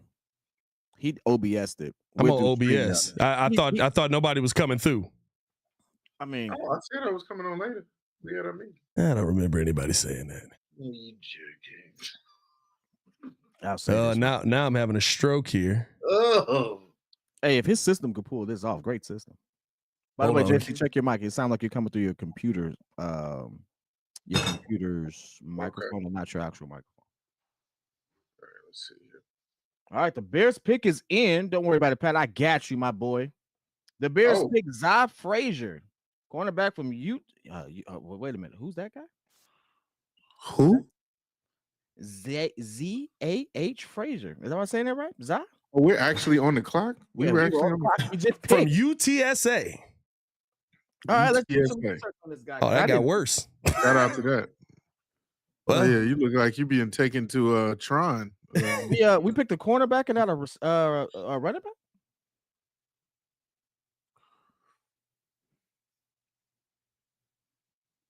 Bears. What's happening? The Bears traded also? I'm trying to keep up to date with what's going on. They traded the first round pick. Am I tweaking? We got that Zai. Yeah, we got something all right. Hey, that bad. Wait, Pat, you can't be the one dying here. What's happening? I'm trying to make it work, y'all. It don't look like it's gonna cooperate with me on this one, so y'all may just have to hear Jordan, JC, and them boys. We traded back twice. Yeah, I see we traded with the Rams. What did we give up? Let's see. Replacing Stevenson. You know what? Hey, listen. No, they gonna give him another chance. Stevenson's not that bad. I just don't like his antics. I'm gonna be honest with you. With the new coaching staff, they probably don't like it either. Al Harris is gonna give him one shot. I feel like they're gonna give him one shot to get his act together, and then after that, Terrell Smith, you're up. Yes, yeah. Sorry, boys. They just gonna have to hear y'all. That's fine. You actually look good. What are you doing? I know, but we're not on YouTube on this side. It's just Twitter. That's why you don't see the comments. Oh, that sucks. I'm on OBS. Hey, dog, it's all good. It don't matter. We didn't pick nobody worth taking. Yeah. All right. So give me your breakdown on Zai Frazier. Zai Frazier. I mean, listen. I will say I shouldn't say that. Let me not be disrespectful. Let me give an actual breakdown. I more so was trying to made it to the league. I more so was trying to do a bunch of stuff, and it didn't work out. I thought I understood it now, and I didn't. No, Zai Frazier. I mean, listen. He's from UTSA. He is. I would say the conversation around him is the fact that he was able to get the interceptions. This is going to be a coach-up player. I mean, we're in the 5th round at this point. They all there's players that we wanted from the running back position that I think maybe wouldn't have felt like coach-up players, but this one feels like it's definitely the you're going to have to coach this guy up a little bit. I like his intensity. I think that's probably the best thing about him. Hey, Pat. What's up? Hayes just said add restreaming to OBS media source. That you could just do that. Add restreaming to OBS? I don't think I've ever done that. I have to figure it out. The only thing that I don't like about it is, if I'm not mistaken, unless it happened while I wasn't paying attention, you just picked a safety. Am I right about this? With Jaden Reed still on the board? Jaden Reed is still there on the board? I believe so. No, I oh boy. Yeah. What running backs are actually still on the board left? Who's left as far as running backs? Did Scatterbo go somewhere? Yeah, Scatterbo went to the Giants. Ooh. That's a good pick. Hey, Giants kind of cooked a little bit. I see what you're saying, Hayes. Okay, hold on. The Giants cooked a little bit. I'm not gonna lie. Ringo's got to be happy outside of the quarterback selection. Abdul Carter, Scatterbo. I mean, come on, you got to be happy with that. At least they picked a quarterback that I can make an argument for being better than Shedeur. Jackson, yeah, like you can make that argument. It's probably a really solid argument. I can't say that about everybody else. By the way, I saw a video of Deion Sanders being interviewed. I forget by who. But do you feel like that's kind of taken a part in this whole this scheme to not have Shedeur being picked, because he basically said, we are not going to go to a certain number of teams, and I know those teams because I know what goes on behind the curtain as a former NFL player. I do think that played a part into it. I think that there's no way to say that it didn't play a part into it in my mind, but it's, in the long run of all of it, it got to a point where it was weird. Yeah, you know what I mean. That's how I felt. It got to a point where it was weird because he hasn't been picked up yet, right? If I'm not mistaken, Shedeur got drafted. Yeah, he's on the board. Shedeur got drafted to the Browns. Oh, he went to Cleveland. Yeah, it's like 17 quarterbacks in that room. What round did he get taken? Fifth round. That's crazy. You know what I mean? It got to a point where it was weird. That's crazy. All right. But I say what, the one thing that he prided himself on is he said, all I need is an opportunity. Well, here's your opportunity. Mm-hmm. That actually might be a good team. If he blossoms there. We already talked about their defense being elite. The number of players that they got on that line now, that's where Mason Graham went, right? I believe that's where Mason Graham went with yes, Miles that is Garrett. where Mason Graham went. And then somebody else that got picked up. I can't remember later on. We were talking about how nasty that defense was going to be. They got a squad. Cleveland. They might do something. I hope Shedeur does have a successful career, man. Just for the fact that he had to drop that low for whatever reason. Listen, you got to go out there and you got to find a way to win. That's what it comes down to. You know what I mean? It sucks what he had to go through, but now go win. Was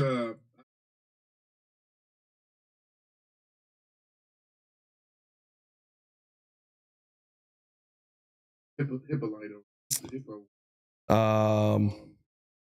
But see, I'm getting my own audio. Is he underrated? Is he that's the guy?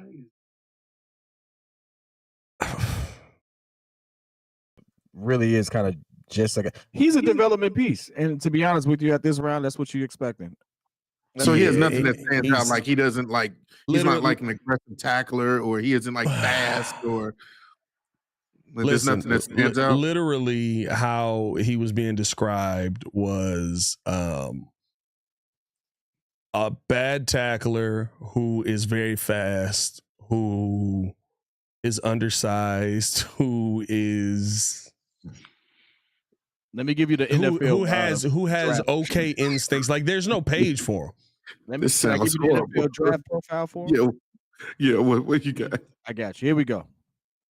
Now this is gonna start off pause worthy here. You ready? Oh It's boy. nuts. Long-limbed corner All right. with low career rep count, but impressive production in lone starting season. Frazier is long, fast, and athletic, but upright and gawky in transition from off-man coverage. Where'd you find that breakdown? Man, Upright and gawky is Hey, nuts. NFL.com, dog. He stays connected to all forms of vertical routes and uses his length, leaping This ability to guy's shade deep gawky. windows for the quarterback. He sees well from zone coverage. Again, it sounds like he should be a receiver. He sees well from. Hey, I did say, did we just draft our running back? Yeah, this don't seem like a corner. This seems like he don't tackle well, but he tracks the ball well, and he can catch. And he runs a 4.3. His strengths are he's tall, long, and very fast. Their word.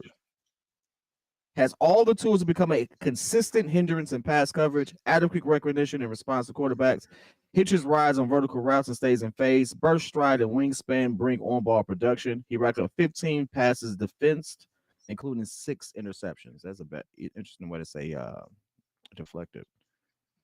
Interesting thing is he turns 25 as the season starts. Yeah, that's Valor Jones. That's Valor Jones area. Oh, never mind. Misses interceptions and breakups that he should make. Looks uncomfortable turning to find the football even when he's in position. This is where your coaching staff comes into What play. you just wrote about him, though. What are we talking about?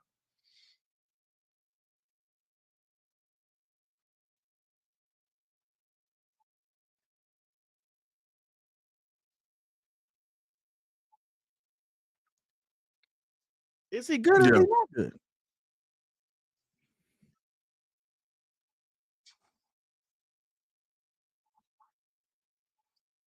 Yeah, that's not instinctual. Yeah. Where did you get 5'11" at? That's how tall he is. He's He's 6'3", 186 pounds. Who, the linebacker? He's not. You talking about the linebacker? You talking about the cornerback? I'm talking about the cornerback. Oh, you didn't went back to the cornerback. That was the last pick.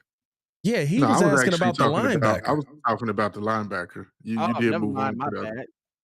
He was talking about the linebacker. I just let you flow. I thought you were talking about the last pick. My bad. No, you good. Yeah. My bad, y'all. I'm Either done. way.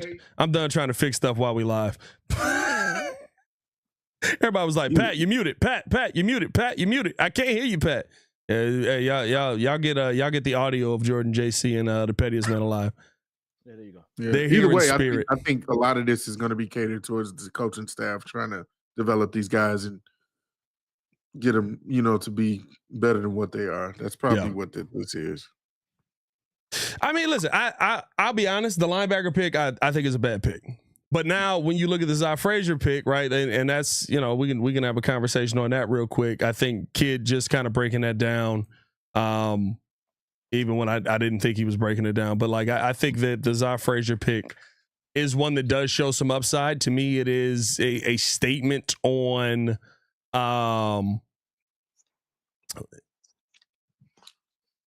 somebody's getting replaced next year. Chris Paul Jr. was still on the board when Chris we picked Paul the other Jr. linebacker. is still on the board. Yes, he was. He's a Ram now. I would have put him in a heartbeat. Yeah. I mean, I understand everybody evaluates.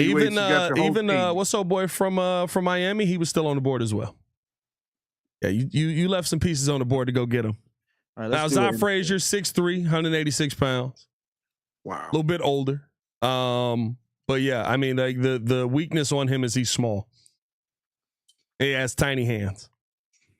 His tiny hands. Yeah, I've got these hands. Slap hands. But Good measurables outside of weight wise. I mean, you could put weight on a guy.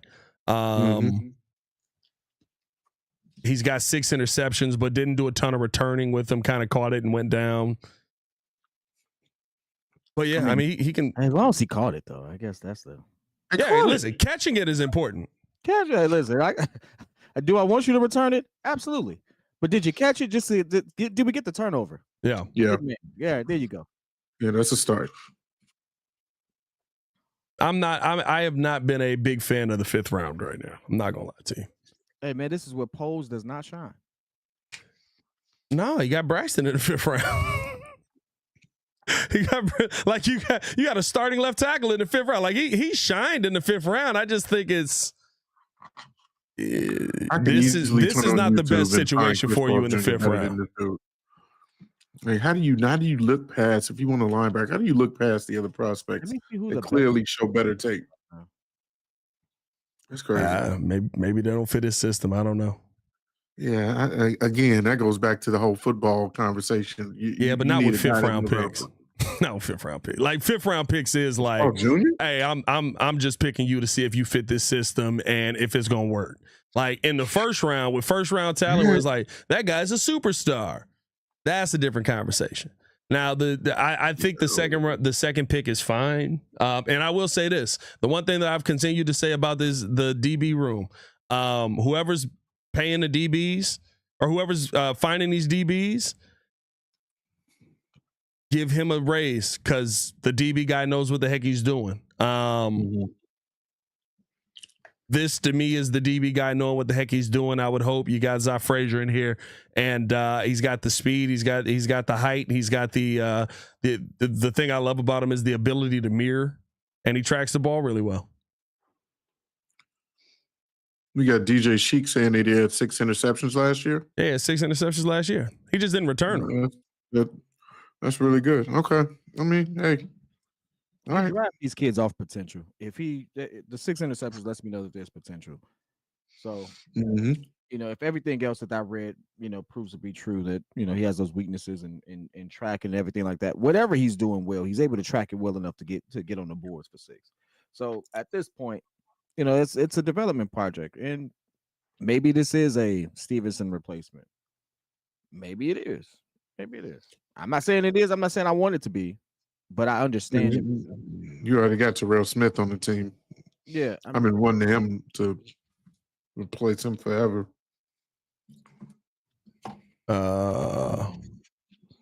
What picks do we have left? We're not in the 6th round yet. Are we in the 6th round? I think we just added it. Oh, no, we got 2 7s. We got 2 7s. So that was our last pick. Right? No. They traded. This ain't updated. No, because we're still in the 5th round. We got a 6th round.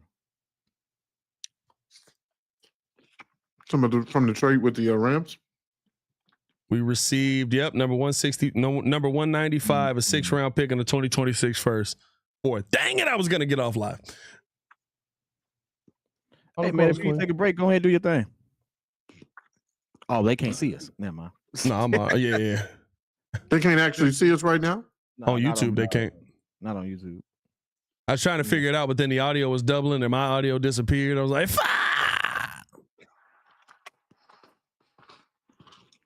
All right. Best available. Yeah, what names you got left? See if I hear anybody I know.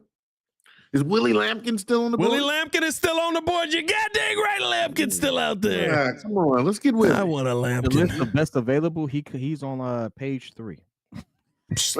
I said what I said. I said what I said. We didn't even get to the page. I said what I said. He's not on page 3. Wait. Oh, no, he said, "Oh no."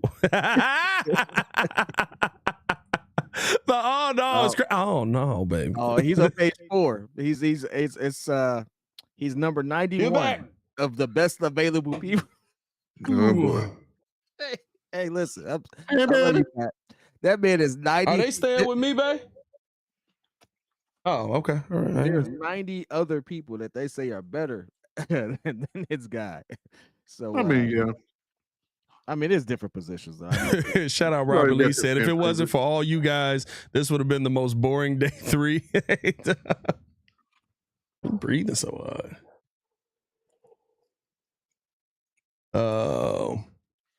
Well, shoot, if we over here, we might as well be able to see each other. There we go. Oh, dang. I just realized my camera looked crazy.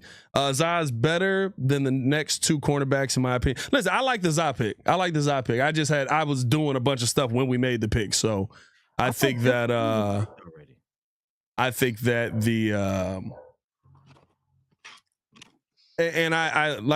I just said, I trust the DB guy with my life at this point with the Bears. like he's the one dude. Yeah, he's the one dude on this team where it's like, hey man, if we being real, who's the last DB that missed?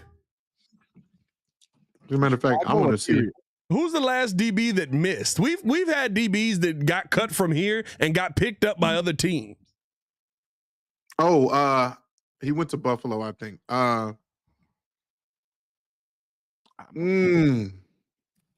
It's gonna come to me. Starts with a V. His last name starts with Vildor. Kendall Vildor. Oh, he was Cheeks. Kendall Vildor. Yeah, he was in fact Cheeks. Actually, oof. No, he went to the Lions, right? Yeah, he went to the Lions because he tipped the ball up. But Zai over Reed. Listen, I would go with Reed because I believe Reed was a first round pick. But the DB guy be hitting, bro. Wait, Jaden Reed was a first round pick? Rating? Jaden Reed probably would have been a first round pick if not for injury. Oh, so that's the reason why he dropped. Why he dropped. Okay. I was wondering what was the issue. I didn't realize he got injured. I believe what was his injury? Was his a shin? Let's see. Man, lost his shins. Jeez. Hey man, you need these shins?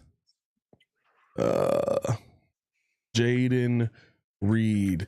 It was Duke Shelley worse? I don't know if Duke Shelley was worse. Duke Shelley was bad though. I do remember Duke Shelley. I feel like Duke Shelley didn't get on the field as much as Kendall, so maybe Duke Shelley was worse. But when Kendall was on the field, he was Cheeks. And Kendall was bad. Kendall got picked on too. That was the problem. It was like, hey, Vildor, how you doing, buddy? We're gonna throw the football at you a lot. That's crazy. They're giving this grade a D for the linebacker. It says he was a priority undrafted free agent. Bro, yes. Who could have been had near the end of the draft. Bro, yes. He's a 7th round pick. Hold on. I gotta see. Let me check the Discord. You know what that is? Let me check the Discord. I want to read the draft. No, it wasn't in the Discord. Feels like a read. You know what that is? What? That's a polls uninfluenced pick. Now, Richard, I ain't gonna lie to you. When the pick happened, Richard Smith was standing there and he was like, "Oh, good stuff, boys. I like it." And so that's the linebackers coach. He was happy about the pick. He wasn't upset. Wait a minute, so are they just like going down the line for all the coaches? Because everybody's been excited at one point or another. They're just hey, do you want your guy now? Do you want it's your round? If you pick somebody for kind of. If you view him as best available player, but I don't know how he views. Like, listen, that's one that prove it to me.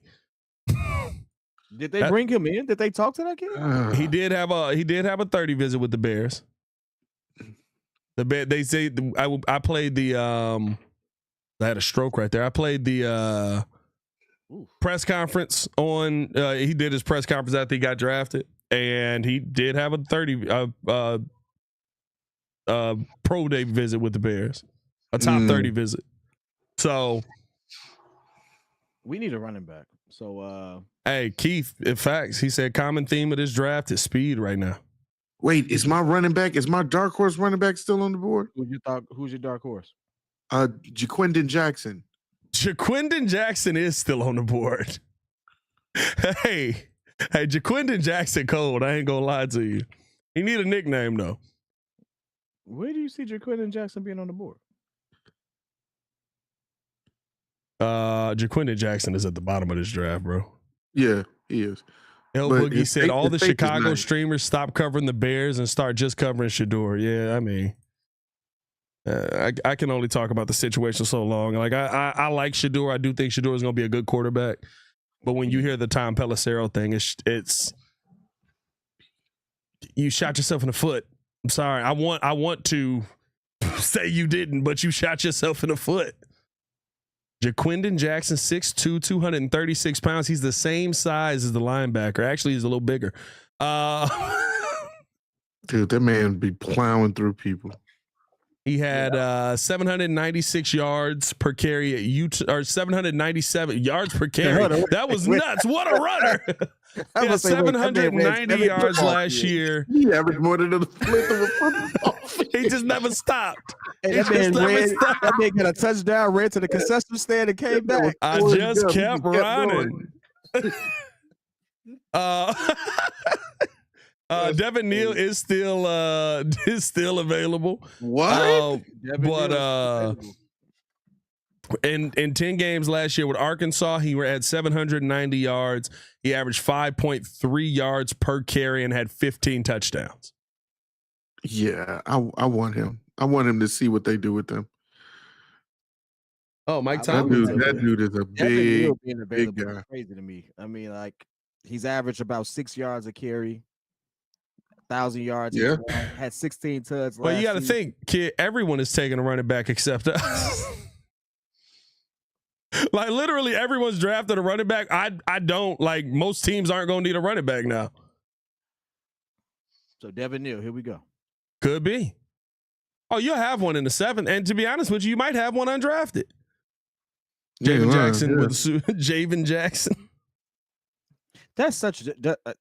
I get it, but the disrespect to the running back position is wild to me because it's like a good running back changes your organization. It changes your whole offense. Yes and no. Like, look how many of them there are in this draft alone. Like, most of these dudes that had dominant seasons are going to be backup running backs for most of the teams they got drafted to.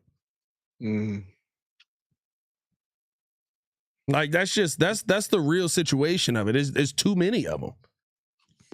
And it's too easy to go into the draft next year and be like, let me get another one. Some of these kids that are coming up as running backs need to switch positions. What you trying to say? No, usually you become a running back because you didn't have the hands to be a wide receiver, or you didn't have the size. There's some 5'9" receivers out here. I'm not trying to hear that. But you're usually not the number one. Catch. True. Usually not going to be the number one guy. Meanwhile, you could be the number one running back at 5'9", 195. Yeah, but you could be the second option on a receiving tree and still make $10 million a year. You got to have hands like that. Everybody don't got hands like that. Aston Gentry just got drafted. He's already a top 3 paid running back in the league. No, I get you. I'm just saying everybody don't got hands like that. I respect it. Like, you got to be able to catch out of that. You got to be able to catch the football for that. All right, here we go. Here we go. We in the 6th yet? We are into the 6th. I love the 6th round because then they stop covering the draft and they just start doing interviews. And it just be flying. You know, the team that I think got really good, the team that I really feel like got a lot better despite the fact that they didn't really need it, Eagles in Baltimore. Yeah, the Eagles got a lot of people that just fell to them. They're going to take who they know they need. The Eagles got a lot of people that just fell to them. It was just like, oh, this is Jihad? Didn't they get Jihad? They got Jihad Campbell. They got what's the Eagles draft board right now? Oh, they got another cornerback too. There was another really good cornerback that went to them. Real quick. Or safety, I'm sorry, because Cooper DeJean and what you call it. And then I know there was a safety that went to them. They got Jihad Campbell, Andrew Makuba, Ty Robinson, Mac McWilliams the day they got Smael Mondin, Drew Kendall, and then they still got a slew of 6th-round picks. They basically are picking the whole 6th round. So yeah, Makuba was the one I was thinking of. In Baltimore, got Starks, picked up Mike Green in the 2nd, got Emory Jones Jr. in the 3rd. Teddy Buchanan, Carson Vincent. Hey, not a remind me of Mike Green. Hey, not that he not a Bear. I seen a video where they did the Vince McMahon, you dig, and it said Roger Goodell calling Mike Green's name. I was like, "Come on out, you rapist!" What are we doing here? This is actually crazy. No, I saw that and fell out, bro. I was like, "Oh, that's wild." Bro, WWE back in the day was nuts, bro. Come on out. You're right. Jimmy Hoffa is like, don't be biased. You know we got better. You know what, Hoffa? If you're on this stream and not a Green Bay stream, Jimmy rock with us. Jimmy rock with us. I'm in gold. Let's see who they got. I'm gonna pull it up real quick. I mean, Matthew Golden is decent, but they got a million receiver. Hey, the receiver we took in the 2nd round is better than Matthew Golden. Luther Burden, better than Matthew Golden. Bar none. Yeah, Matthew Golden, Anthony Belton, Savion Williams, Baron Sorrell, and Colin Oliver. And you only got 3 more picks, 1 in the 6th, 2 in the 7th. I don't know if you got better, my G. Matthew Golden will be a healthy receiver for 17 games. Mm-hmm. Maybe that's how you got better. No, that's better. That's better. And he gonna be good. He's a good player. He's gonna be good, but it's like he's gonna be a healthy receiver for 17 games. And outside of Jade, I don't even know if Jaden Reed was healthy 17 games last year. You really don't have anybody on the team that can say that. Wicks is not healthy. Wicks was healthy last year. I guess Dantavian Wicks was healthy. The team that we all that is one thing I will say about Hoffa. They develop well. They develop well. There's nothing I can say about that. Sure. Like when I looked at their draft, I was like, I don't like any of these players really. But they gonna that usually means they'll be Hall of Famers. The team that we all love to hate because they always think they go into the Super Bowl and never make it. Cowboys actually got better. Tyler Booker, Donovan Ezeriku. I hope I'm pronouncing his last name right. Ezeriku, yeah. Ezeriku. Siobhan Rebel Jr., Jaden Blue.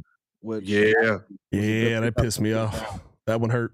And Shamar James in the 5th. So they picked 2 in the 5th. They got better. They did get better. Better. Who do you all think won the draft so far?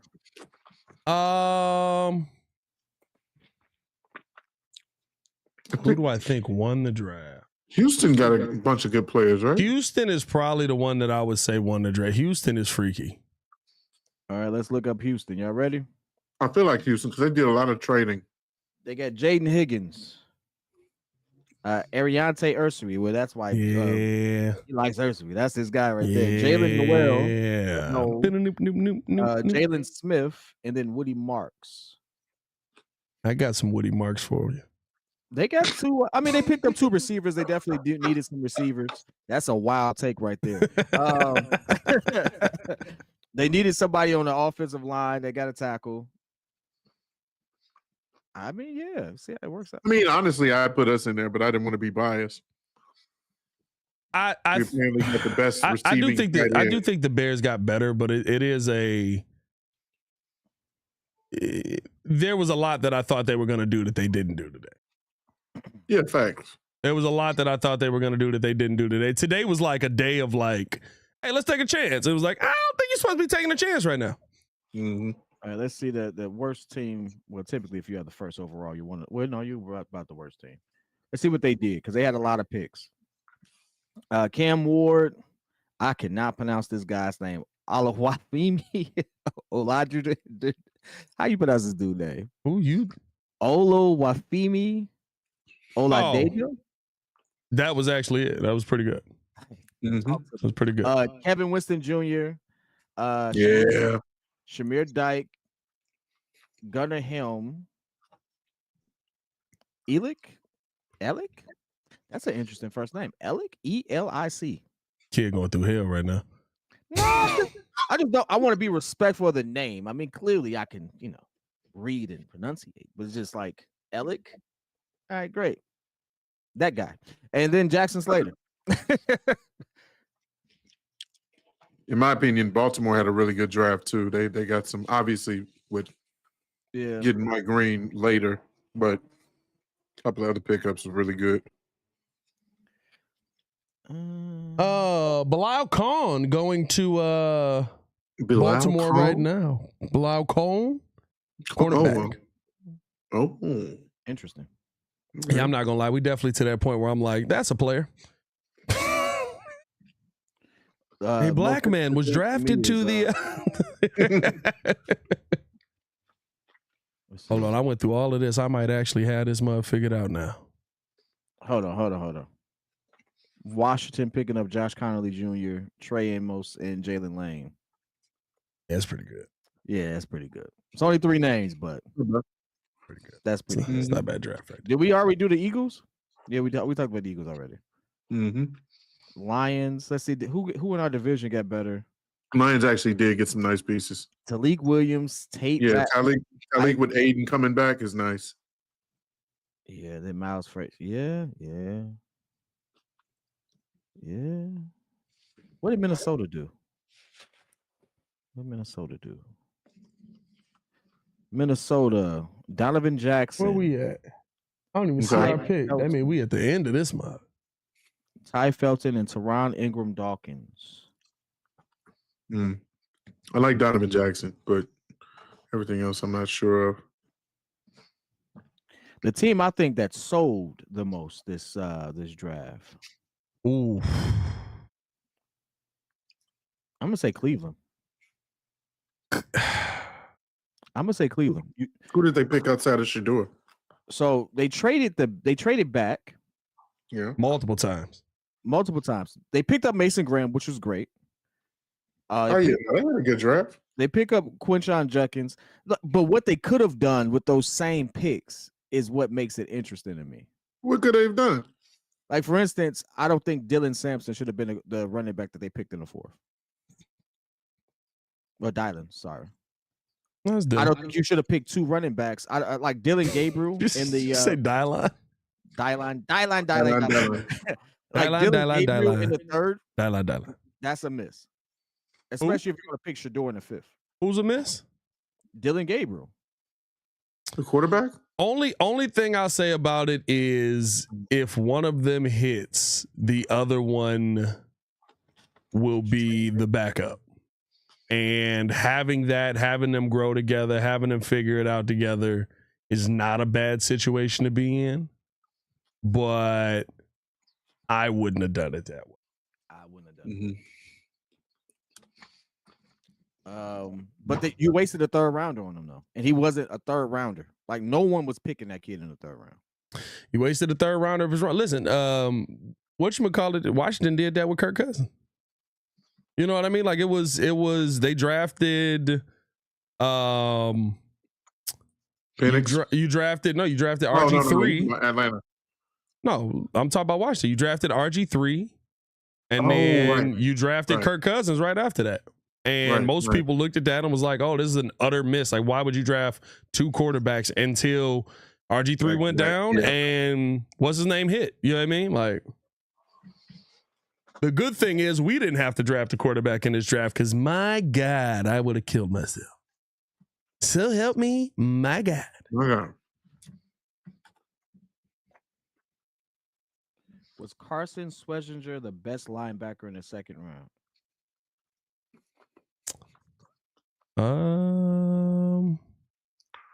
I guess that's a loaded question because just because someone graded better doesn't mean that he was the best fit for them.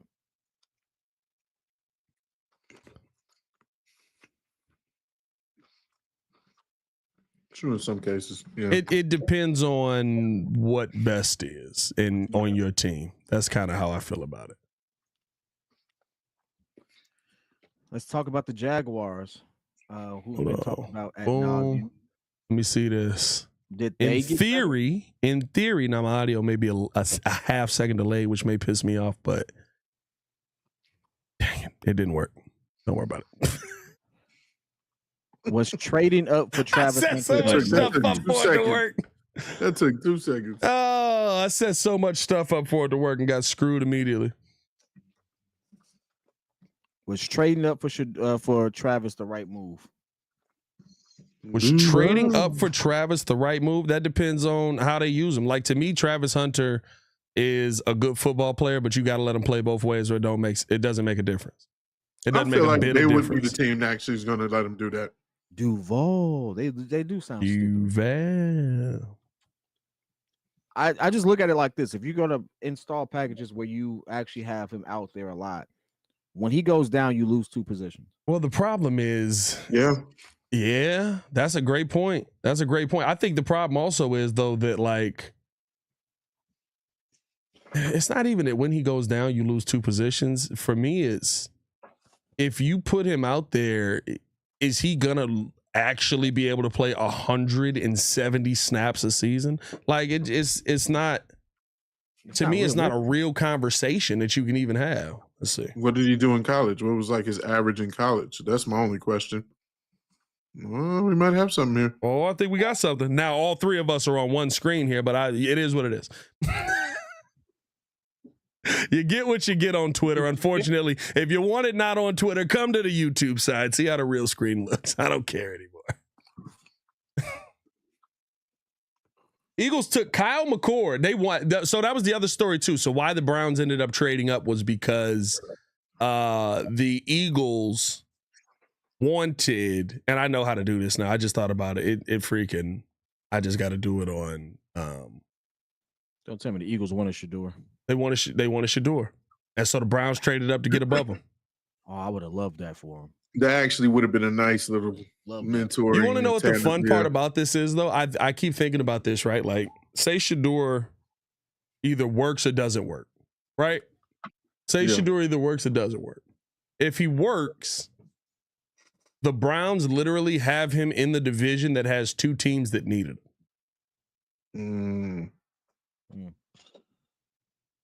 Right? Like, you're in a great spot if it works. If it doesn't work, you drafted the other dude. That's a good point. So I think this is a good position for the Browns to be in either way, as the Patriots pick is now coming in. By the way, when is this pick? Okay, I see Chicago. I can see us. we got 10 more picks. It actually is a good draft. The team that sold to me is Pittsburgh. Who did they get or didn't get? Pittsburgh kind of did sell, bro. Here's the thing, and it's not a Shedeur thing. They could have chosen any other quarterback with the positioning that they had. Yeah, and they didn't. I could have made an argument for it. But your top need, especially when you have a 42-year-old who's not committed to you as of yet. Yeah. And even if he does, he's 42. That window is small. Fam, that's nuts. That if you pick an Aaron Rodgers, like you can't sit here and tell me that you don't want to be a part of the circus and Aaron Rodgers is your option. Yeah. Welcome to the circus. Welcome to the show. I don't think it's going to work. I don't think him and Mike Tomlin are going to work long term. I think it's going to be halfway through the season. We're going to be like, what is this? What is happening? I don't think it's going to work. And we're now in the 6th round, and they are, to hold up to what the owner says, you have to find 2 QBs because they didn't draft anyone. By the way, the people they did draft, they needed a running back. So Caleb Johnson, I get it. Jack Sawyer, all right, edge. I don't know if they needed a running back right then and there. Who needed a running back? I know they didn't. They don't have Najee, but don't they have? You talking about the Steelers? Yeah. The Steelers made their decision on where they were going this year. Who is it? The Steelers said we're going to get Aaron.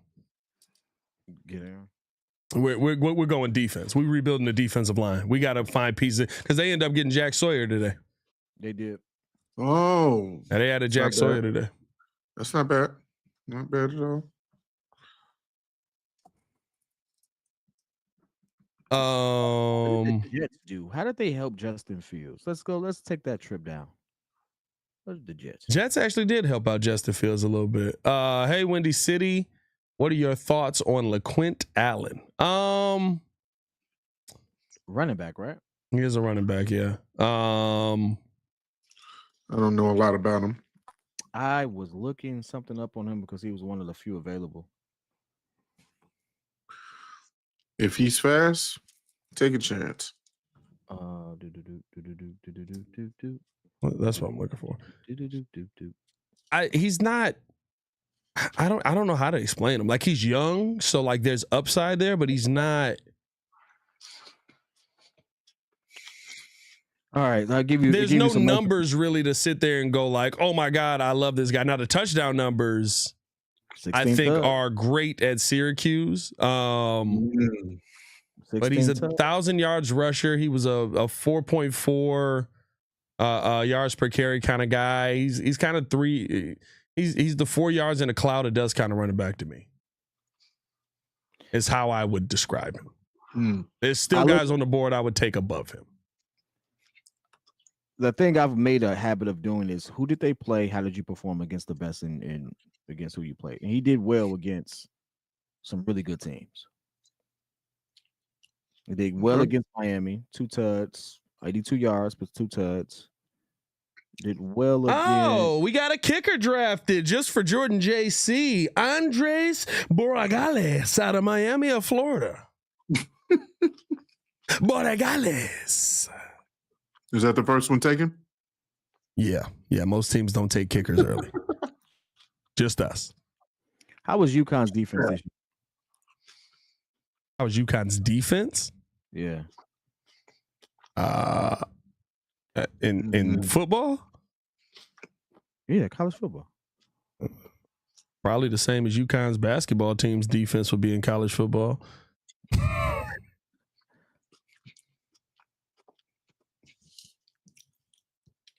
Titans pick coming in here.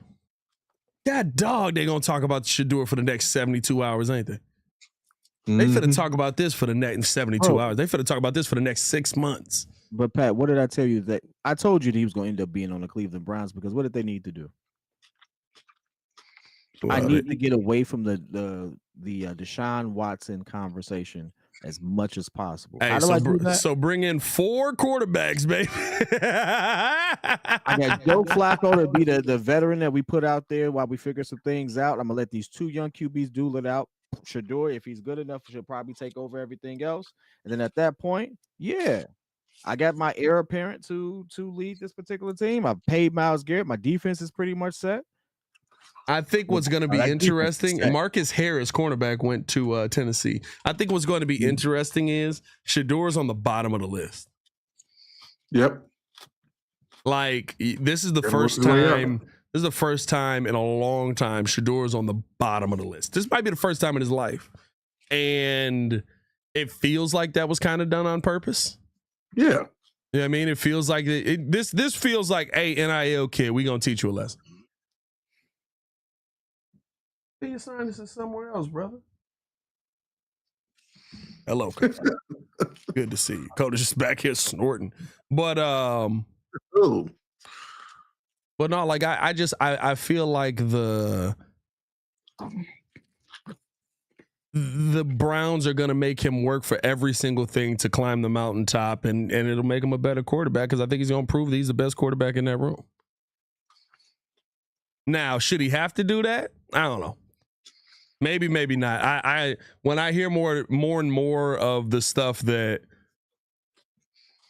everyone says he was doing, it's kind of like, yeah, he might have needed somebody to humble him a little bit. Devin Neal to the Saints. Mother. Yeah, well, there goes that. Yeah, it sucks. How far are we from our pick?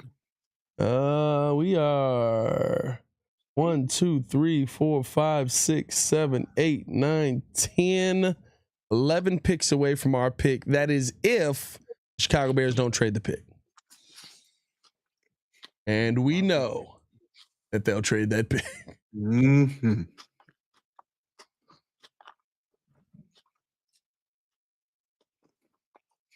I told y'all wait on running backs forever was always a risky strategy. Hey, Rex, listen, hold on now.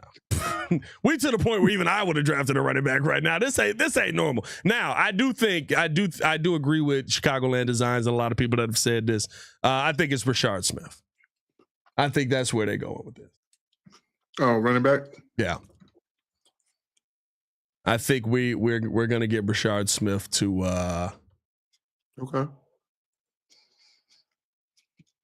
to Chicago, which it may end up happening in it may end up happening here in these next coming picks. It may end up happening late. Brashard Smith, though, I mean, listen, last season, I want to talk about the intangibles, dog. Like freaking, he spent 3 years in Miami. Got one season to finally show what he could do. Ran for 1,300 yards and was 5.6 yards per carry with 14 touchdowns.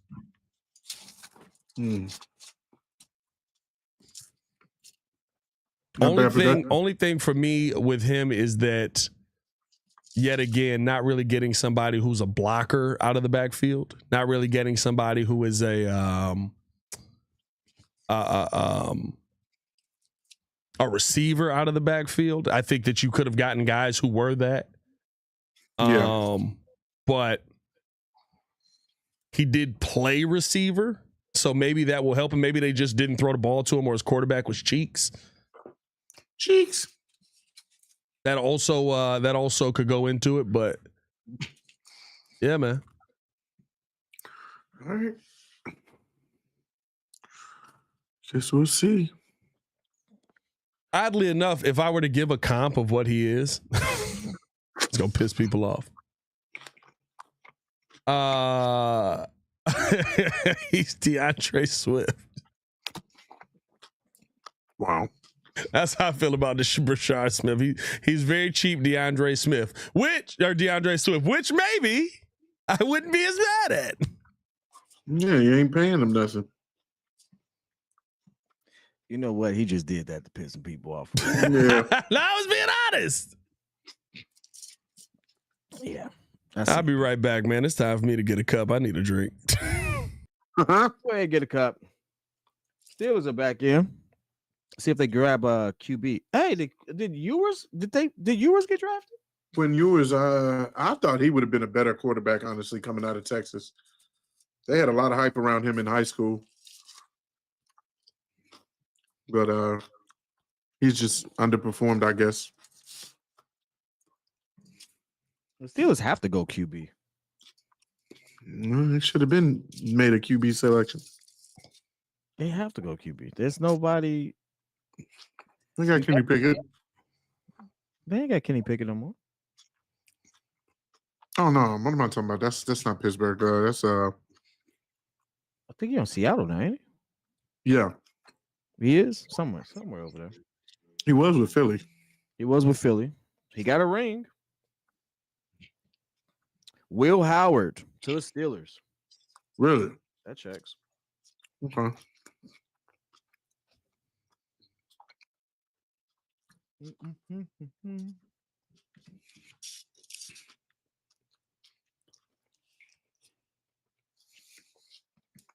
I'll say 73% completion rate for his last season. Not bad. Numbers are not bad. Biggest thing is translation to the league. Boy, 6'4". That's a tall kid. Oh, they wanted their own Big Ben. That's what they wanted. Although I need to look up Big Ben's numbers in college. I know he was a stud, but oh yeah.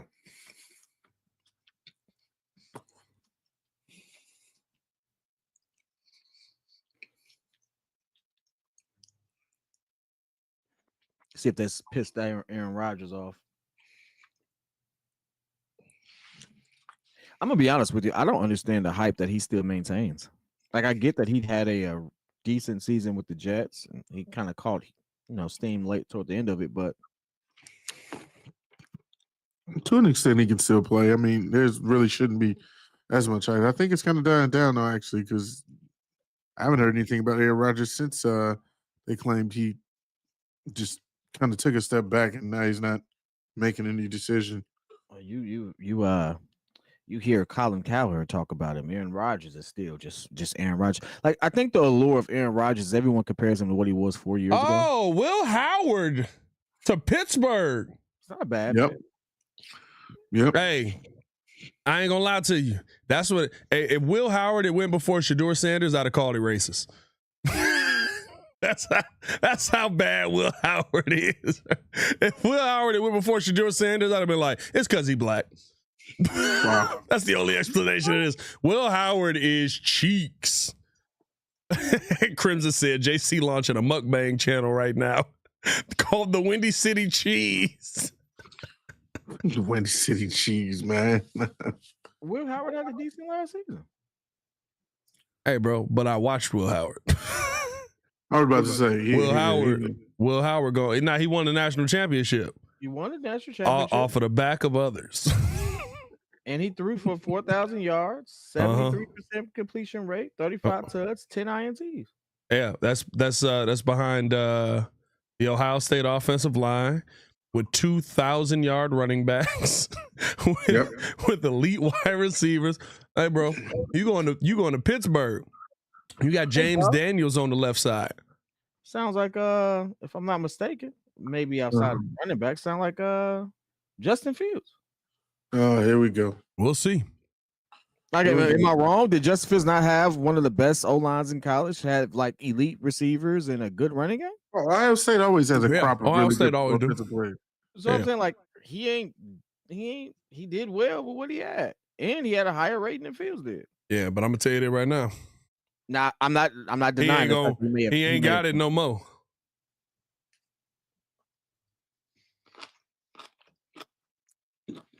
Hey, JC, you could at least mute the mic if you're going to chew into it, bro. Sound like Kendrick Perkins when you was when he was moaning in JJ Redick's ear. That was oh yeah. Oh, James Daniels is a Dolphin now. He don't even have James Daniels. Harp says there are 3 really great edges on the board. Great? What define great? Yeah, Harp, put those great names in there. Jonathan said, yeah, but Fields has traits. Yeah, he was a running back. I'm not gonna let that go. Take proves me wrong. Don't be a P kid started. Hey, Jalen. Hey, Lamar Jackson proved me wrong. What did I say? I apologize. I was not familiar with your game. I shut up. Said that man was the MVP. Deserved every last bit of it. Still needs to show up in the playoffs. But guess what? Absolutely balled out. I'm nobody. Yeah, but Lamar was the Lamar slander from you was probably one of your worst takes because you saw him with no O-line, no wide receivers, no nothing. Go out there and still have 3,600 passing yards. He didn't crack 3,600 yards until his last 2 seasons. What did he have his second season? It's like I thought his second season. I thought his MVP season was his best passing season until last year. Absolutely not. Not even close. His second season. 3,100 yards. Yeah, this man was a below 3,200 yard passer. No. It was 3,100 yards, but he had 36 passing touchdowns, 6 interceptions. Me and you saw a lot of those games together. There was a lot of close to the end zone passes, dog. Are they passes? Hey, listen, I watched all of Drew Brees' career. It's a lot of close to the end zone passes. All I'm saying is, when we first had this conversation, he was like, yeah, short passes. That's all I'm saying. No, I agree with you. I'm not saying did not show like elite quarterback ability. I'm not saying short passes. They weren't short passes, but 36 touchdowns, 9 interceptions when at that point his best wide receiver was clearly a wide receiver too. I was like, dog, that's pretty impressive. He was like, nah, he a running back. I'm like, he threw 36 of these passes. If you're like, oh, he threw 36 of these passes. Hey, Rex Smith said, I honestly wasn't sure if P. Kid liked black quarterbacks until CJ. Oh, man. Yeah, you did have a run there. Hey, we did have a run there. We did have a run. I'm not going to lie. Guess what? He just totally forgot Patrick Mahomes is black. I mean, I think we all do. Yeah, I think we all. Hey, you forget Pat Mahomes is black until his dad show up, and then you be like, oh yeah, that's right. Hey, he totally forgot. I was a huge Deshaun Watson fan before the creep stuff happened. Deshaun Watson was a dog. Deshaun Watson was a dog. Hey, that R.I.P. Justin Tucker. That dude was top 10 What? in the NFL. Hmm? What happened? What you talking about, Brandon? What? I think he's saying that Justin Tucker is going to be replaced. Oh. I didn't get. The kicker went so far ago. I didn't realize the context he was saying. I was like, huh? Yeah. Ravens took a kicker. Jalen Reed to the Texans. Yep. I'm gonna trust the DB guy. That's a good one. I'm gonna trust the DB guy. That's a good one. I'm gonna trust the DB guy. Like, hey, it is like, yeah, it's like he's intentionally trying to sip into the mic. Dog, what are you doing? Like, what? Could you relax? There's nothing left in there, JC. It's empty. All right. I've been smacking and sipping on the mic for 30 minutes. How big of a meal did you order? Because I know it don't take you that long to eat. Do you really want me to tell you what I ordered? What did you order? 6 tacos. He said, I think you order rice. Sounds like And I hate him now. I say he's a top 5 quarterback. Hey, he said 6 tacos, paused. I thought it was over. And then said, and an order of rice, a side of beans, and horchata, 2 mules. A lobster roll. A partridge in a pear tree. That's right. Good boy. Phil at YouTube, he kind of hit the nail on the head. He said, Fields was a running back with arm strength. Will Howard isn't an elite athlete and has Dan Orlovsky's arm strength.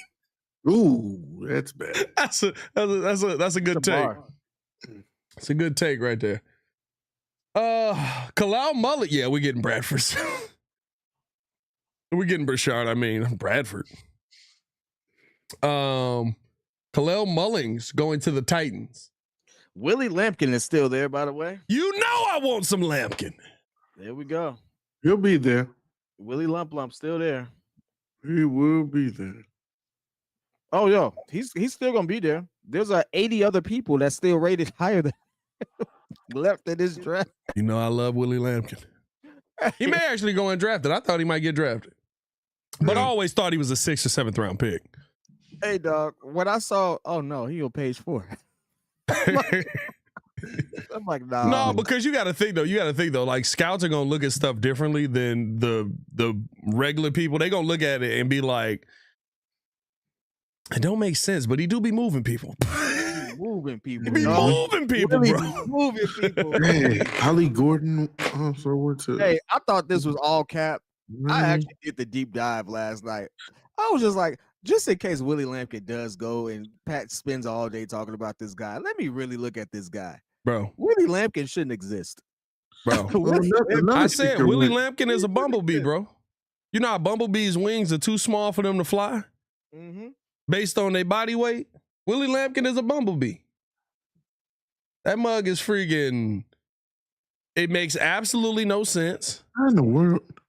But off of the snap, he's faster than everybody to create contact. And when he get a hold of you, you going backwards. Now, if you put Willie Lampkin on the defensive side, he'll go right through Braxton Jones' chest right now. I agree with that. Willie Lampkin is the pick that you get.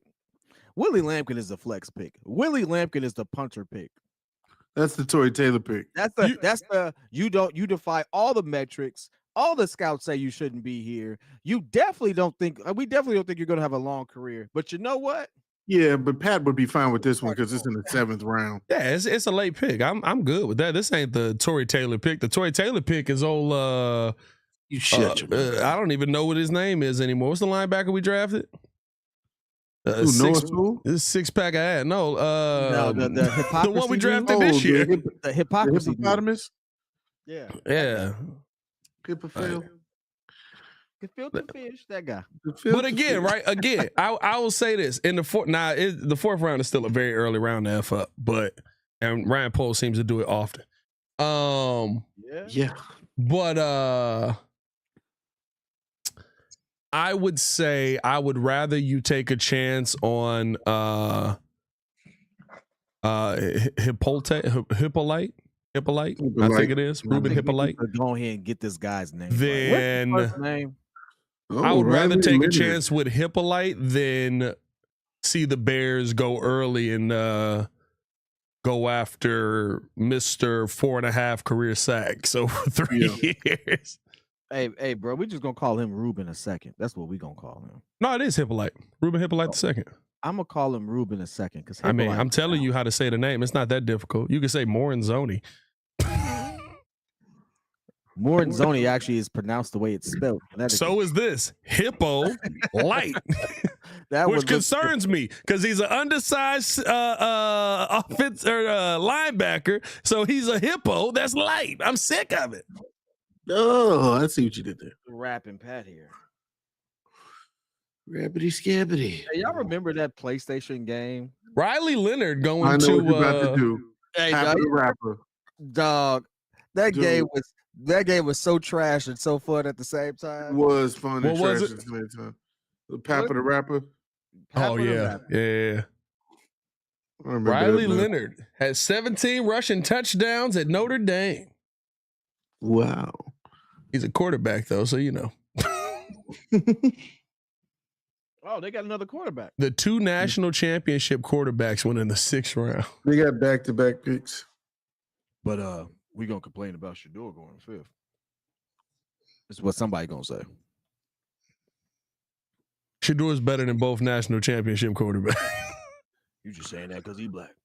No, I'm saying that because he led the FBS in completion percentage with the offensive line that resembled what we had over on In My Room. In my room. In my room. My room.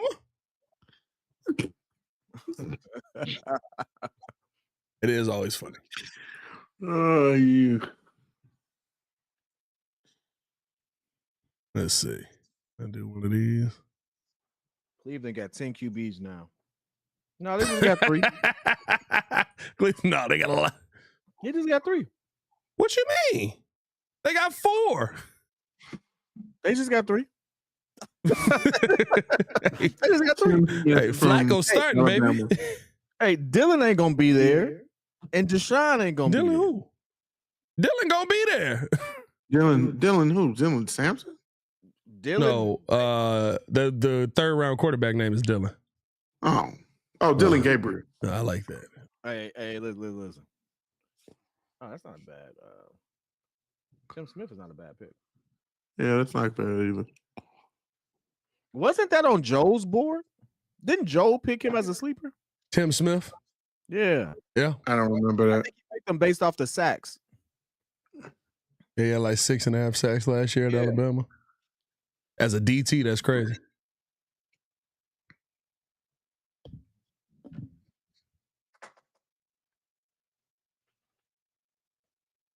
You just on here saying stuff about what? Oh, he talking about Jimmy. They going at Jimmy. I always doing that. I love how they be going at Jimmy. That's be funny. Down, Jimmy, fight back. Oh, Jimmy be fighting back. Hey, one thing you're not gonna do is get Jimmy to stop commenting. No. Oh yeah, the stream gonna end before that happens. Hey, Jimmy gonna outlast YouTube. Jimmy gonna outlast YouTube. The stream gonna end. He gonna hop to another stream and comment and at you. They finna get Brashard Smith, and he really is DeAndre Swift. Eagles got Miles Hinton. Oh, did wait. that? I don't know who that is. So they got Deshaun, Flacco, Pickett, Dylan Gabriel, and Shedeur. Yep. Oh, That's yeah. a lot. That's a lot of quarterbacks, bro. That's That's a lot of quarterbacks, bro. Well, Flacco was only on a 1-year deal. Yeah, and he's the one that's probably starting. Yeah, he's a starter. And is not going to lose the job unless he gets hurt. Like, he's the one that's actually starting. Where did they find these funeral photos for these guys? Bro, that's an obituary photo. What? Nothing. You know, I work in the funeral industry, so like I get to see all these collages, and it'd be funny how you could definitely tell a black funeral from a white funeral. Oh yeah. Solely just off the like the design of everything. It's just like, yep. Oh yeah. Oh yeah. Oh man. Hey, them southern white funerals, Grace. buzzing. How sweet. Buzzing. No. That boy Zai actually cold. I don't know who you said Zai cold. Or Zay, I should say. I'm calling him Zai. He actually, his pinned tweet is actually Zay. It says Zai equals Zay. Appreciate the love. He I'm gonna need cold. you to change your name, my boy. Mama called him Zay. I'm gonna call him Zay. Hey, you seen Ted McMillan? Hey, I'm gonna tell you I'm gonna tell you who name I'm not changing is Ted McMillan. Bro, why did they do? You know what's killing me? Why did they do Ashton Genty dirty like that and not lower that camera? And they keep showing that clip of him with his hat just. Oh Jesus! I can't even get low enough, bro. Oh, they did. Yeah, Hey man. Hey, that's crazy. Gotta fit. Hey, you know who's this is made me think of it. You know whose name I'm not changing? Why did they do that? You know whose name I'm not changing, bro? Why did nobody say, hey, he a little shorter. We might need to bring the lower it down. Lower it. It's 5'8". This ain't a 6'3" guy. Bro, they keep showing the highlight of him fixing his hat too. Oh God, it could be worse. He could be a quarterback. That's true. But by the way, which tells me I know they have the capability to do it because Bryce Young put his hat on in the camera. Mm-hmm. Hey, dog. Who's that dude's name? Taj Brooks. They call him Coburn now. His name was really Cockburn. He was Cockburn all college. Kofi Coburn? Cockburn. I'm not calling that man Coburn. It was Cockburn all college. Yeah. Who was? Nah. You're not. Now all of a sudden it's wrong. I don't like the fact that it changed from now. I don't know. Maybe Muzz was just saying it wrong every time I watched an Illinois game. But every single time, bro. But I don't like that he can't be Kofi Cockburn, but Grady Dick is out here from deep. Dick from 3. He got it. Dick from deep. Dick is going off right now. Dick dropping it down on their head tops with the jam. Bro, the commentary behind it, they be wanting to laugh every single time. Bro, this is how I know this. I will never say that. All men are childish. All men are childish, bro. Because some of the most polished play callers we've seen in our lifetime call that man Grady, knowing they're not going to be able to do it. All right, Jacksonville's pick is in, which means the Chicago Bears are next on the clock, which means that they will trade this pick away. The Coldest Jenkins with the super chat. Shout out to the Coldest. He said, Browns are playing chess, picking up Shedeur so late they can't gamble with another potential Deshaun Watson contract situation. He's the future. I believe so, too. That's a good point. I believe he is, too. I don't, because that means you just gambled a third rounder for the guy you don't expect to be there. Who did Jacksonville pick? We're on the clock right now, right? Jalen McLeod out of Auburn. All right, let's see who the Bears are. Bears on the clock, baby. Polls, don't you piss me off again. It's a kicker. Don't you piss me off again. Now, at this point, I would almost say don't take a running back because I feel like Brashard Smith is going to fall out of the draft. And if you can get him undrafted, that's great. Pick is in 195. Pick is in. Pick is in. Who's picked Shamar Stewart? They took that TV screen down from behind them this year. I see. Just peeped that. Yeah, I don't know if you ever seen the picture where I think it's I want to say it's what's the big head dude to be on the sideline? Freaking why can't I think of his name right now? I can't think of it. He was a football player. Andrew Whitworth. Head is massive. No, massive head. Looks like Zordon. Oh no, bro, it's shockingly big. Y'all know who I'm talking about in the chat. Hey, Jesus. Okay. All right. What about him? Booger McFarland? Booger McFarland. There you go. Booger McFarland is blocking the line on the P. So you know how it goes P. Mm-hmm. And so he's blocking the bottom line as the pick is Luke Newman. I'm not mad at that. Brashard Smith about to fall out the draft. Luke Newman, guard from Michigan State. 6'3", 312 pounds. You got your guy that you wanted to develop behind Thuney. Joe Thuney. I'm having a bad day with names right now. It's been a long day, boys. I've been live for a while. I am on hour 5 of this live stream. I was about to say, I need a nap. We just got here. But yeah, so he's blocking the line on the P. And so it looks like it says the Grady is it.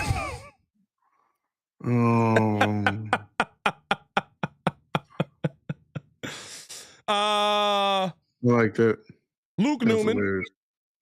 from Michigan State is, I mean, listen, I'm not mad at that because I think you wanted to go with a player who was going to be the next guy up. You're hoping that he can learn from Joe Thuney here late in this thing and kind of figure out how to become that starter. This is where Ryan Poles has done well with the late round linemen. He's done a lot better with the late round linemen than with the late round positional pieces.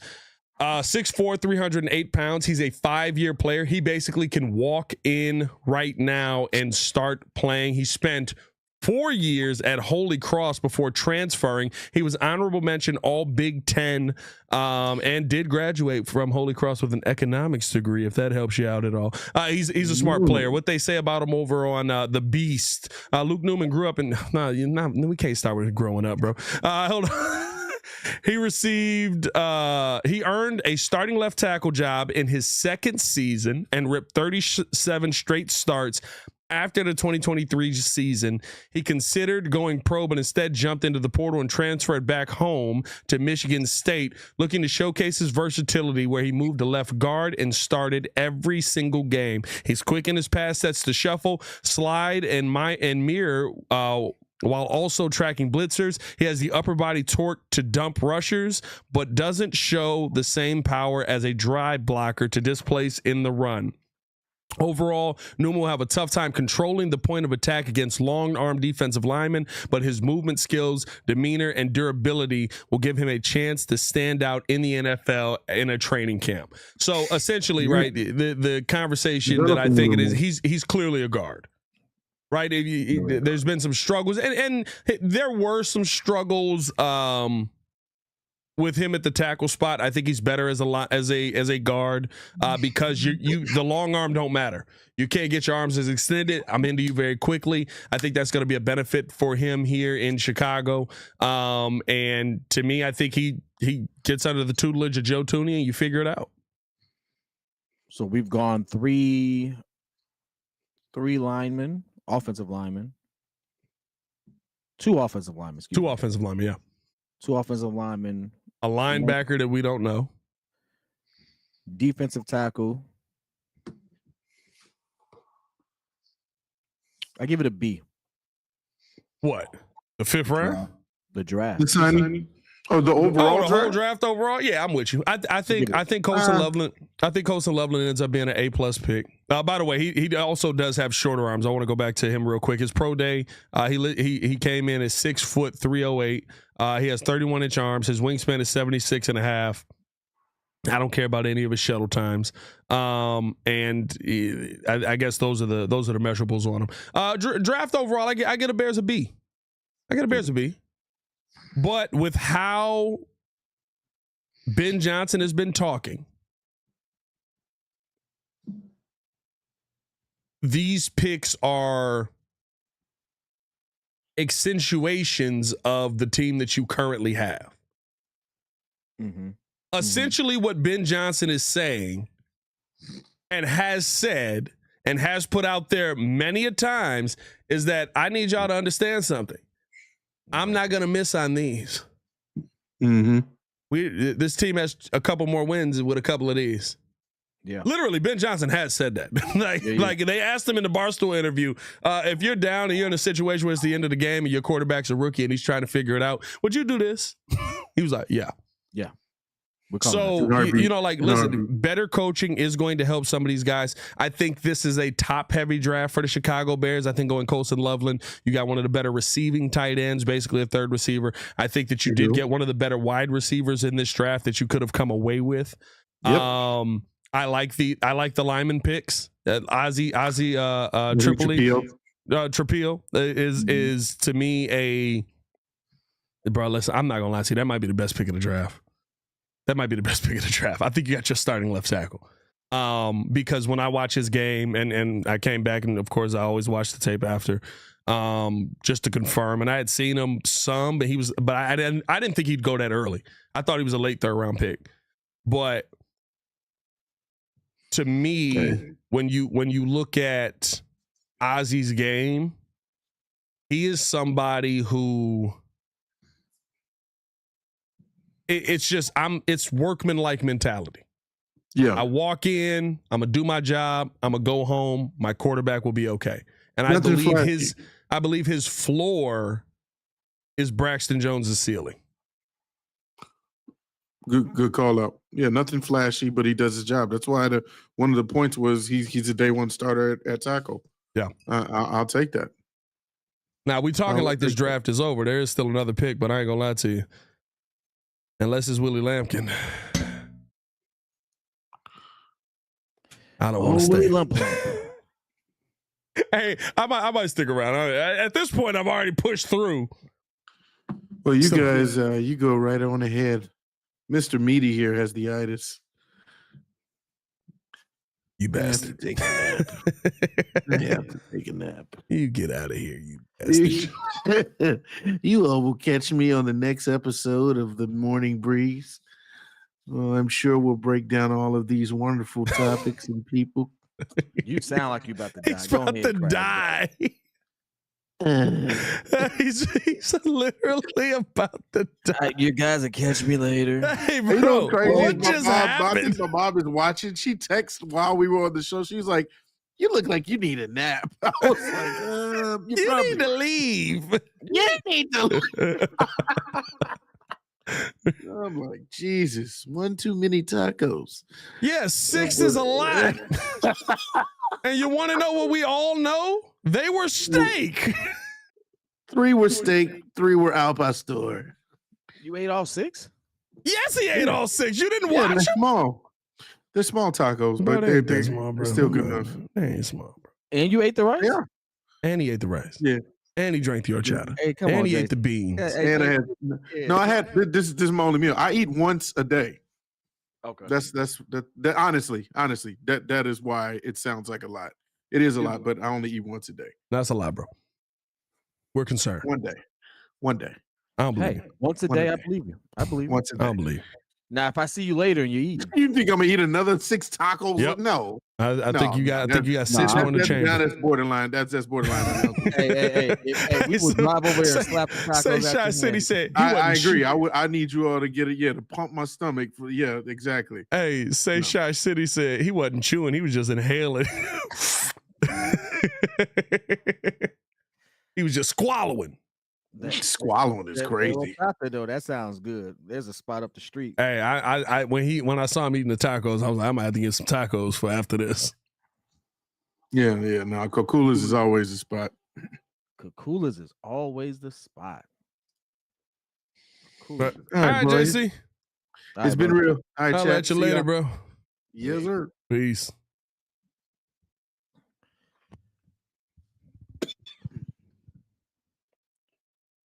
But now I got to adjust stuff for Kid because he looked like a kid doing his best Ashton Genty impersonation right quick. Hey, bro, why they do that man like that? I don't know, man. That was crazy, bro. That was insane that they did him like that. But no, honestly, I like this pick for the Bears. I think this was a good way to finish off what I think was an overall mediocre day. But see, I can't even say that.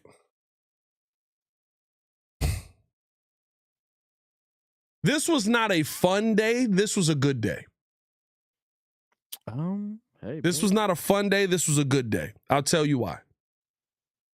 The running backs are going to be there. Yeah. Clearly, we see that. The Bears do also still have a 7th round pick. Mm-hmm. The running backs are going to be there. And the Bears are in a position right now where they came away from a second day with a DB in a market where we know the Bears do well with DBs. Yeah. Right? It's not even like I actually expect this dude to be a freaking Pro Bowler. Not an all-pro, but a Pro Bowler. 6 interceptions his last year in school and is able to go out there and the Bears looked at him and were like, yeah, we like this. The Bears have gotten DB right so many times. I expect it. I don't know about Pro Bowler, but hey, listen. Really well, Pro Bowl don't mean nothing. You know what I mean? You know how I feel about Pro Bowl. But I expect him to go out there and be a Pro Bowler. Maybe not. I'm not saying next season, but at some point in his career, right? And then you got a guard that sits behind Joe Thuney and gets an opportunity to learn while you already got your left tackle to me and Ozzie. And you got a 4th round pick for next season off of a 5th round pick. I hate the linebacker pick.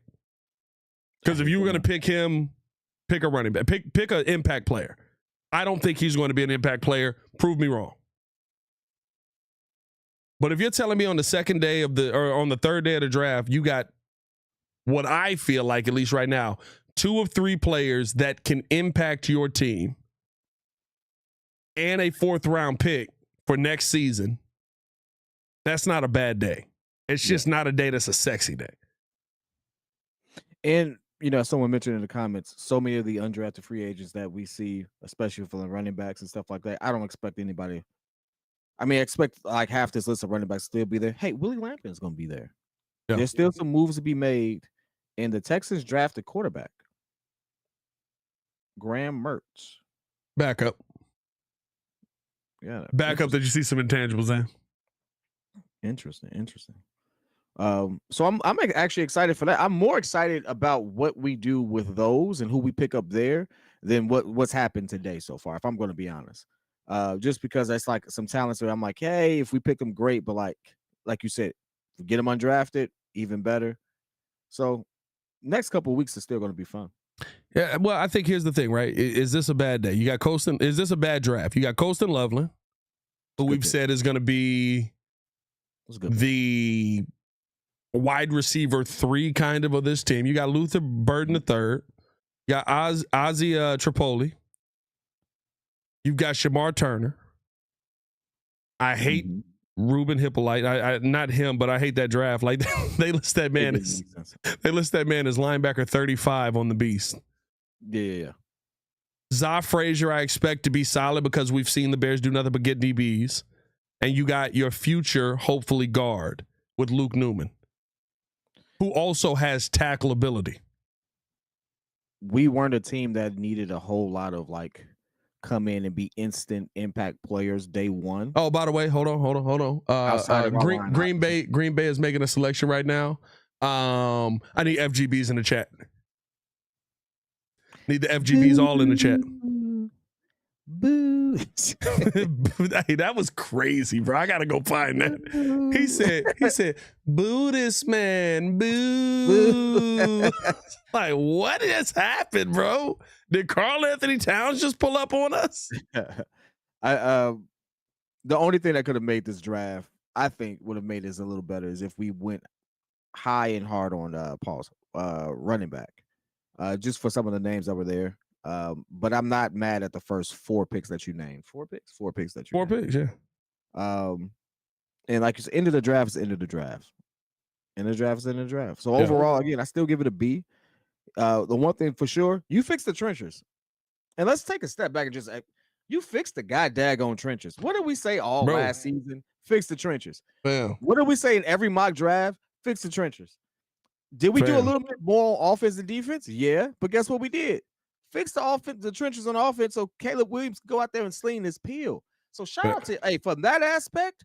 If it works out, great. If it doesn't work out, at least I know you tried. You get an A for effort for me. Because God dag, we could have went out here, got all these running backs, picked up a couple of extra receivers. We could have did a bunch of dumb stuff, but we knew what the need was. He listened to the people in the room. You got the things that you actually needed to have some success on the offensive end. So from that aspect, it's an A. But considering who else we could have drafted at some of these positions, that's why I'm like, it's a B. Here's what I'll say though, right? And it's an A for this reason. Now I'm not gonna say it is an A. I think there's a part that has to play out. And you have to see it, right? Today, I feel like a B, like you said. But if you got your left tackle of the future, even if he's like I'm not telling you he's going to be a top 5 left tackle in the NFL. But I went back and I rewatched this game last night, of course, like I always do. I'm an addict to this stuff. And I rewatched a couple of games that were out there that I can see some tape on. And the notes that I took the other day: steady pass blocker, very active, independent hands. So good at getting the left hand out, make a move, bet, I'm back. Great feet, absolute power and physicality in the run game. I think that he's an incredibly smart player, and on the bottom line, he's freaking massive. He is 6'8" with 33-inch arms. Now, he doesn't have vines for arms, but he's 6'8". That is nuts. He's a massive human being. And when you watch his game, I think that the biggest weakness that I saw the other day, watch it now, I was also half asleep. I need to watch a ton more. But like the biggest weakness that I saw the other day was it felt like because of his height, sometimes his pad level was difficult to maintain. That was the biggest weakness that I saw yesterday. So like people who are shorter coming off of the edge, people who are a little, if you got a 6'2" edge coming off, I saw some moments where he got beat in those moments. But bro, like if you came away with just starting left tackle of the future in this draft, you had a good draft.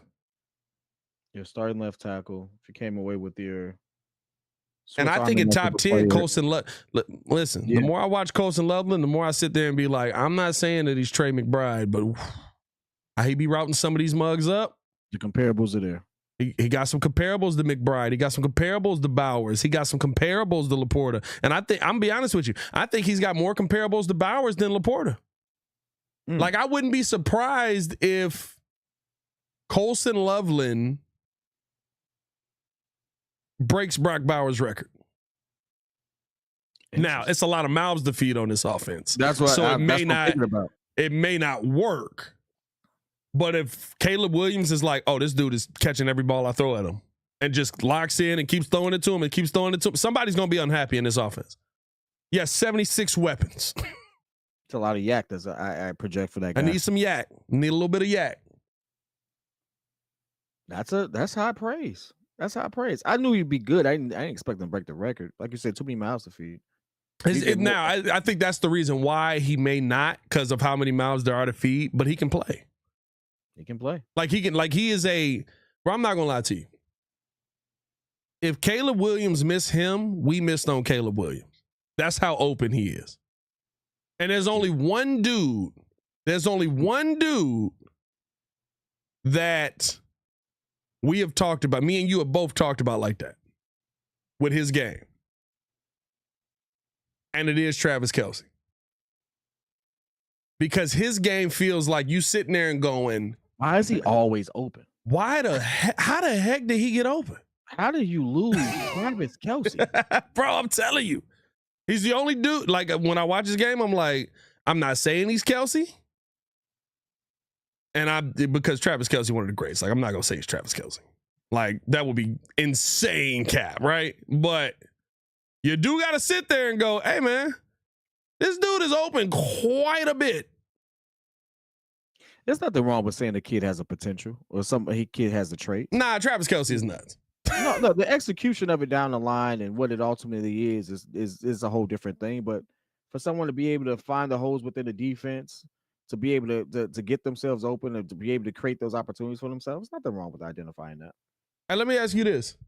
If you were an amazing player in the NFL or NBA, whatever sport you want to go with, and somebody came in and wanted to wear your number, you giving them your number? I saw that with I know where you're going with this. With Warren Moon? Warren Moon did it for Cam Ward. Cam Ward wears one. Warren Moon wore one for the Tennessee Titans. And Warren Moon was like, you can wear my number. Lawrence Taylor was like, kiss my... Yeah. Lawrence Taylor was like, you want to wear who number? Absolutely not. LT is... LT's LT's one of the... This is where LT's arguably the greatest football player of all time. Yeah. That's where the room, we talk about that Hall of Fame room or those all-pro rooms. This is where there's levels to it. LT is at the table with Deion, Tom Brady, and all these other guys. LT may, from a physical, like you said, a physical aspect, may be at the table by himself in some people's book. Yeah. You're not wearing that guy's number. It's disrespectful to ask to wear that guy's number. Yeah. That's someone you show appreciation to for what they've done for the sport. You don't ask to wear that guy's number. So I think there's a lack of humility when it comes to that. But I'm a little old school when it comes to that. No, I think, listen, I believe all they can say is no. Right? All you can tell me is no. So I'm willing to sit there and do the, hey, would you mind if I, and if you tell me no, you tell me no. But the part that I think throws me off with it is they have to retire the number. That. If it's retired, it's retired for a reason. Yeah, but I can ask, right? I don't have a problem with you asking. Nah, I got a problem. But here's what I would say. If I'm LT, right? No, you can't wear my number. And I think this is where, to me, I was thrown off by Warren Moon just giving Cam Ward the number. I would have told LT, no, you can't wear my number. But if you come back and you've had X amount, this level of season for X amount of years, I'll give you my number. Give him something to work for.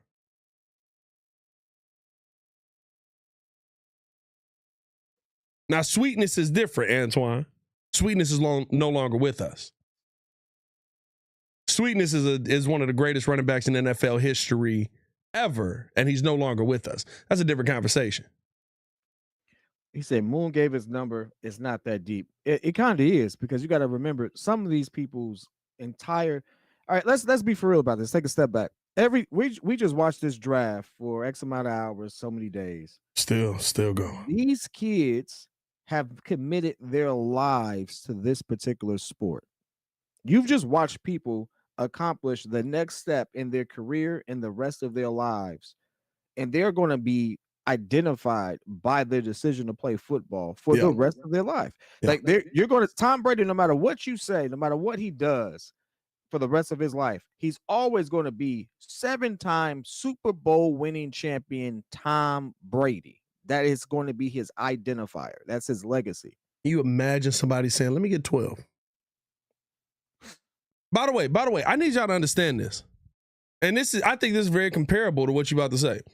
One isn't retired for the Chicago Bulls. Remember when Michael Porter Jr. wanted to wear, he didn't know. So they just gave him a number. He was like, yeah, I'll take one because that was my number. And he was going, not Michael Porter Jr., Michael Carter Williams. Yeah. Was going to wear one. And how the city almost burned down because of it. You can't give him that. Hey, bro, you know people still don't use Derek's locker? Now that I didn't know. I think, no, if I'm not mistaken, people still don't use Derek's locker. It's Derek's locker. Like, that's the kind of respect that being that level of athlete gets you in a city. Now, Derek is nowhere near in his respective sport as important as LT was to the sport of football or the game of football. So I want you to put that into perspective and then realize that asking for the the upper echelon guy's number is disrespectful. Now, only thing I push back on is, and I know we don't talk about this as much as Derek.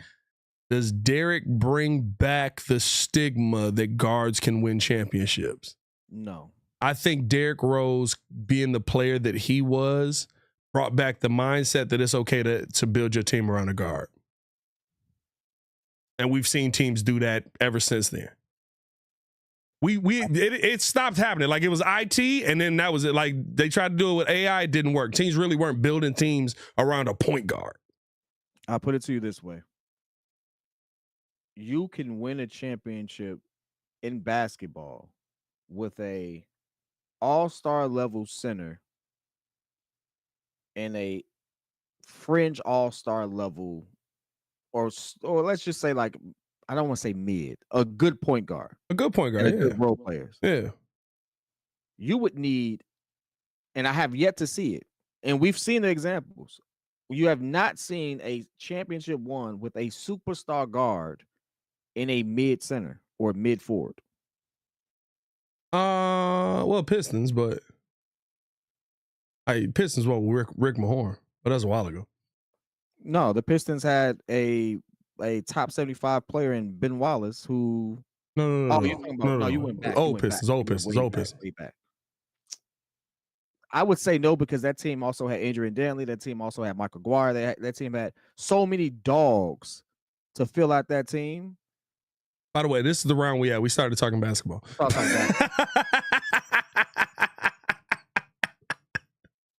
Steph will be a good one. The problem. Actually, yeah. Hey, bro. Yeah, no, that's the one. No, Steph will be a good one. The problem I have with that is Steph without Draymond being a top 75 player, because he's a top 75 player. 100%. It doesn't exist. No, that's true. But you said you could have well, you said it the other way. He's an all-star French superstar center forward. Yeah, but not really the center part. But he also got cooking in the center part when centers kind of died out. So, and also Steph didn't do it by himself. No, Steph had a bunch of people that did it. Steph wasn't a man. KD was a man. KD was a forward. Actually played power forward on that team. Steph, when they won with Clay, you've never seen a backcourt like that. Hey, we go down this whole rabbit hole. Yeah. We're talking about one. Well, I think the point that you were making and that I agree with is that, like, Anthony Edwards wins. If they win, that might be the one. Well, that too.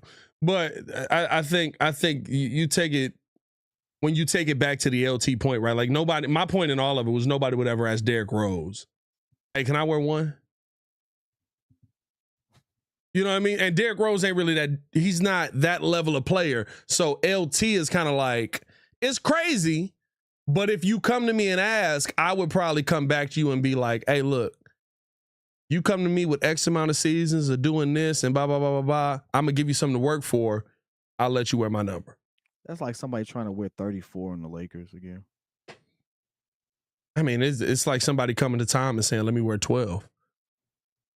Let me wear 12 is nuts." Let's find another number where people don't be like, "Yeah, that's disrespectful," to make you think about it. That's like somebody trying to wear Dennis Rodman's number.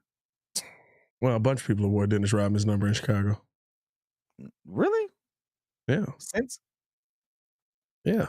We didn't retire that number? No. Why didn't we retire that number? There's no, we didn't, if I'm not mistaken. We didn't retire. No, ain't nobody wore Pip's number since then. Well, Pip's number is retired. Why didn't we retire Rodman's number? 3 years. Not three rings, but 3 years. How many championships the Bulls got? 6. Okay, so he got half of them. All right, so you retired. But it's a difference between 3 and 6. It is a difference. Now, I'm not saying don't retire it. I would say retire it. I'm with you, but if I'm not mistaken,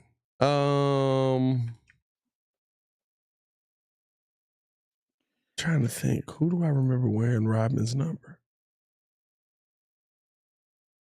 Now, Rodman's number is not getting picked often. You got to think about that. But Rodman on the Bulls is 91. Yeah. But if I'm not mistaken, I have to give people the Bills, the draft. I mean, the scouting staff, or scouting team, excuse me, for the Eagles, the Bills. They still be finding some good people in these drafts, even when they picking late. They still find some dogs, and I know that they got a lot of weapons. I'm not gonna lie to you. I'm a Dennis Rodman, my favorite player of all time. I didn't know why he picked 91. Bob Love's number 10 was retired, and that was his number in Detroit. It was 9 plus 1. 10. I didn't know that. It was hard.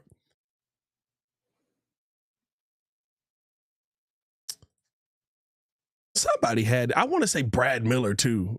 I want to say it was somebody that shouldn't have had it. Not on the Bulls though. I remember Brad wearing something like that, but I thought Brad did that in like Sacramento or something like that. Am I tweaking? You might be, and I might be tweaking. You might be right on that. I thought Brad Miller had 91 at one point, but I may be wrong. He did play for Sacramento. He played for Sacramento. No, you're right. Only person ever wear 91 is Dennis. Okay, you're right. Brad Miller wore 52. By the way, we had pick 207 here. If you were wondering about the NFL draft, man, can we get to this last pick already? And the Chicago Bears trade back. Son of a... Bro, last pick. We still in the 6th round, right? Oh, my G, I need to get something to drink. That's why I started. Oh, man. Hold on, wait. I thought this was the 7th. I don't know why. Bro, we're still in the 6th round. Bro, I'm not going to lie to you. How many people are in the chat? We got 700 on the Twitter side. We might need to do a new over something in the chat. How many we got in the chat over here? Basketball might have killed it. On YouTube. I got 395 right now in the chat. Shout out to y'all, man. If y'all ain't subscribed, hit that subscribe button, hit that like button, leave a 5-star review. Y'all know what to do. We've been live for 5 hours and 30 minutes. This may go down as our longest live stream. Hey man, Castanet and all of them, they need to go. This is what they do. This is tough. You've been on here longer than me. You want to know what? Honestly, though, what makes it not tough? I got a better chair. There's a great chair that I got. And for all of y'all out there that want the gaming chair because it's fun, I had somebody break it down to me. Go buy you an office chair. Go buy you an office chair because gaming chairs were made like race car chairs, right? They look cool. And this is what this dude that sells chairs for a living said to me. Said, where you going? Bro, I heard that. I was like, oh. Where you going? I don't know. I guess nowhere. Oh, are we over 1,100 in the chat? 1,100. Shout out to y'all, man. Oh man, yeah. Brother George came back. He said, "What's our pick in the 6th round?" We ended up taking a guard from Michigan State. Luke Newsom is his name? That's not his name. Pat, you tweaking. There's no way. Wait a minute. It's Luke Newman. Luke Newman. Bro. Newsom was Newsom. It was close. No, in my mind, I was thinking, I went Duke Newsom. And I was like, wait a minute. Is this boy's name Luke Newsom? As the Panthers pick is in. Panthers have had a good draft too, bro. Or you got to think about this. You got Nick Squirt, you got Ted McMillan, you got Princely Umanmielen, and Trevor Etienne. Trevor Etienne is going to back up Chuba Hubbard. Bryce Young, hey, you want to talk about he ain't got no excuses no more. Bryce Young ain't got no excuses no more. I mean, you got to show up, young man. They didn't draft anybody for us. Well, they made moves for his O-line. Well, his O-line was solid last year. It came about late in the season. Because they did no, and I would need people. So talk to me. Come into this season feeling like that because the Panthers did what the Bears just did. The Panthers replaced 5 offensive linemen by going out and signing guys and putting them together. And hey, look, we're going to get this dude. We're going to make this happen. And one of those dudes the Bears should have grabbed. But there's all these things that should have happened that did happen for the Panthers. And it took them until what? Probably Andy Dalton getting in, right? So is that week 6? Week 7? Week 6 or 7 when Andy got in? Let's see. Something like that. I'll double check it. Until that offensive line started to look good. And then when Bryce Young came back, they continued to look good. So as they're heading into next season, they've got a bunch to build off of. They've been together bow. Expect that this year. Because Caleb Williams is going to be behind an offensive line that has 3 people in the middle that have never played with each other. It's going to take time. By the way, your left tackle, you may have just gotten the second round. They benched that man in week 3. Week 3? That's quick. Yeah, they benched him in week 3. Wow. I thought it was so much later in the season. I thought it was later than that. Shout out to that coach. Chris Davis said, look how many pressures and sacks Bryce had before last year. It was bad. Yeah, bro. Look, like it, no matter the situation, and I stand on this. No matter King Booker World, he said this draft is a F minus because they didn't get who I wanted. Hey, that's real. That's real. You stuck to your guns. Cherry said, guys who sell chairs don't sell gaming chairs. They want you to sell chairs, though. Nah, bro, listen, I've had a bunch of people reach out to me and hit me up about the gaming chair. And to like be a sponsor. You know, they give you sponsorships for gaming chairs. I'm like, I'm good. I had them joints that we had bought that one time when I was like, I want us all to have uniform chairs. We was doing it at my house. Yeah. But we done been through some stuff, bro. That's crazy. Think about how long ago that was. Remember we was in the front room of 634? Yeah. In them gaming chairs. Good times. Pat, with all the experience the interior has, don't you think they would gel quicker than a bunch of rookies or something like that? Well, they weren't rookies last year, and they were vets. They had a bunch of vets in Carolina. Oh, that is right. He's absolutely right. Was it pterodactyl? Pterodactyl Pops? Yeah, pterodactyl. I need my glasses. Jesus Christ, that says pterodactyl Pops. It does. Anyway, yeah, the only reason Dalton lost his job because he got the car accident. Yeah, that is true. Yeah, he ended up getting what did he play 4 or 5 weeks, something like that. Got in a car accident, and Bryce finished out the season.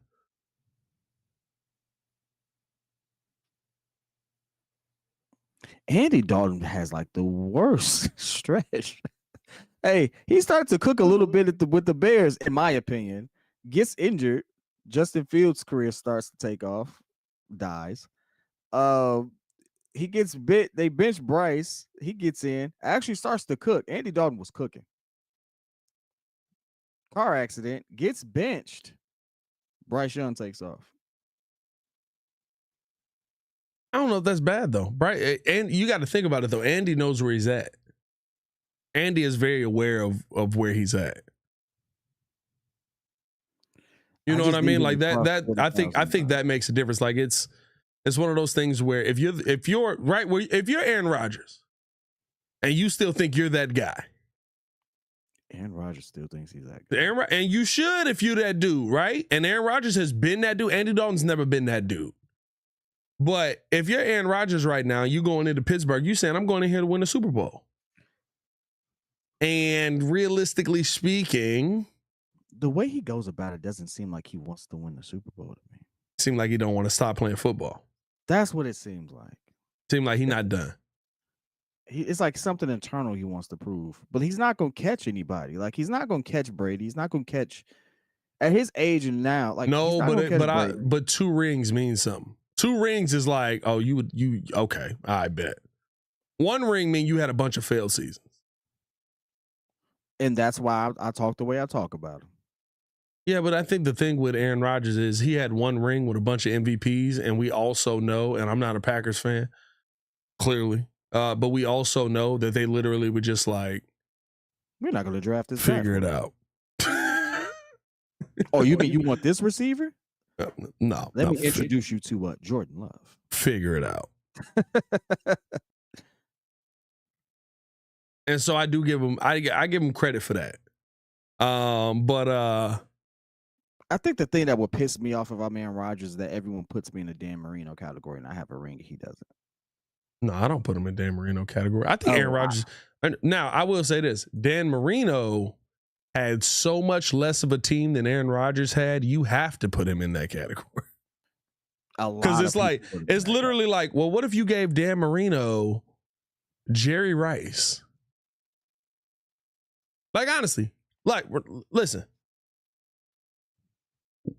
Great teams, you know they players, right? Yeah. Who's Dan Marino's best wide receiver? I knew he was going to say that. That's why I'm looking it up. That's why I'm looking it up. I didn't know. I don't know. But my point is, right? Like, Jesus, I don't know. Who's his best receiver? No. My point is, who is Troy Aikman's best wide receiver? I get you.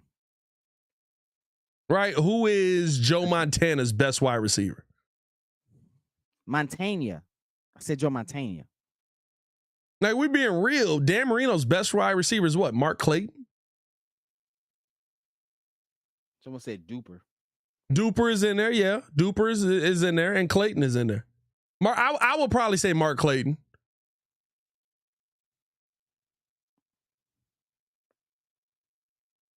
But like you instantly know. Mark Duper. Right? When I sit there and tell you who is Troy Aikman's best wide receiver, Michael Irvin. Yeah.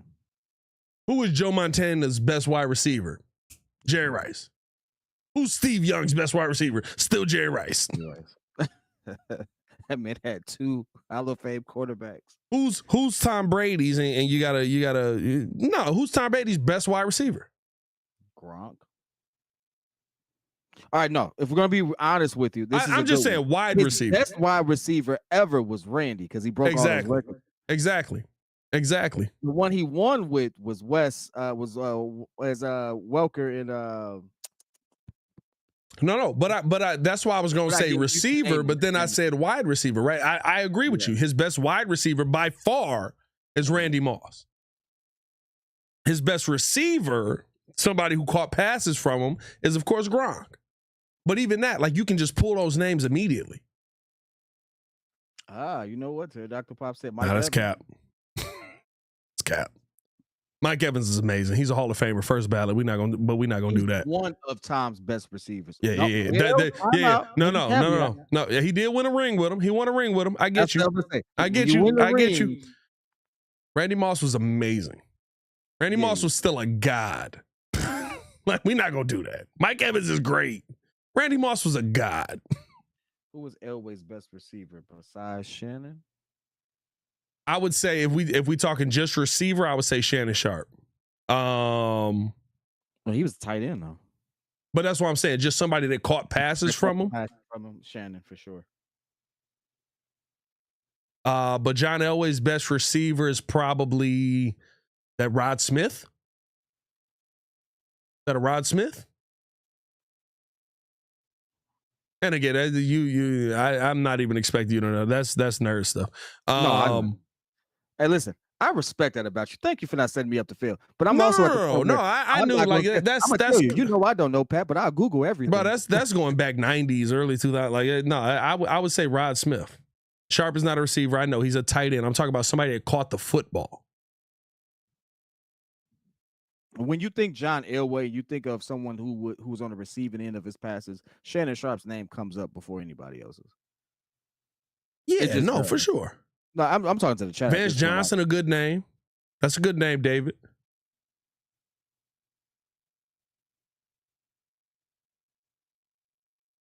Say Randy Moss, but Gronk.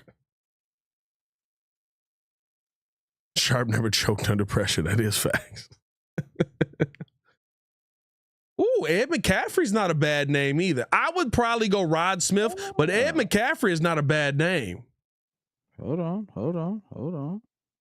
Yes, what you're Googling right now is what you think it is. No, yeah, no. I know that's his dad. I Googled that like months ago. Oh, did you?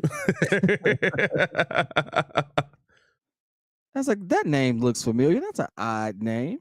Don't see that many times. We're still in the 6th round. Fam, this is going too long. Hey, this is a stream, baby. It's a stream, baby.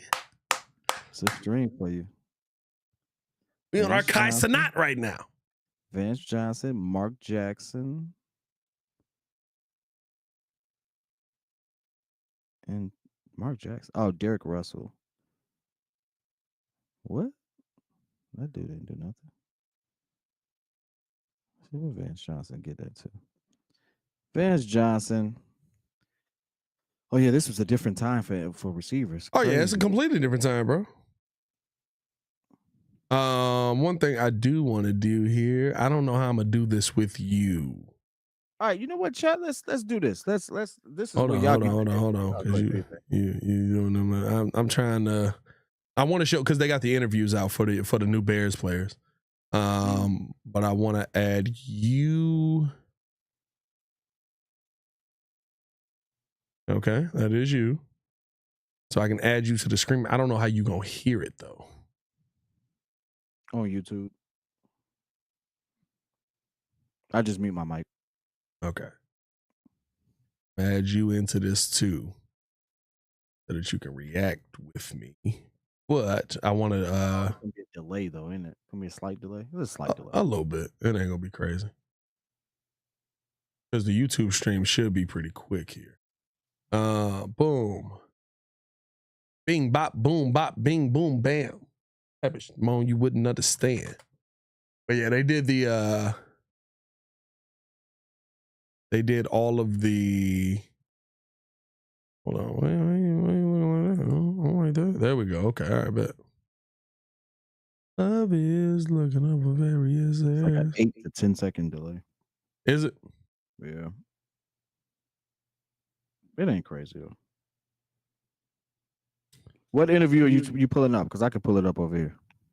I'm gonna do the whatchamacallit, the interview from the players that just came out. Oh, that's why I'm tweaking. Gotta hit this. Bow. Boom, bop, bam. Calm down. Chicago Bears. Da Bears. Trying to. This boy being stupid. You know the funniest thing, like, and I really, this is how much of a nerd that I got with it, because I'm like trying to pick up on all this history. I'm just like, when the league started to change to clearly a more quarterback centric league, why did we miss this boat again? Like, it seemed to start mid to early 2000s, and we were just like, nah, defense. But then I was like, no, Jay Cutler was here, and I was like, protection it's just the weirdest history for organization. I just don't understand. I can't wrap my mind around why they thought some of these moves made sense. And this is from somebody. Stupid is as stupid does, sir. That's my answer to it. Are we? Can I really not? Wonder if it's because this is here. No, that's you. Boom, boom.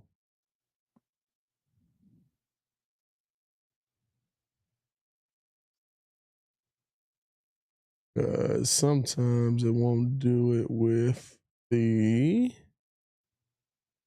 Are you really just like having a stroke right now? Who? My OBS. Like it should just be pulling this up. And it's pulling it up when I go to this. But not. Oh, wait, hold on. And this man gave an interview from his phone. He didn't even have a laptop. All of them do.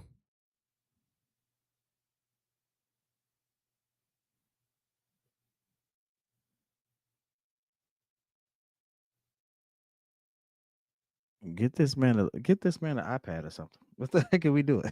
Oh, they at the crib, bro. You gotta think this is day 3. Get this man an iPad. like, get this man an iPad. Like, yeah.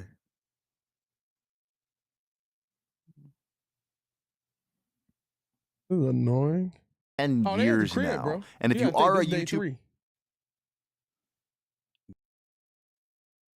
And apparently it's just me talking on a whole nother thing out here. Rub. Bro, if you need to drop my image to show the video. No, I it's got it. not. It's not you. OBS is being stupid right now.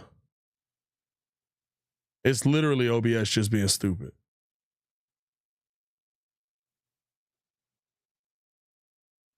And I'm trying to find where and why it's being stupid, I guess. Oh, maybe it is this. Hold on.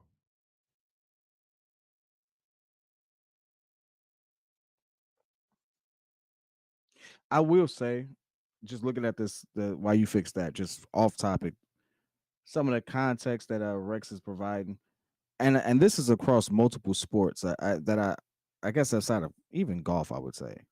Can we please stop comparing errors?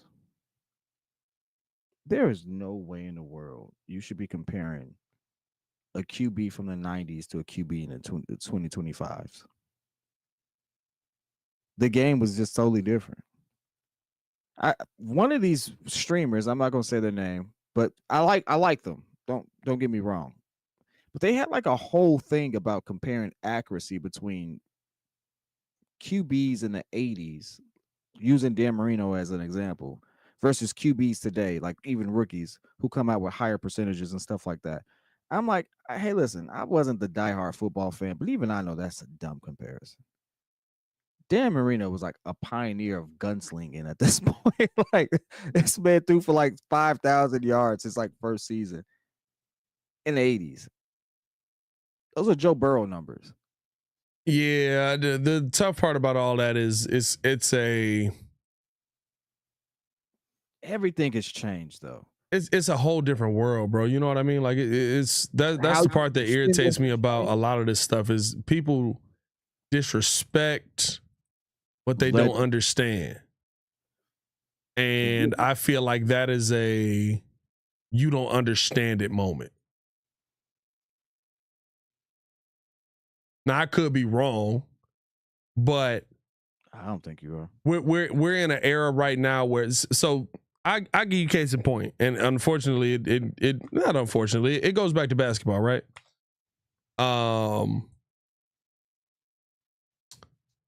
Somebody was debating that, and I'm actually on the other side of the argument, but they were talking about guys like Larry Bird and Reggie Miller and guys like that, 3-point shooters, right? And they were comparing eras. And I'm almost on the so you know Player's Choice, right? They got Big Shaq and all that. So he was arguing basically that because that I can sit there and say Stephen Curry is not the greatest point guard of all because he's not a better shooter than these guys based on their era, right? My problem with that is how do you or do you think about channeling that started talking. Not going in round one into your rookie season, or you just kind of put that behind? Pretty in much theory, they now, are speaking, but that's not what I was looking for there. Know that teams chose other people above me, so this smells stupid. This is really being stupid right now. Were you getting I guess like any intel? That's exactly what I wanted it to do, but it's not showing the video. But anyway, what they ended up saying was that because of this moment in this era, this guy would have been a great shooter. And it's like, well, you can't say that because Steph is taking 12 3-pointers a game versus this dude who is a great shooter, but in his most, Larry Bird took 6. Or, right, Reggie Miller took 4. That's a completely different game of the sport. for me with football, I think football is a little bit more similar right now, but I also think you have to take into account the fact that how quarterback numbers are going to be looked at now is how we look at people's stats in the NBA. Because Tom Brady would never dream of throwing to Wes Welker over the middle because Ray Lewis would have broken his neck. That world don't exist anymore.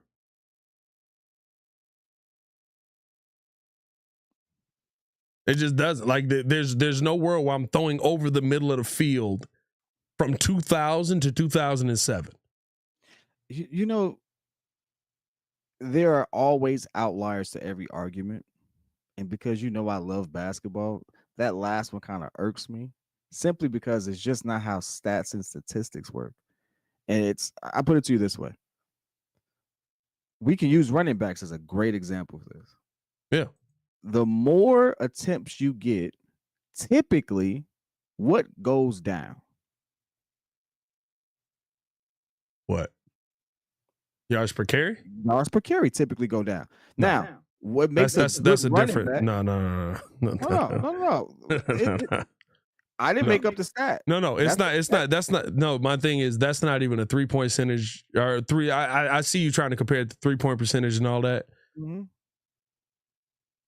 Usually, if you're that guy at the running back position, me giving you more carries per game takes your yards per carry down from 16 yards per carry to a human number.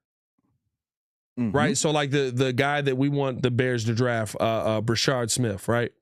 Brashard Smith at Miami on his, I think he had 16 carries in his last season, or maybe 30. Averaged 16 yards per game.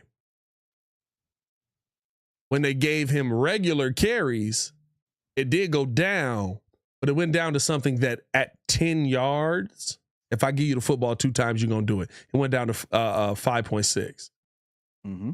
Right. So I think you can't have the same conversation with 3-point percentage where it's like, well, if I increase the 3-pointers, now you don't have the same, your percentage is going to adjust based on how many you're taking, because we live in an era where mugs are taking more 3-pointers and they're shooting ridiculous percentages that we've never seen in the NBA versus in football where, yeah, I'm giving you more carries, but the reason I'm giving you more carries is because every time I give you the ball, you get 6 yards. Mm-hmm. So I would say that's the difference. I see where you were going with that though. But when you compare shooters, and I use that example like you mentioned, like it comes down to a manageable number. What makes Steph Curry the greatest shooter of all time is because when you increased it, the number increased. Right. So I agree with that, yeah. Steph shoots from the field nearly 47% for a guy that takes 13 threes behind, on average, 26 feet from the rim. Mm-hmm. It should go down. It's gone up. And he's the outlier because he's one of the only individuals at that value in the era where everyone takes a bunch of threes, where that is the thing that happened. He shoots, honestly, 0.2% worse for his career than Larry Bird, who was a forward who just so happened to shoot. Steph is a point guard who can shoot and so happen to drive to the cup. Two different spots. So it's like realistically, like Steph's numbers should be more like James Harden, who's 45% from the field or 0.44 from the field. Takes a lot of threes. He hits them at a decent clip. James Harden is on the top 10 list of all time for threes. James Harden is still a really good player. He's a Hall of Famer all the way around. His numbers should look more like his. They don't. His numbers look more like KD's, and they shouldn't. But I think the pushback on that and why I think it's not comparable to football is the amount of shots that Larry took is nowhere near a conversation for Steph. Like his most 3-pointers per game is what? 3? Oh, Larry? Yeah, Larry. Like 3 to 4. Yeah, it's like 3. Like it's not even a conversation for me. Now, I'm not saying if you gave Larry 15, he couldn't do it, but it would be crazy. Okay, I think I got this set right now. Let's see. All right, all of a sudden we can see it. There we go. All right, let's see. What we got here. All right, we're gonna this is a new guard for the Chicago Bears. He's definitely in a field right now. That's in the back of a massive yard. Luke Newman talking about hold on, I gotta make sure I unmute this site. Talking about what he's gonna bring to the Bears. Here we go. Congratulations. Tell us a little bit about the East-West Shrine game. I know that you got a chance to play left guard, right guard, a little bit of center. Like, what did coaches tell you about the versatility that they saw from you to kind of try you at a couple different positions there? Yeah, so day one, starting those team reps, it was really just, hey, Luke, like we're going to try you at a right guard. We're going to give you looks at center and then obviously left guard as well. And, you're just going to have a chance to come here and compete at a high level and also show why you think you're a valuable player in the next level. And that's, for me, that's my versatility. So having a chance to do all three and do a pretty great job at all of those as well was huge help for me in this process and a huge learning tool along the way here.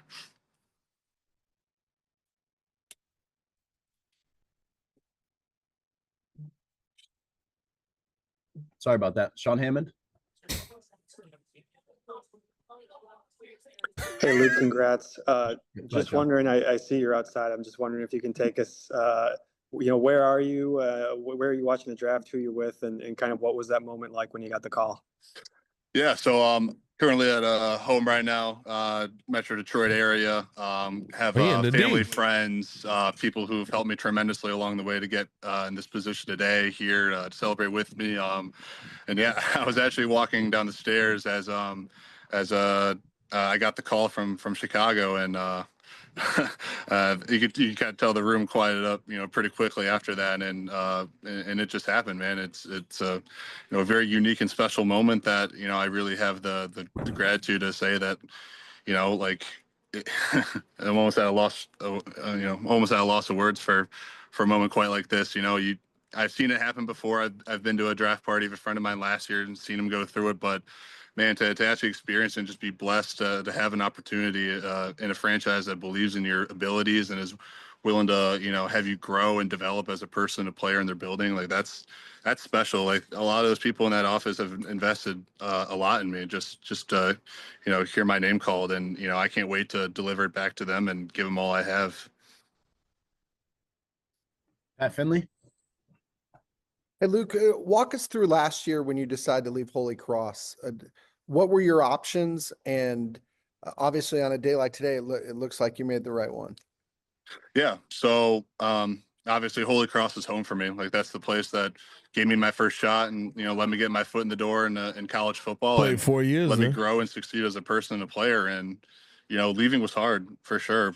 I wanted a chance to showcase more of my abilities at different positions and also take a step up and, play against some of the best in the country. And, I think alongside Michigan State, I visited some great schools. I've took visits to Vanderbilt, Illinois, and Purdue otherwise. But, man, something about Michigan State, just felt like literal home for me, even it being an hour away, which was awesome, just the coaches in that building, man, like that felt like family, and that's rare, I think, to experience, in college, especially at such a high level. And, I couldn't look any further than going away from those guys. Like those guys took a chance on me.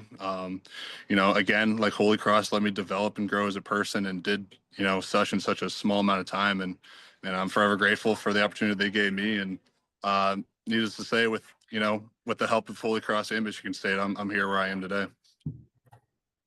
Kevin Fishbane. Hey, Lou, congratulations. You go through your scouting reports. Obviously, your arm length comes up a lot.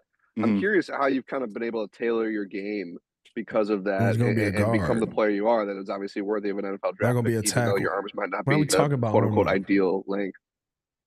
Yeah, absolutely. So, Coach Mihalchek at Michigan State, you know, that was a really big coaching point that he's used with me, you know, for throughout every week of the year was, you know, talking about hand placement and leverage. And, you know, granted for being a guy that doesn't have, you know, the most desirable arm length, you know, I was able to find a lot of success at Holy Cross, you know, even playing tackle and able to Tell him look you know, at the hang on the tape, outside bro. and, you Tell know, him look be at the really tape. successful out there than moving into the inside. It was really just more of the same, just emphasizing where I got to put my hands. You know, you get on guys a little faster than you do at tackle. You know, obviously a lot happens quite fast, you know, when you're playing on the interior. But I mean, same thing always goes. Like, you know, I just naturally take pride in, you know, having quick hands and good technique in that area. And it's something that I can always improve upon and get better at. And, something that can be you know, it's always been a critique for me for, you know, a handful of years now. But, you know, I always look at my film and I could say, like, you know, if I lose a rep here or there, I look at that and I say, hey, that's not necessarily because of my arm. Like, that's something that can be coached and that's something that can be, you know, improved upon. And, you know, and obviously I'm ready to, you know, get to the next level and work on it some more and then become an even better player than I am now. So did you grow up a Lions fan? Yes, I did. So what do you think about playing for Ben Johnson? I love him, man. You know, grateful enough to come down to Chicago on a visit and meet with Coach Johnson and his staff, and he's a competitor. cool. Like he loves to win. Like That's pretty cool. He loves to grind. Like he is just the ultimate competitor and really someone that you would really hope is your coach. And man, I'm just really excited to to play for that guy. And he's had a lot of success in Detroit, and I think he'll carry that over big time here in Chicago. And Scott Bear to close us out. How's it going, man? I guess I'm just curious that over your time at Michigan State, when like you were playing left guard full time, how much did you feel like you excelled at that spot? And is it a position that, despite that you played lots of tackle, that you really feel like you can excel at on the inside? Yeah, so I dig it. Yeah, so there's definitely a little bit of a learning curve to kind of playing on the inside. Some things kind of change up, whether it be with your hands or a blocking assignment, your aiming points. But I mean, needless to say, week by week, we were getting small stuff here and there corrected, and eventually got to the point where I felt very comfortable playing that spot. And also having done some reps of center and right guard in practice as well, it really helped me to be a very versatile player and got me ready for the Shrine Bowl. And yeah, at the next level, I'd love to be playing left guard just as much as I would love to play right guard or center. Just bottom line, wherever I'm best suited and wherever the team needs me to be. That's hard. Awesome. That'll do it for us, Luke. Thanks for the time. Yes, thank you guys. Appreciate it. Hey, he articulates himself well. Yeah, he's like left or offensive linemen usually do not do a great job at talking that talk. Yeah. And he's you can tell he's excited. I love the fact that he's a Lions fan. Shout out to Paul Harris with the $2 super chat. Appreciate that love, brother. I love the fact that he's a Lions fan because that means that he gets to come here and be with a coach that he's probably been fawning over being with for the last couple of years. Yeah. You know what I mean? Like that's what I take from it. Like it's not. Look, like if you're a fan of somebody and you get an opportunity to play with somebody, like that's a whole different world. You know what I mean? Like that's a world that is amazing to live in. And shout out to the Bears going out and getting addressing a future guard that has dominated at every spot that he's been at. But now he gets to be in that Joe Thuney position. Joe Thuney, also a guy who has played left tackle and left guard. Yep. And the fact that he was able to not only just articulate himself in that space, but even handle, I don't know if that's by design, but them talking about his arm length and things of that nature. Loved his answer to it, man. Loved his answer on that one. Something that could be coached up, something he's done well with addressing. Yep. Looks like he put in the work. He seems confident in it. And the one thing I know about this staff as opposed to any other staff is what did Mike Thomas say? He loves when coaches run away from coaching. Man, I don't think Ben Johnson and his team is running away from coaching. Yeah, Ben Johnson and his team are not moving on from coaching at all. By the way, we had 219. The Bears pick is in sight. 233. Chicago Bears final pick of this draft. So far, they've gone Colson Loveland, Luther Burden III, Ozzie Trapilo, Shamar Turner, Ruben Hyppolite II. That's the one. That's the one we got to see. Always that's one. the one. One of these guys don't belong. I ain't gonna speak on it. We ain't gonna speak. Right. Zach Frazier and Zay Frazier and Luke Newman going in the draft for the Chicago Bears. And listen, maybe I'm seeing some of this through Bears colors glasses. I think Ozzie Trapilo is a dog. I think he's your left tackle of the future. I think he's the answer that you need. I think Luther Burden is a phenomenal wide receiver. And dare I say, maybe, kids, you have been talking about trading DJ Moore. I don't believe that's going to happen. I don't think that's the move they're going to go with. But Burden very more tight, and then Colson Loveland leading the way on all of that. Hey, there's some teams that need a wide receiver, and I need some. We need some. We needed picks. We don't really need picks. We got a lot of picks. We got a lot of picks now. I just want to get greedy in the draft. I want us to get a better running back. I'm not gonna lie to you. If I'm not mistaken, now I gotta look. We of course we just watched that, so we may have missed some names on that, but I think the running back we want is going to fall out of the draft.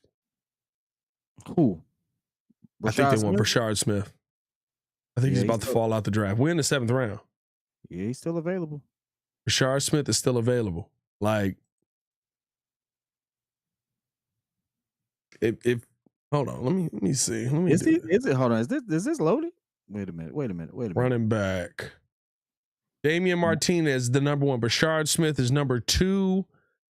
Yeah, you're gonna get him you're gonna get him outside of the draft. And LaQuint Allen, number 3. Yep. I would say DT is done. Wait a minute. Jake Majors is still out there. Jake Majors is undrafted right now. I would love to see Jake. Now he's a little undersized, but nah, that's nuts. Edgewise, Jared Ivey is the best available on that. Wide receiver wise, Isaiah Bond hasn't been drafted. Oh yeah, well you know why that's happened. Undrafted? You know why that's happening. No, not undrafted. Like, give me 5th, but undrafted? That case is wild, dog. Oh, is it? I didn't read the case. Is it wilder than Mike Green? I don't think it's wilder, but it's like that man don't look. He look guilty. He look like he's finna do some time. I want to speak on this because I only got it from 2 other sources, reputable sources, but they conflict. But those are the last 2 I read because I'm wondering why he was still there as well. You say he might be doing some time coming up. I'm saying that he might be paying somebody off or like suspended. Marcus Bryant tackle going to the New England Patriots, by the way. So he might actually. It's not worth it to draft him because he might not be there. Okay, I got you.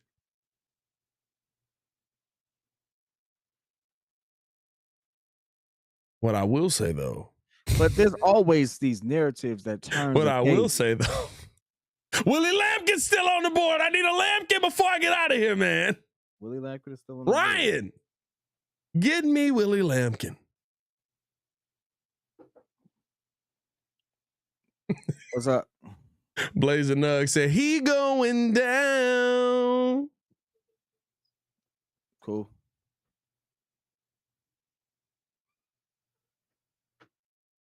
Hey, would you take Shiloh? Yep. 7th round pick. Take see what he got. Yep. If the Bears don't take Shiloh, I ain't gonna lie to you. Shiloh probably not good at football. Bears DB guy's a god.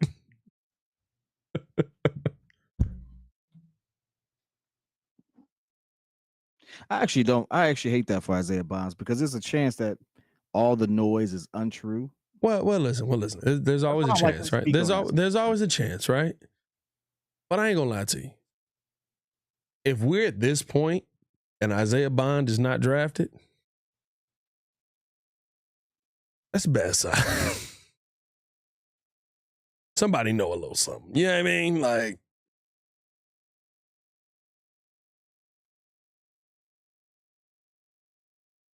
hey, by the way, I reposted our reaction to Seth Rollins. I have watched it like 600 times today. Seth Rollins absolutely dominated that freaking pick. Like, bro, the call on that, bro. I sit there and watch it. I'm just like, this is so good. Like, I know it's wrestling, and so he's already ready to be good at this. But it gets me so hype as a Bears fan. But it was when that mud says, and I love Lambeau Field because the king of the North, Caleb Williams, is undefeated in Lambeau Field.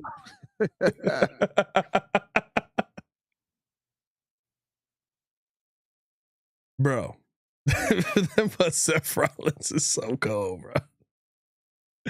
We got to get him on the show. I ain't gonna lie to you. I know some people that we might be able to get Seth Rollins on the show. I got to get Seth on the show. And the fact that they took Ozzy right after that is that got me extra hype. What you got? You look like you seen something.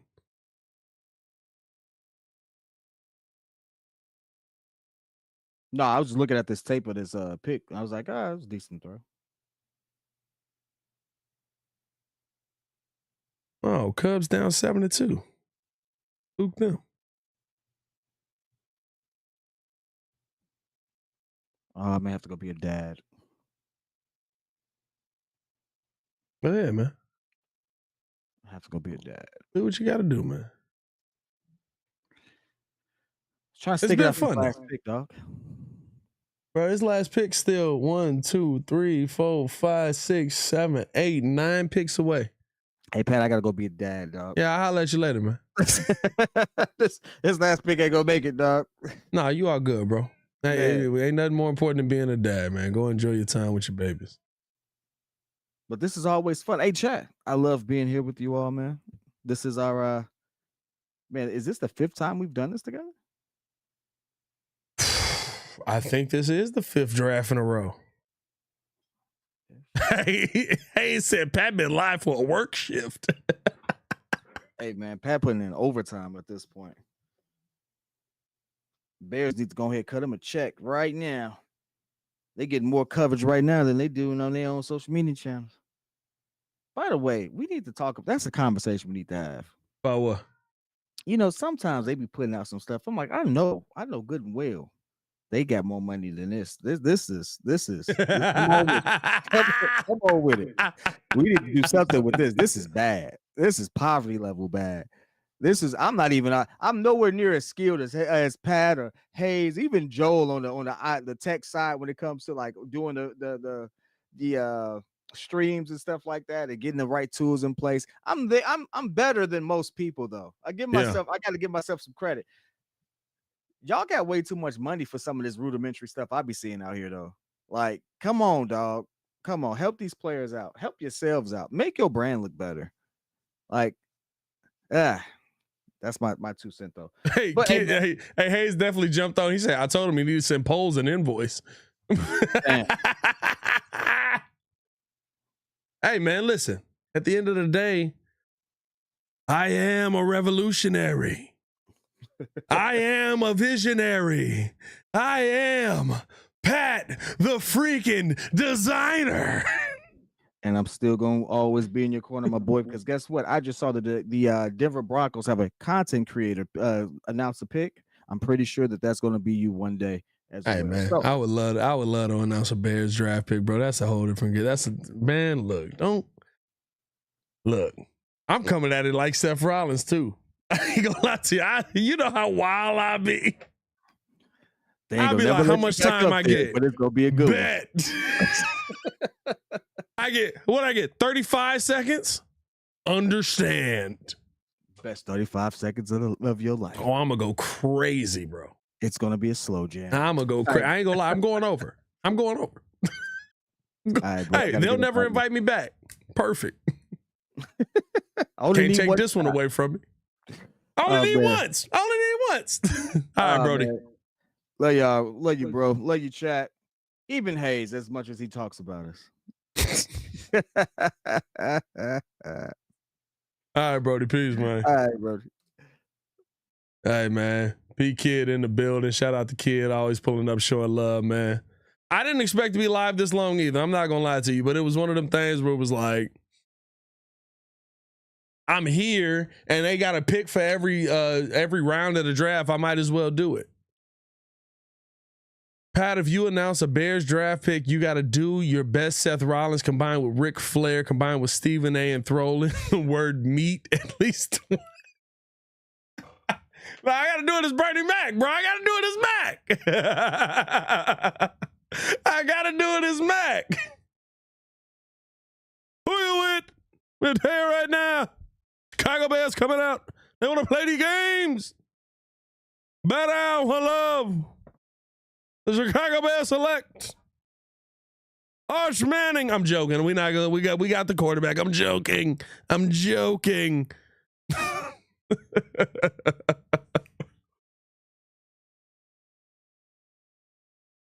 Pat stealing catchphrases from Anthony Mackie. Cut the check.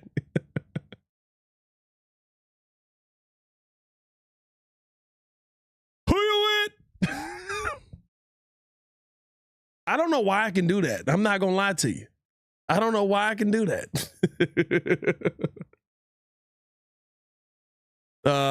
Hayes said, Crimson, why you like, hey, Hayes, leave him alone. Leave him alone, Hayes. Crimson, leave that man alone.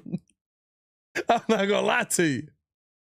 Hey, I probably should have did this before Kid ended up leaving, but I ain't gonna lie. I gotta use the bathroom real quick. I will return in a half a second. Maybe a little longer. But shout out to y'all, man. Appreciate y'all for showing love. Let me see if I can put something up here on the screen. It's just we'll be right back image. I don't even know if we got anything, but I ain't gonna lie to you. I am struggling right now. Let's see.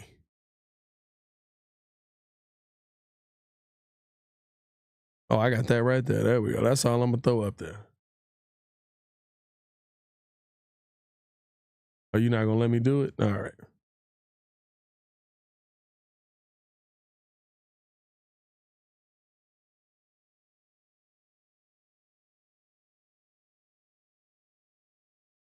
It's doing too much. I'll be right back.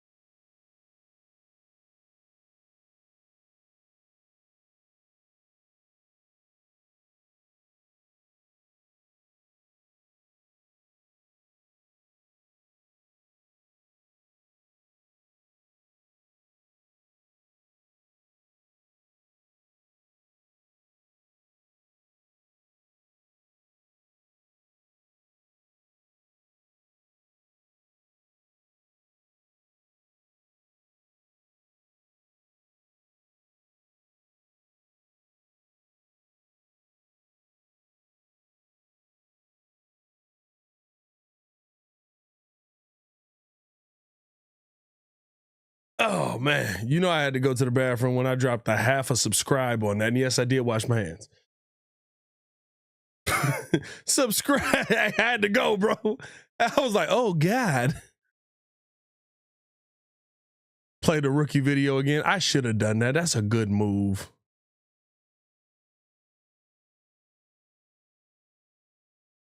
I should have definitely done that. What we got? 1, 2, 3, 4, 5, 6 more picks. 7 technically till the Bears make that move.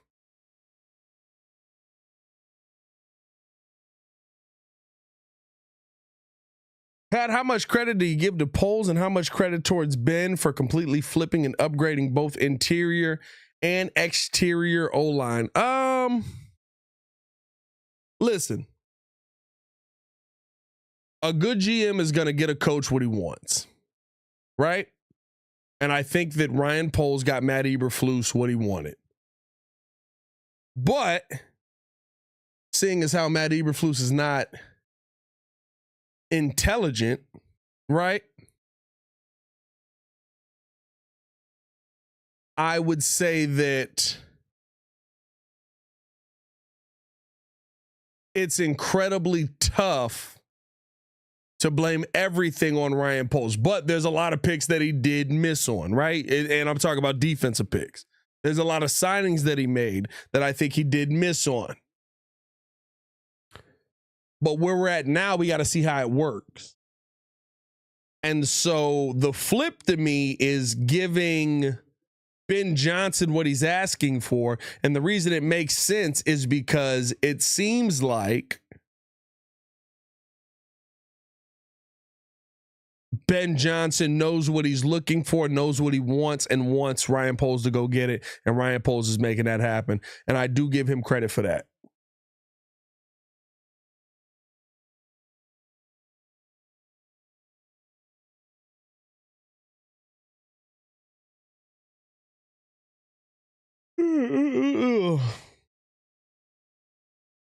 Steelers rebuilt their whole defense, huh? And a little running game. They said, F it, we're going to make it work with whoever we got.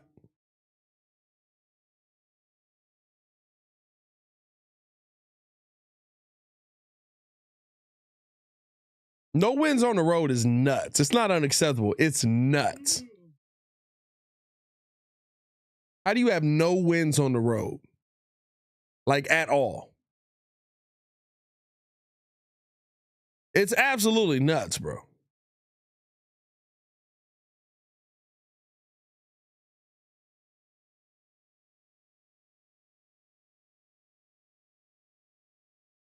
Ever been in a fantasy league for a while and then somebody new joins and their first draft is wild? Not sure at first if they just straight dumb or not. Yeah, this. But see, I don't view any of the picks except, look, your 4th round linebacker pick is questionable. Right? Like, that's the one. Your 4th round linebacker pick is questionable. Outside of that, I like the moves. I trust the DB guy with my life. The DB scout with my life. So, hey, let's do it.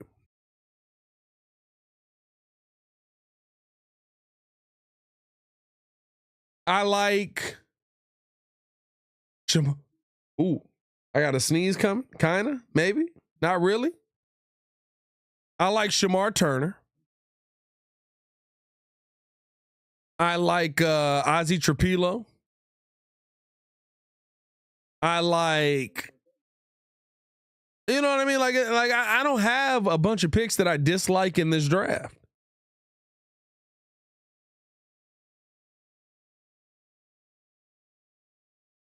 It's really just the one.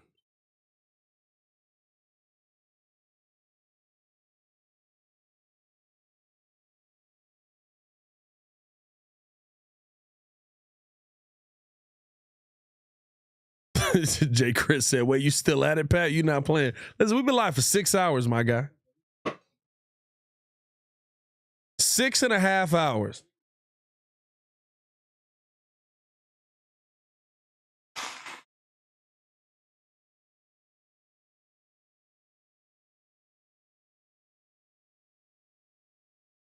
I do got to buy a Rashard Smith to the Chiefs. Oof. All right. All right. That one sucks. Rashard Smith to the Chiefs. That sucks. I'm not gonna lie to you.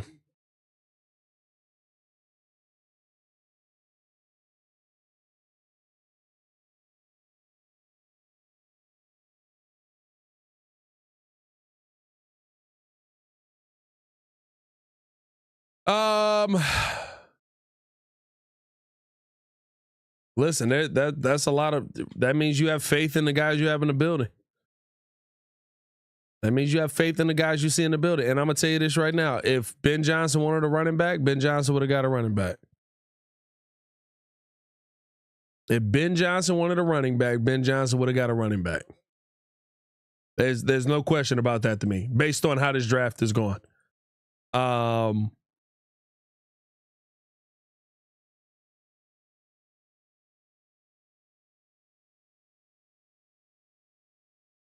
To me,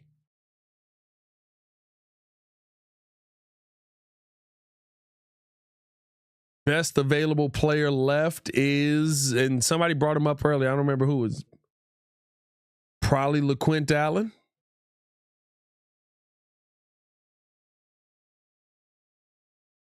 Did Jaquindon go? Did Jaquindon Jackson get drafted?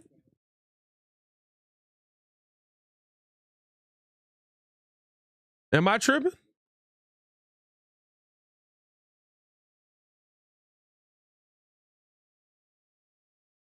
No way Ben Johnson loves Roschon Johnson as the 2. I don't know if he loves Roschon Johnson, but he also has other running backs that can be gotten in free agency. He's also got other running backs that can be gotten in the post draft, the undrafted, free agents that could come out of that. And I'm not at all losing my mind over this. To me, this says that I think there were running backs that the Bears wanted to get, but they also understand I'm willing to live with not getting them.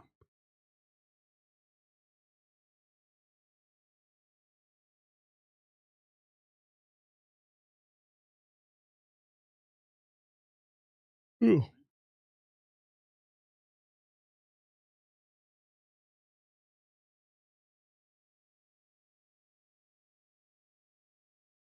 But again, I think the tough part for me is, right, like you always can find that running back position. You just can. We could pretend like you can't, but you can. And especially if you have the offensive line to sit in front of them. You know what I mean? Like,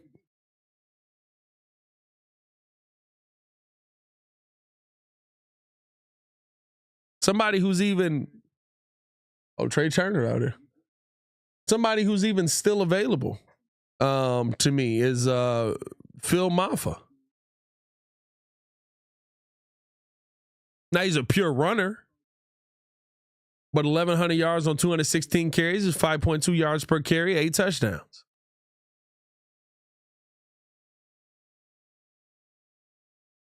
Blazing Nugs, I agree with you. I'm pretty sure we draft Judkins or Travion, and probably more Travion if they're available at 39. And when they weren't, they traded out.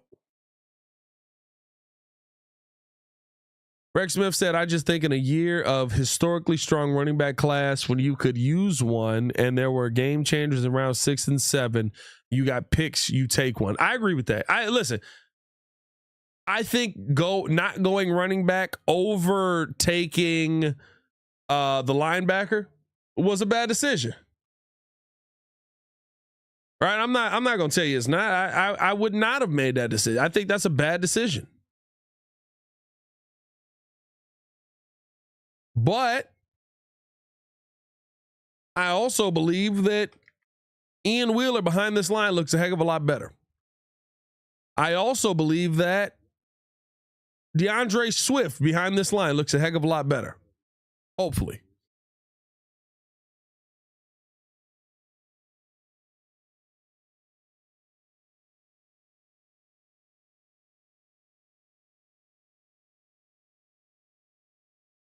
Who is this?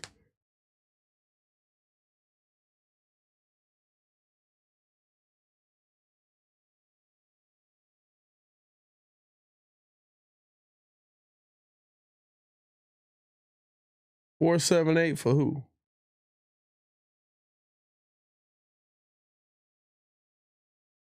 Oh, it's Todd Gurley.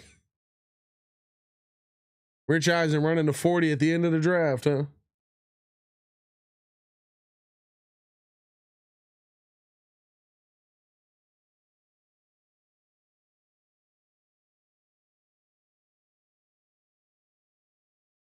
What, he run a 5.42?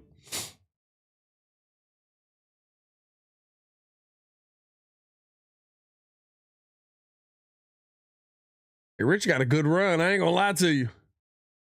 A 6.47. Dang it, Rich.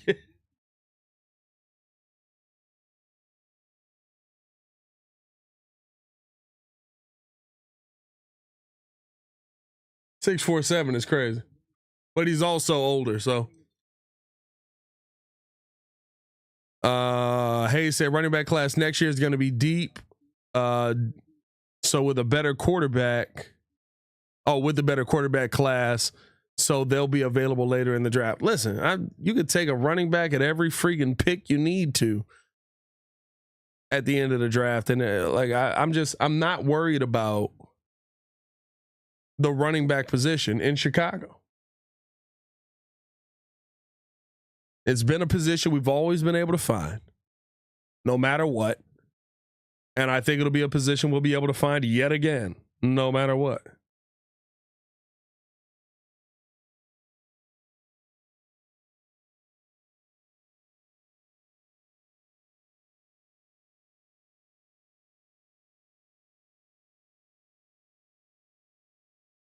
As we got a few picks here, let me do this actually. Let me get back to this here. Oh, we all delete that. Yes. I do want to do this as well, because they also had Luther Burden, and all of those boys at Hallis today. And so let's see if we can pull that up.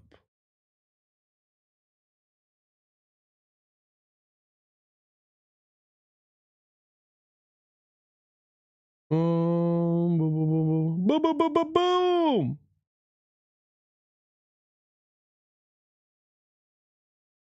Go.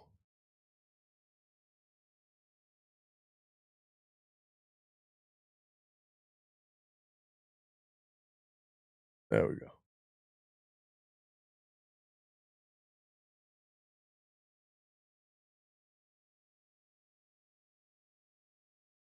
Hold up. What the heck just happened? Oh, I gotta unmute it. That's why. How do you, or do you think about channeling not going in round one into your rookie season, or you just kind of put that behind you? Pretty much behind me now, but it's always in the back of my head. That teams chose other people above me, so I'll see them. Were you getting I see guess any intel from teams in the pre-draft process? Like, were teams saying they thought you could be a first-round pick? Yeah, definitely. Was there any thought after last year? I know you were only coming out of your sophomore year, but did you think about leaving early? Bears are on the clock here. What's earlier? Leaving after sophomore year instead of your junior season. I don't think we can do that. Yeah. If I could have, I would, but Courtney, huh? Yeah, I don't think we could do that. Huh? Courtney tired.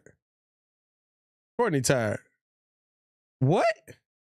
When you got picked last night, what were you? After sophomore year instead of your junior season. I don't think we can do that. If I could have, I would, but I'm shocked by that. I don't think we could do that. When you got picked last night, what were your emotions? Was it Courtney relief? tired? Were you happy? Were you still upset? She been there all day. What were you feeling? No, I was super happy. Felt in a great situation. Felt, blessed. So, I'm super excited to be a part of this organization, and I'm happy that they believe in me. So. You had a pretty big target share of Missouri kind of from day one. What's it going to be like now, knowing that a lot of mouths to feed here. Oh, hold on. Bears did end up going to get a running back. They went out and got Rutgers running back Kyle Monan guy. I ain't gonna lie to you. I ain't watch him. They did go get a running back though. Kyle Monan guy. I didn't watch him. I'll watch him. I'll end up getting a video with y'all. But the Bears did end up getting their running back. Let's go to, and then we'll go back to the dig. We'll go back to the video. Let's check out the Beast Guide, yeah. And let's check out what they're saying about Kyle. I gotta be saying his name wrong. Monan guy? He said, hey, that guy. There's no way I'm saying his name right. He was ranked. Jesus, I can't even find him. Hold on. He's a 7th round pick. All right, Kyle Monan guy, 5'8", 211 pounds. I like that. He's a 5-year senior. He's 22 years old. He was a 3-year starter at Rutgers. Monan guy was a featured weapon in the offensive coordinator of the zone blocking scheme that they ran there that was built around the run game, despite being one of the lowest ranked recruits in Greg Schiano's 2020 class. Monan guy became one of the best running backs in the Big Ten and finished number 2 in school history with 3,200 rushing yards behind only Ray Rice. Yes, okay. A first-generation Cameroonian American, Monan guy isn't going to stand out as the fastest or most powerful back in this class, but he runs hard and is decisive following his blocks on traps and reaches to mortar through gaps. His ball security, 0 career fumbles, I like that, and overall dependability as workhorse will be appreciated by NFL coaches. Overall, Monan guy lacks breakaway speed, but he can pick, slide, and weave through the defense with shifty quickness and run toughness. His competitiveness profile and promising reps on passing downs should make him an effective utility back in the NFL. We do got strengths and weaknesses for him, so we're already doing better than the linebacker, right? We've got strengths and weaknesses for him. He's got aggressive eyes and a tractor beam to developing holes, quick feet to put his way between the tackles. Described as the Matrix by Nebraska head coach Matt Rule, sticks his foot in the ground and gets north, allowing running game to develop, uses shorter stature to hide behind blockers before using quickness through holes, constantly falls forward as a finisher. I'm liking more and more what I see. Reliable ball security, effective chipper and edge block. Hold on now. Effective chipper and edge block or edge pass blocker, launching hand, shoulder into defenders. I like that. Didn't see a high volume of targets, but also didn't register a drop in 2024. Some of the weaknesses that he does have. Runs hard, but will tiptoe inside and lacks ideal run power. Well, that completely contradicts everything you just said in the previous article. Average speed on a stretch and doesn't have an extra gear to constantly win the edge or break away. Gets tunnel vision at times as he races from the hole, bypassing other opportunities. Needs to do a better job setting up open field moves. Averages 13 targets each of the past 4 seasons. That depends on how they're using him in the offense, and is an aggressive run blocker, but doesn't have a stout anchor and needs to develop more nuance, which is something that can be coached there. 40 time on him. Wow. Now, look, I'm not going to be somebody that is here to judge, but he is a 4.6 40 time. So he is all blocking.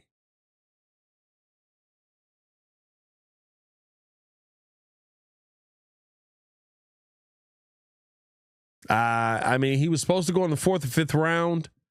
I'll have to look up some tape on him. I haven't seen any tape on him. I haven't looked at him at all. So when I look at him, I'll see they have him ranked as running back 20 on the Beast, and I'll give you more of an in-depth breakdown moving forward. But we're going to finish this stream out with the interviews here with the new Bears that are in the building. And I'm going to get out of here because I'm starving and I am tired. But we're gonna finish it out with this. Jay, whether it's Rome, they draft a tight end in the first round. Is that going to be a mind shift to go to a situation where you're not the number one target? I feel like this year prepared me for that, not getting, as many targets as I want. So I feel like it prepared me for, next level. Is that a function of just the attention other teams were giving you? I know you played in the slot a little more last year than you had the year before, right? I just say more attention, pretty much, the focus. Hey, Luther is literally DJ Moore. So I feel like teams, just he hate talking to anybody. Pretty much focus on me a lot. So, try to take me out the game.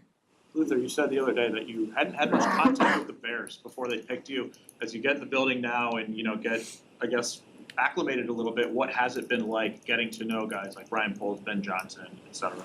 It's been great. I feel like, this organization has a, great group of guys in this facility, that's going to do everything they can to do, win games. And, that's why they brought me here to, help them win games. That's what I'm going to do. What do you think is the best thing that you do with the route running, speed, yak? I'll say everything. I feel like I'm pretty much built to do anything, on the field. I can catch, run routes, make people miss, score. I can do it all. We hear about your talks with Ben Johnson. I mean, you hadn't met him, I don't think, as of last night. What have you gathered from him today as far as role and expectations, things like that? Not much a role right now. Just getting in the building, meeting everyone, and pretty much congratulating me, and just pretty much just meeting everyone. You mentioned last night that you and Caleb are in theory going to beat Oklahoma together. What about his game fits yours and conducts? I feel like he's a great quarterback. But Quentin Allen ended up going to the Jaguars. I feel like Oh, by the way, the Packers are picking while he's talking right now. Drop some FGBs in the chat. Finish out strong. I love football. Like football has opened, so many opportunities for me. I love football to death. It's my life. It sounded like Antoine Randall was the guy you connected most with. What do you see in the relationship with him that should be effective for you early on? I feel like, the relationship gonna grow over time, and we gotta find a way to trust each other, and just build, each and every day. And we got the same goal. We're trying to win games here, win playoffs, win Super Bowls, and we locked in. So. We hear about your competitiveness, your toughness. Where does that come from? I think it's just in me. Like, just where I come from, and being overlooked, my whole life, and I just love to prove everybody wrong who got something negative to say about me. What did you learn from last season about how to not get the ball off? Micah Robinson to the Packers.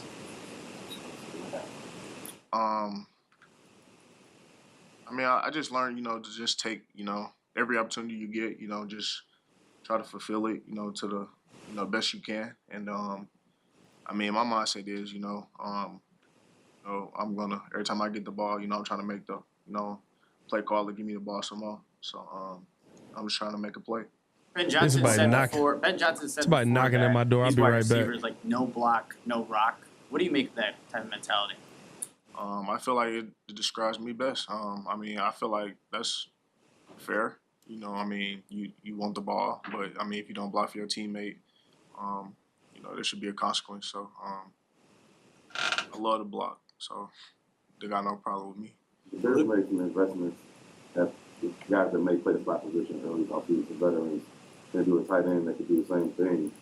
When you come in there, but they still feel like they couldn't pass on you, what does it mean to you that they still feel like you can come in and compete in a room they've already invested in? And then what's your mentality going into, training camp to earn a spot?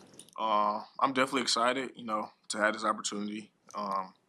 It's once in a lifetime opportunity, and I'm just ready to, compete, get to work, get around the guys, and just learn, be a sponge, get under a bit, and just learn as much as possible. And I feel like what I do on the field is, gonna take care of itself. So, Luther, you talk about proving people wrong. What are you out to prove? I'm the best. Oh What has God. it been like over the last, 24 hours? Now that you're here, I and like being that. in the building, like what has this part of your experience been like now that you're here? Yeah, I mean it's been a little bit of a whirlwind. It's crazy. I don't know if the emotions have fully set in yet. It's my my dreams for as long as I can remember are coming true. They're unfolding right in front of me, so it's really incredible. Coming here, meeting everyone, it's still surreal. So I'm sure I'll hit a wall eventually and it'll all kick in. But no, it's been exciting. That's why you probably said that you just want to do whatever it takes to come to as fast as you can several times. Are you looking for a coach to just say, hey, play this side or that side, or do you kind of want to display that you can play both and see which one gets you there faster? Yeah, I would say, yeah, exactly like the second thing you said, show all my abilities, show that I can play both, go out there, compete, and then, let the rest unfold. What all do they have you doing today in this first visit here? Yeah, it's, pretty much what you would expect. You get a tour of the place, you get to meet a bunch of great people. The staff has been incredible, very welcoming. Willie Lampkin went undrafted. See I all just the thought about facilities, that. Everything they got. Has he been drafted check yet? the boxes My of bad. a first visit, kind of what you would expect. Ozzy, the first thing that stands out to you about probably most people is your height. Yeah. At 6'8", how has that helped you and maybe hurt you at times too? Yeah. No, it definitely has its pros and cons. I think the most obvious con is I'm a taller guy. People are, I'm more susceptible to have people get under my pads. So it makes me, have to fight harder to maintain good pad honest. level, maintain good posture, balance, all that, which is something that I really focus my game on. Now it has its pros as well. Being a taller guy, you're able to keep people away. Being just bigger, you're naturally going to be stronger, be able to carry more weight on you. So the normal pros and cons. Ozzy, your teammate Shamar Turner was talking about why he plays with violence on the defensive line position. What does playing with violence look like for you?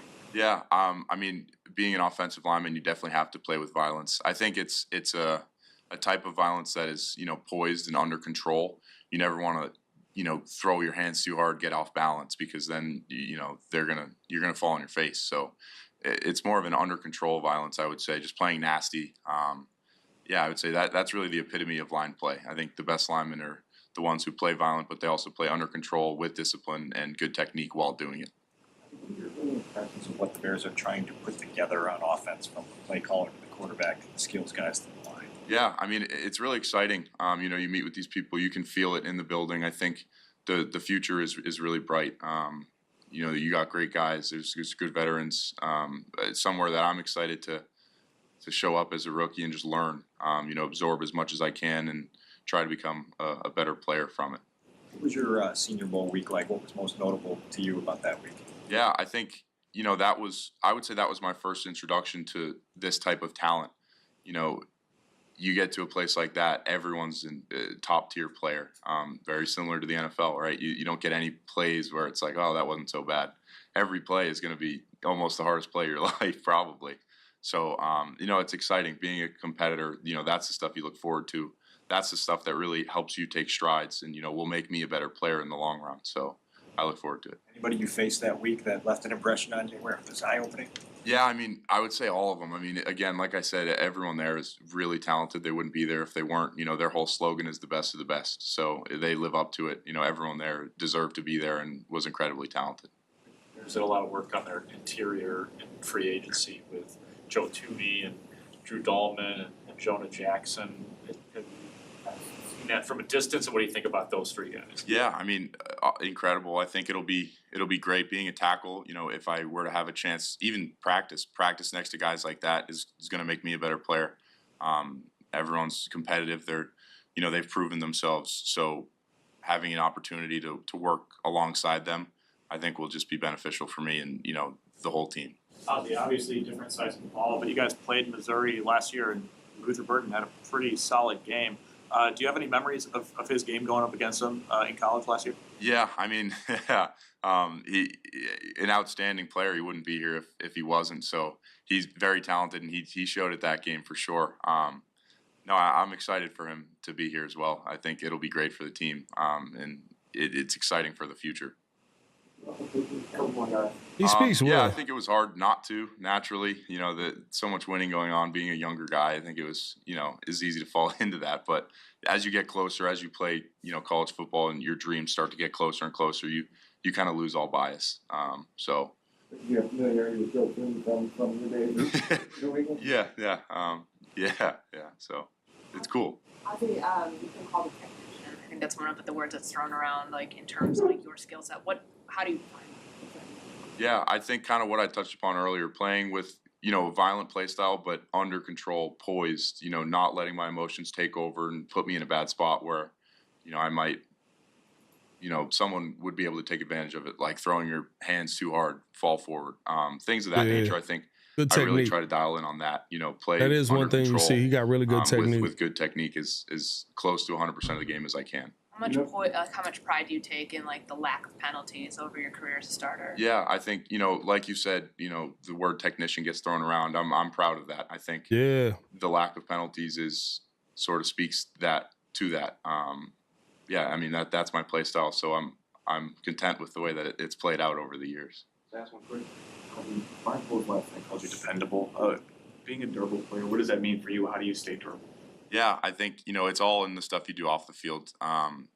Stretching, diet, sleep, everything plays into it. So BC's done a great job kind of exposing us to that and what you have to do to continue to be dependable. So I've picked up habits that I'm going to continue to do at this level now, and then just continue that tradition of being dependable, being available when needed. So. How you doing? I'm doing good. Welcome to the team, young fella. Samar, Welcome to the seemed team. pretty shocked when the Bears Shout out drafted you Samar too, yesterday. man. Now that it's been a day, you're here. What are the emotions like now? Oh man, I'm just excited and ready to go, bro. Happy for the opportunity, blessed for this opportunity to be a Chicago Bear, man. It feels great. When you were making the transition from edge to inside, what did you have to do body-wise to adapt? Shoot, I had to I had to gain a little weight. Start eating my Chipotle and stuff like that. Had to lift a lot more with Moffitt. Had to get some extra time with him. Just get bigger, to support them double teams and stuff like that on the inside. Do you sense that's going to be part of the NFL transition as well as just adding more bulk and weight to survive in there? Sure. However, whatever it takes to pretty much play how I want to play in there and still be successful and efficient. Yes, sir. Well, what's it like to join a team that Did you really draw? loves your violent style of play? Oh man, it feels Hey, great. hold on. Going somewhere where hold they on. won't try to. I'm gonna let them finish what he doing. But I gotta show this on the stream. My baby made me a card, right? Gotta work on that A. Say to dad. Hey, that's hard. Hey, that's hard. You drew that? You drew that? Thank you, baby. I love you. Can you go blow your nose for me again, though? Thank you. Hey, that's hard, bro.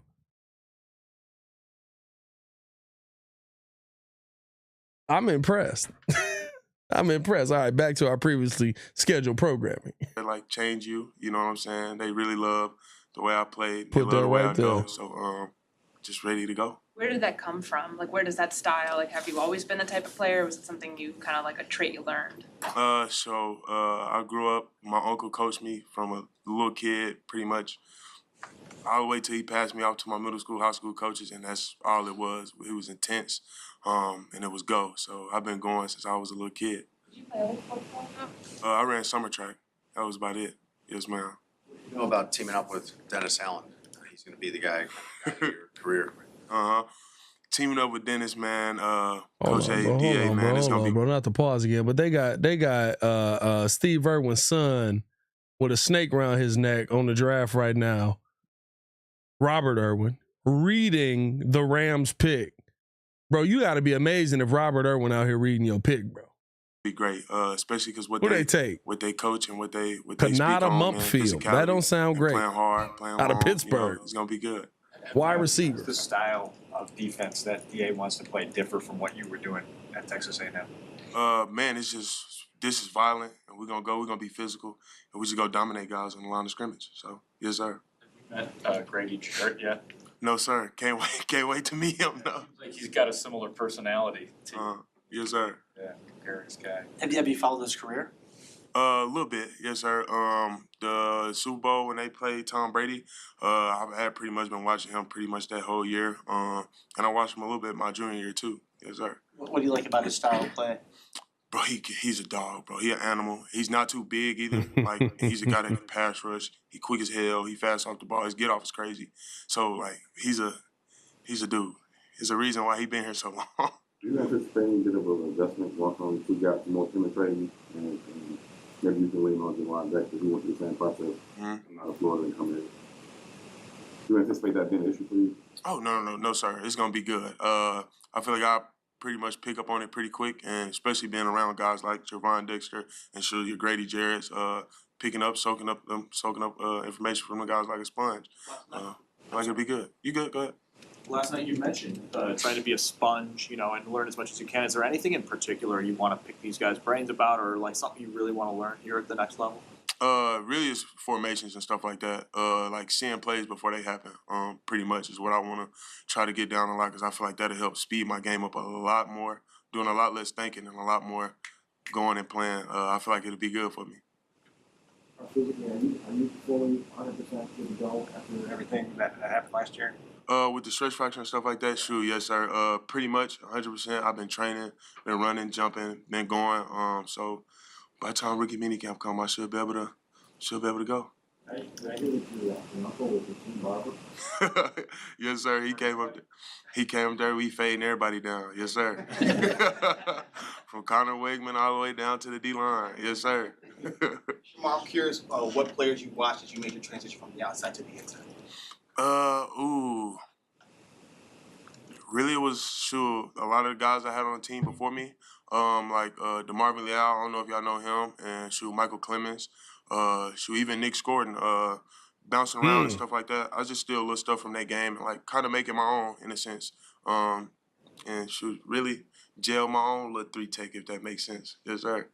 Shamar, you talked yesterday about leaving a legacy. It's the start of a long legacy. What would leaving a legacy for you in a historic franchise like this, what does it look like? What does it mean? Man, all the accolades that's possible, Super Bowls, everything. Winning. Yeah. Winning is a big part of legacy for me. And hopefully getting a few rings under my belt. Gold jacket, Pro Bowler, all that, bro. 10, 15 years, like literally everything a successful NFL player has to do to be successful or be on that pedestal, man, I want to achieve it. When you were playing on the inside, I think it's half your snaps 2 years ago or at defensive end, and then to kick inside, what necessitated or precipitated that move? Really just my ability to be able to do pretty much anything on the D line.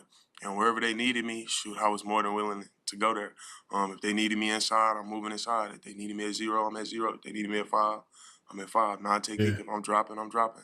So whatever they needed, I was there for them. I love this kid, bro. Nick got drafted. I love this kid. Shamar got drafted. I mean, to have that much talent on the defensive line and be part of that, how did that help you develop as a player? I mean, it helps you a lot. Not being the only guy. I'm trying to get him on the pod with me and J-Mac. You can learn from and get information from, soak stuff up from them. Like Nick, his spin was crazy. I couldn't spin on the inside this year, but I learned a lot of little pass rush stuff from him and made it my own. Bringing you in, the Bears now have at least 4 interior D linemen that they feel pretty good about. How you guys can go about pushing each other, friendly competition as we go through camp, preseason, and on into the regular season? Oh man, it's competition, and I know them guys are probably pretty respectable guys. So I mean, it's just gonna be friendly competition. We all trying to get to a certain place, so it's just gonna be pushing each other to get where we want to go and be successful as a group. Excited you're going to have probably a more clear path to the quarterback. Not everybody's going to be set all the way back in shotgun in the NFL the way they are in college. Yeah, no, it's gonna be fun. I think here at the next level, it's gonna be pretty exciting for me. Yes, ma'am. I love it. I love that kid, bro. I ain't gonna lie to you, man. Shemar Turner probably is my favorite pick out of the bunch of everybody. First off, he's a monster. I think since then they just dropped all the other guys that have done that. So if they did, we can tap into them. But man, I appreciate y'all rocking with us, man. We had 7 hours live on this stream. 7 hours live on this stream right now, man. Went live for the entire second half of the draft. Did we do Zay? I think Zay's the only one left that we didn't do. But we'll do Zay Frazier real quick, and then I'm gonna get up out of here, man. I love y'all, man. I love y'all. Bear down. I need bear downs in the chat. JUCO and then UTSA, and now here. Can you just take us through your college journey leading to be drafted today? Oh man, my journey was long. It was a long journey, man. I came out of high school under recruited. I went to Southern Illinois. Out of Southern Illinois, I went to Coffeyville Community College. I went there COVID season. I played the spring and the fall there, and then I ended up going to UTSA. So it's been a long road, but it's definitely helped me prepare, helped me be a better man, and just helped me like physically and mentally. How do you think it has helped you like go into all those different stops and going through all that to make it here? I'm just able to adapt anywhere. It don't matter where I go, I can adapt. I can be able to adapt to my environment and go from there. Adam Hogue. Zay, what do you credit to what clicked this last season? You kind of finally had that breakout season. Big reason why you got drafted here. Like, why did it all come together? I would say just having the preparation. Having my season taken away from me last year due to academics. It was an unfortunate situation that was out of my control. So I had to deal with that. I had to learn how to fight through some more adversity that I've never been through, and that actually like helped me prepare for the field as well. Because Now I don't know his story. I'm not even gonna act like I do. He got his season took away from him for academics, and it's not his fault. I got a question.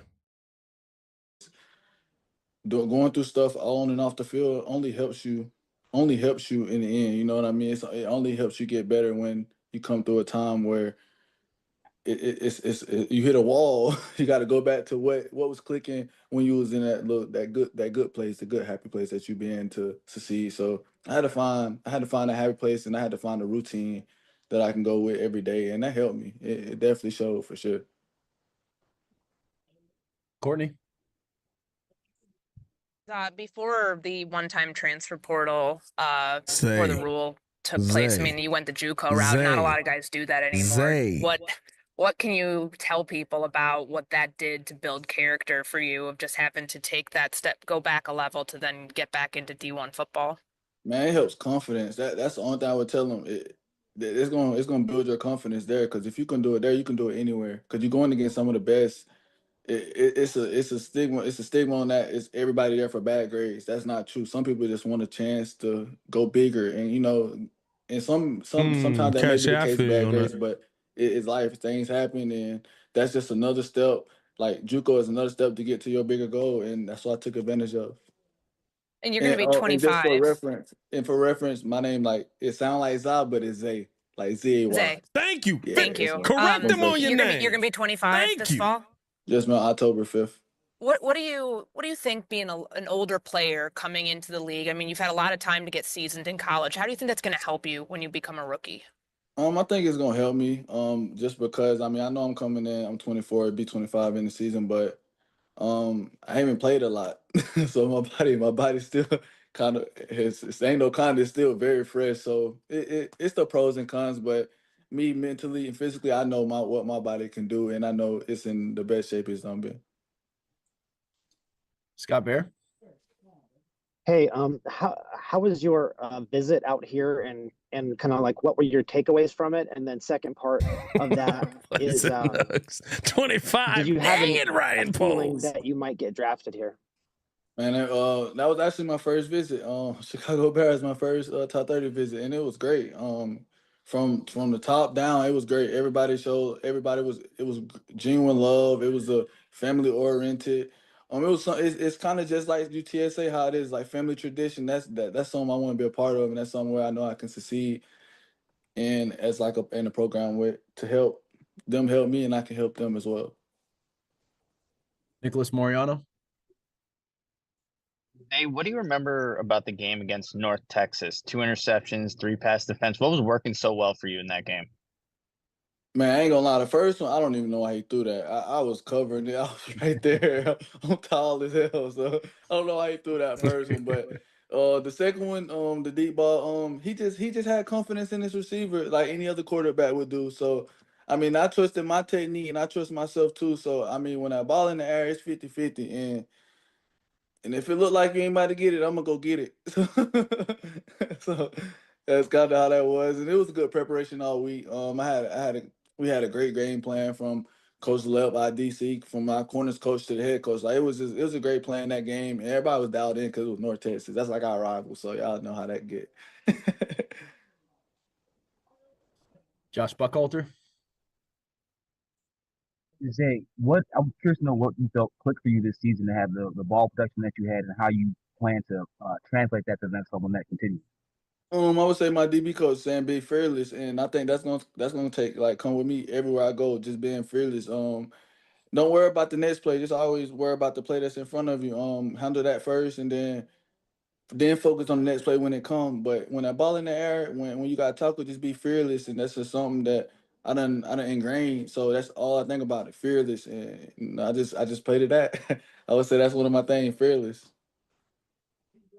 All right, last two. Pat Finley.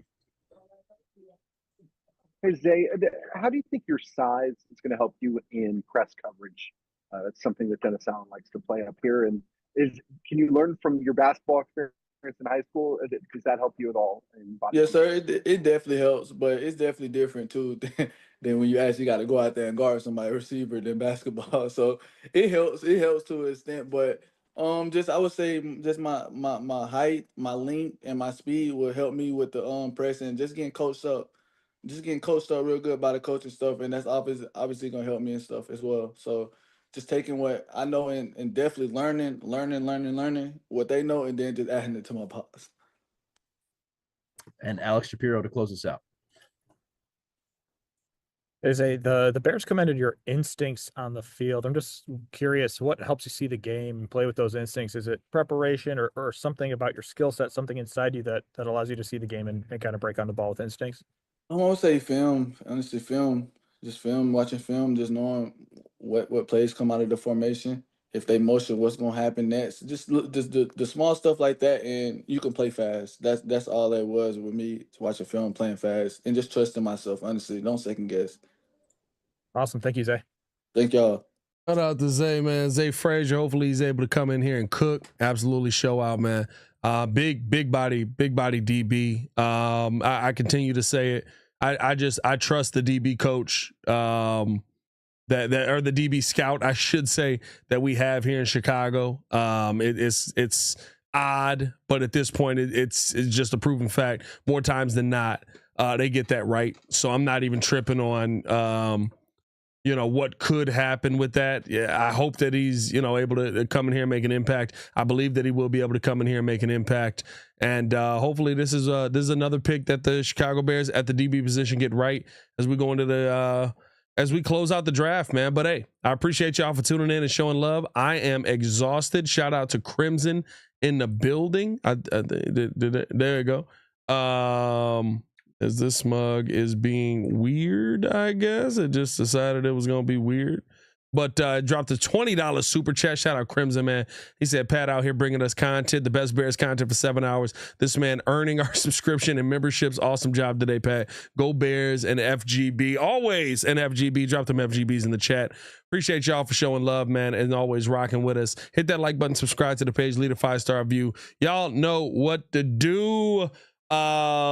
Y'all stay safe out there, Chicago. Bear down, one love. Let me know how you guys feel about the draft. I will break down each of these players individually throughout the week. We'll be going on going through these mugs on the morning breeze.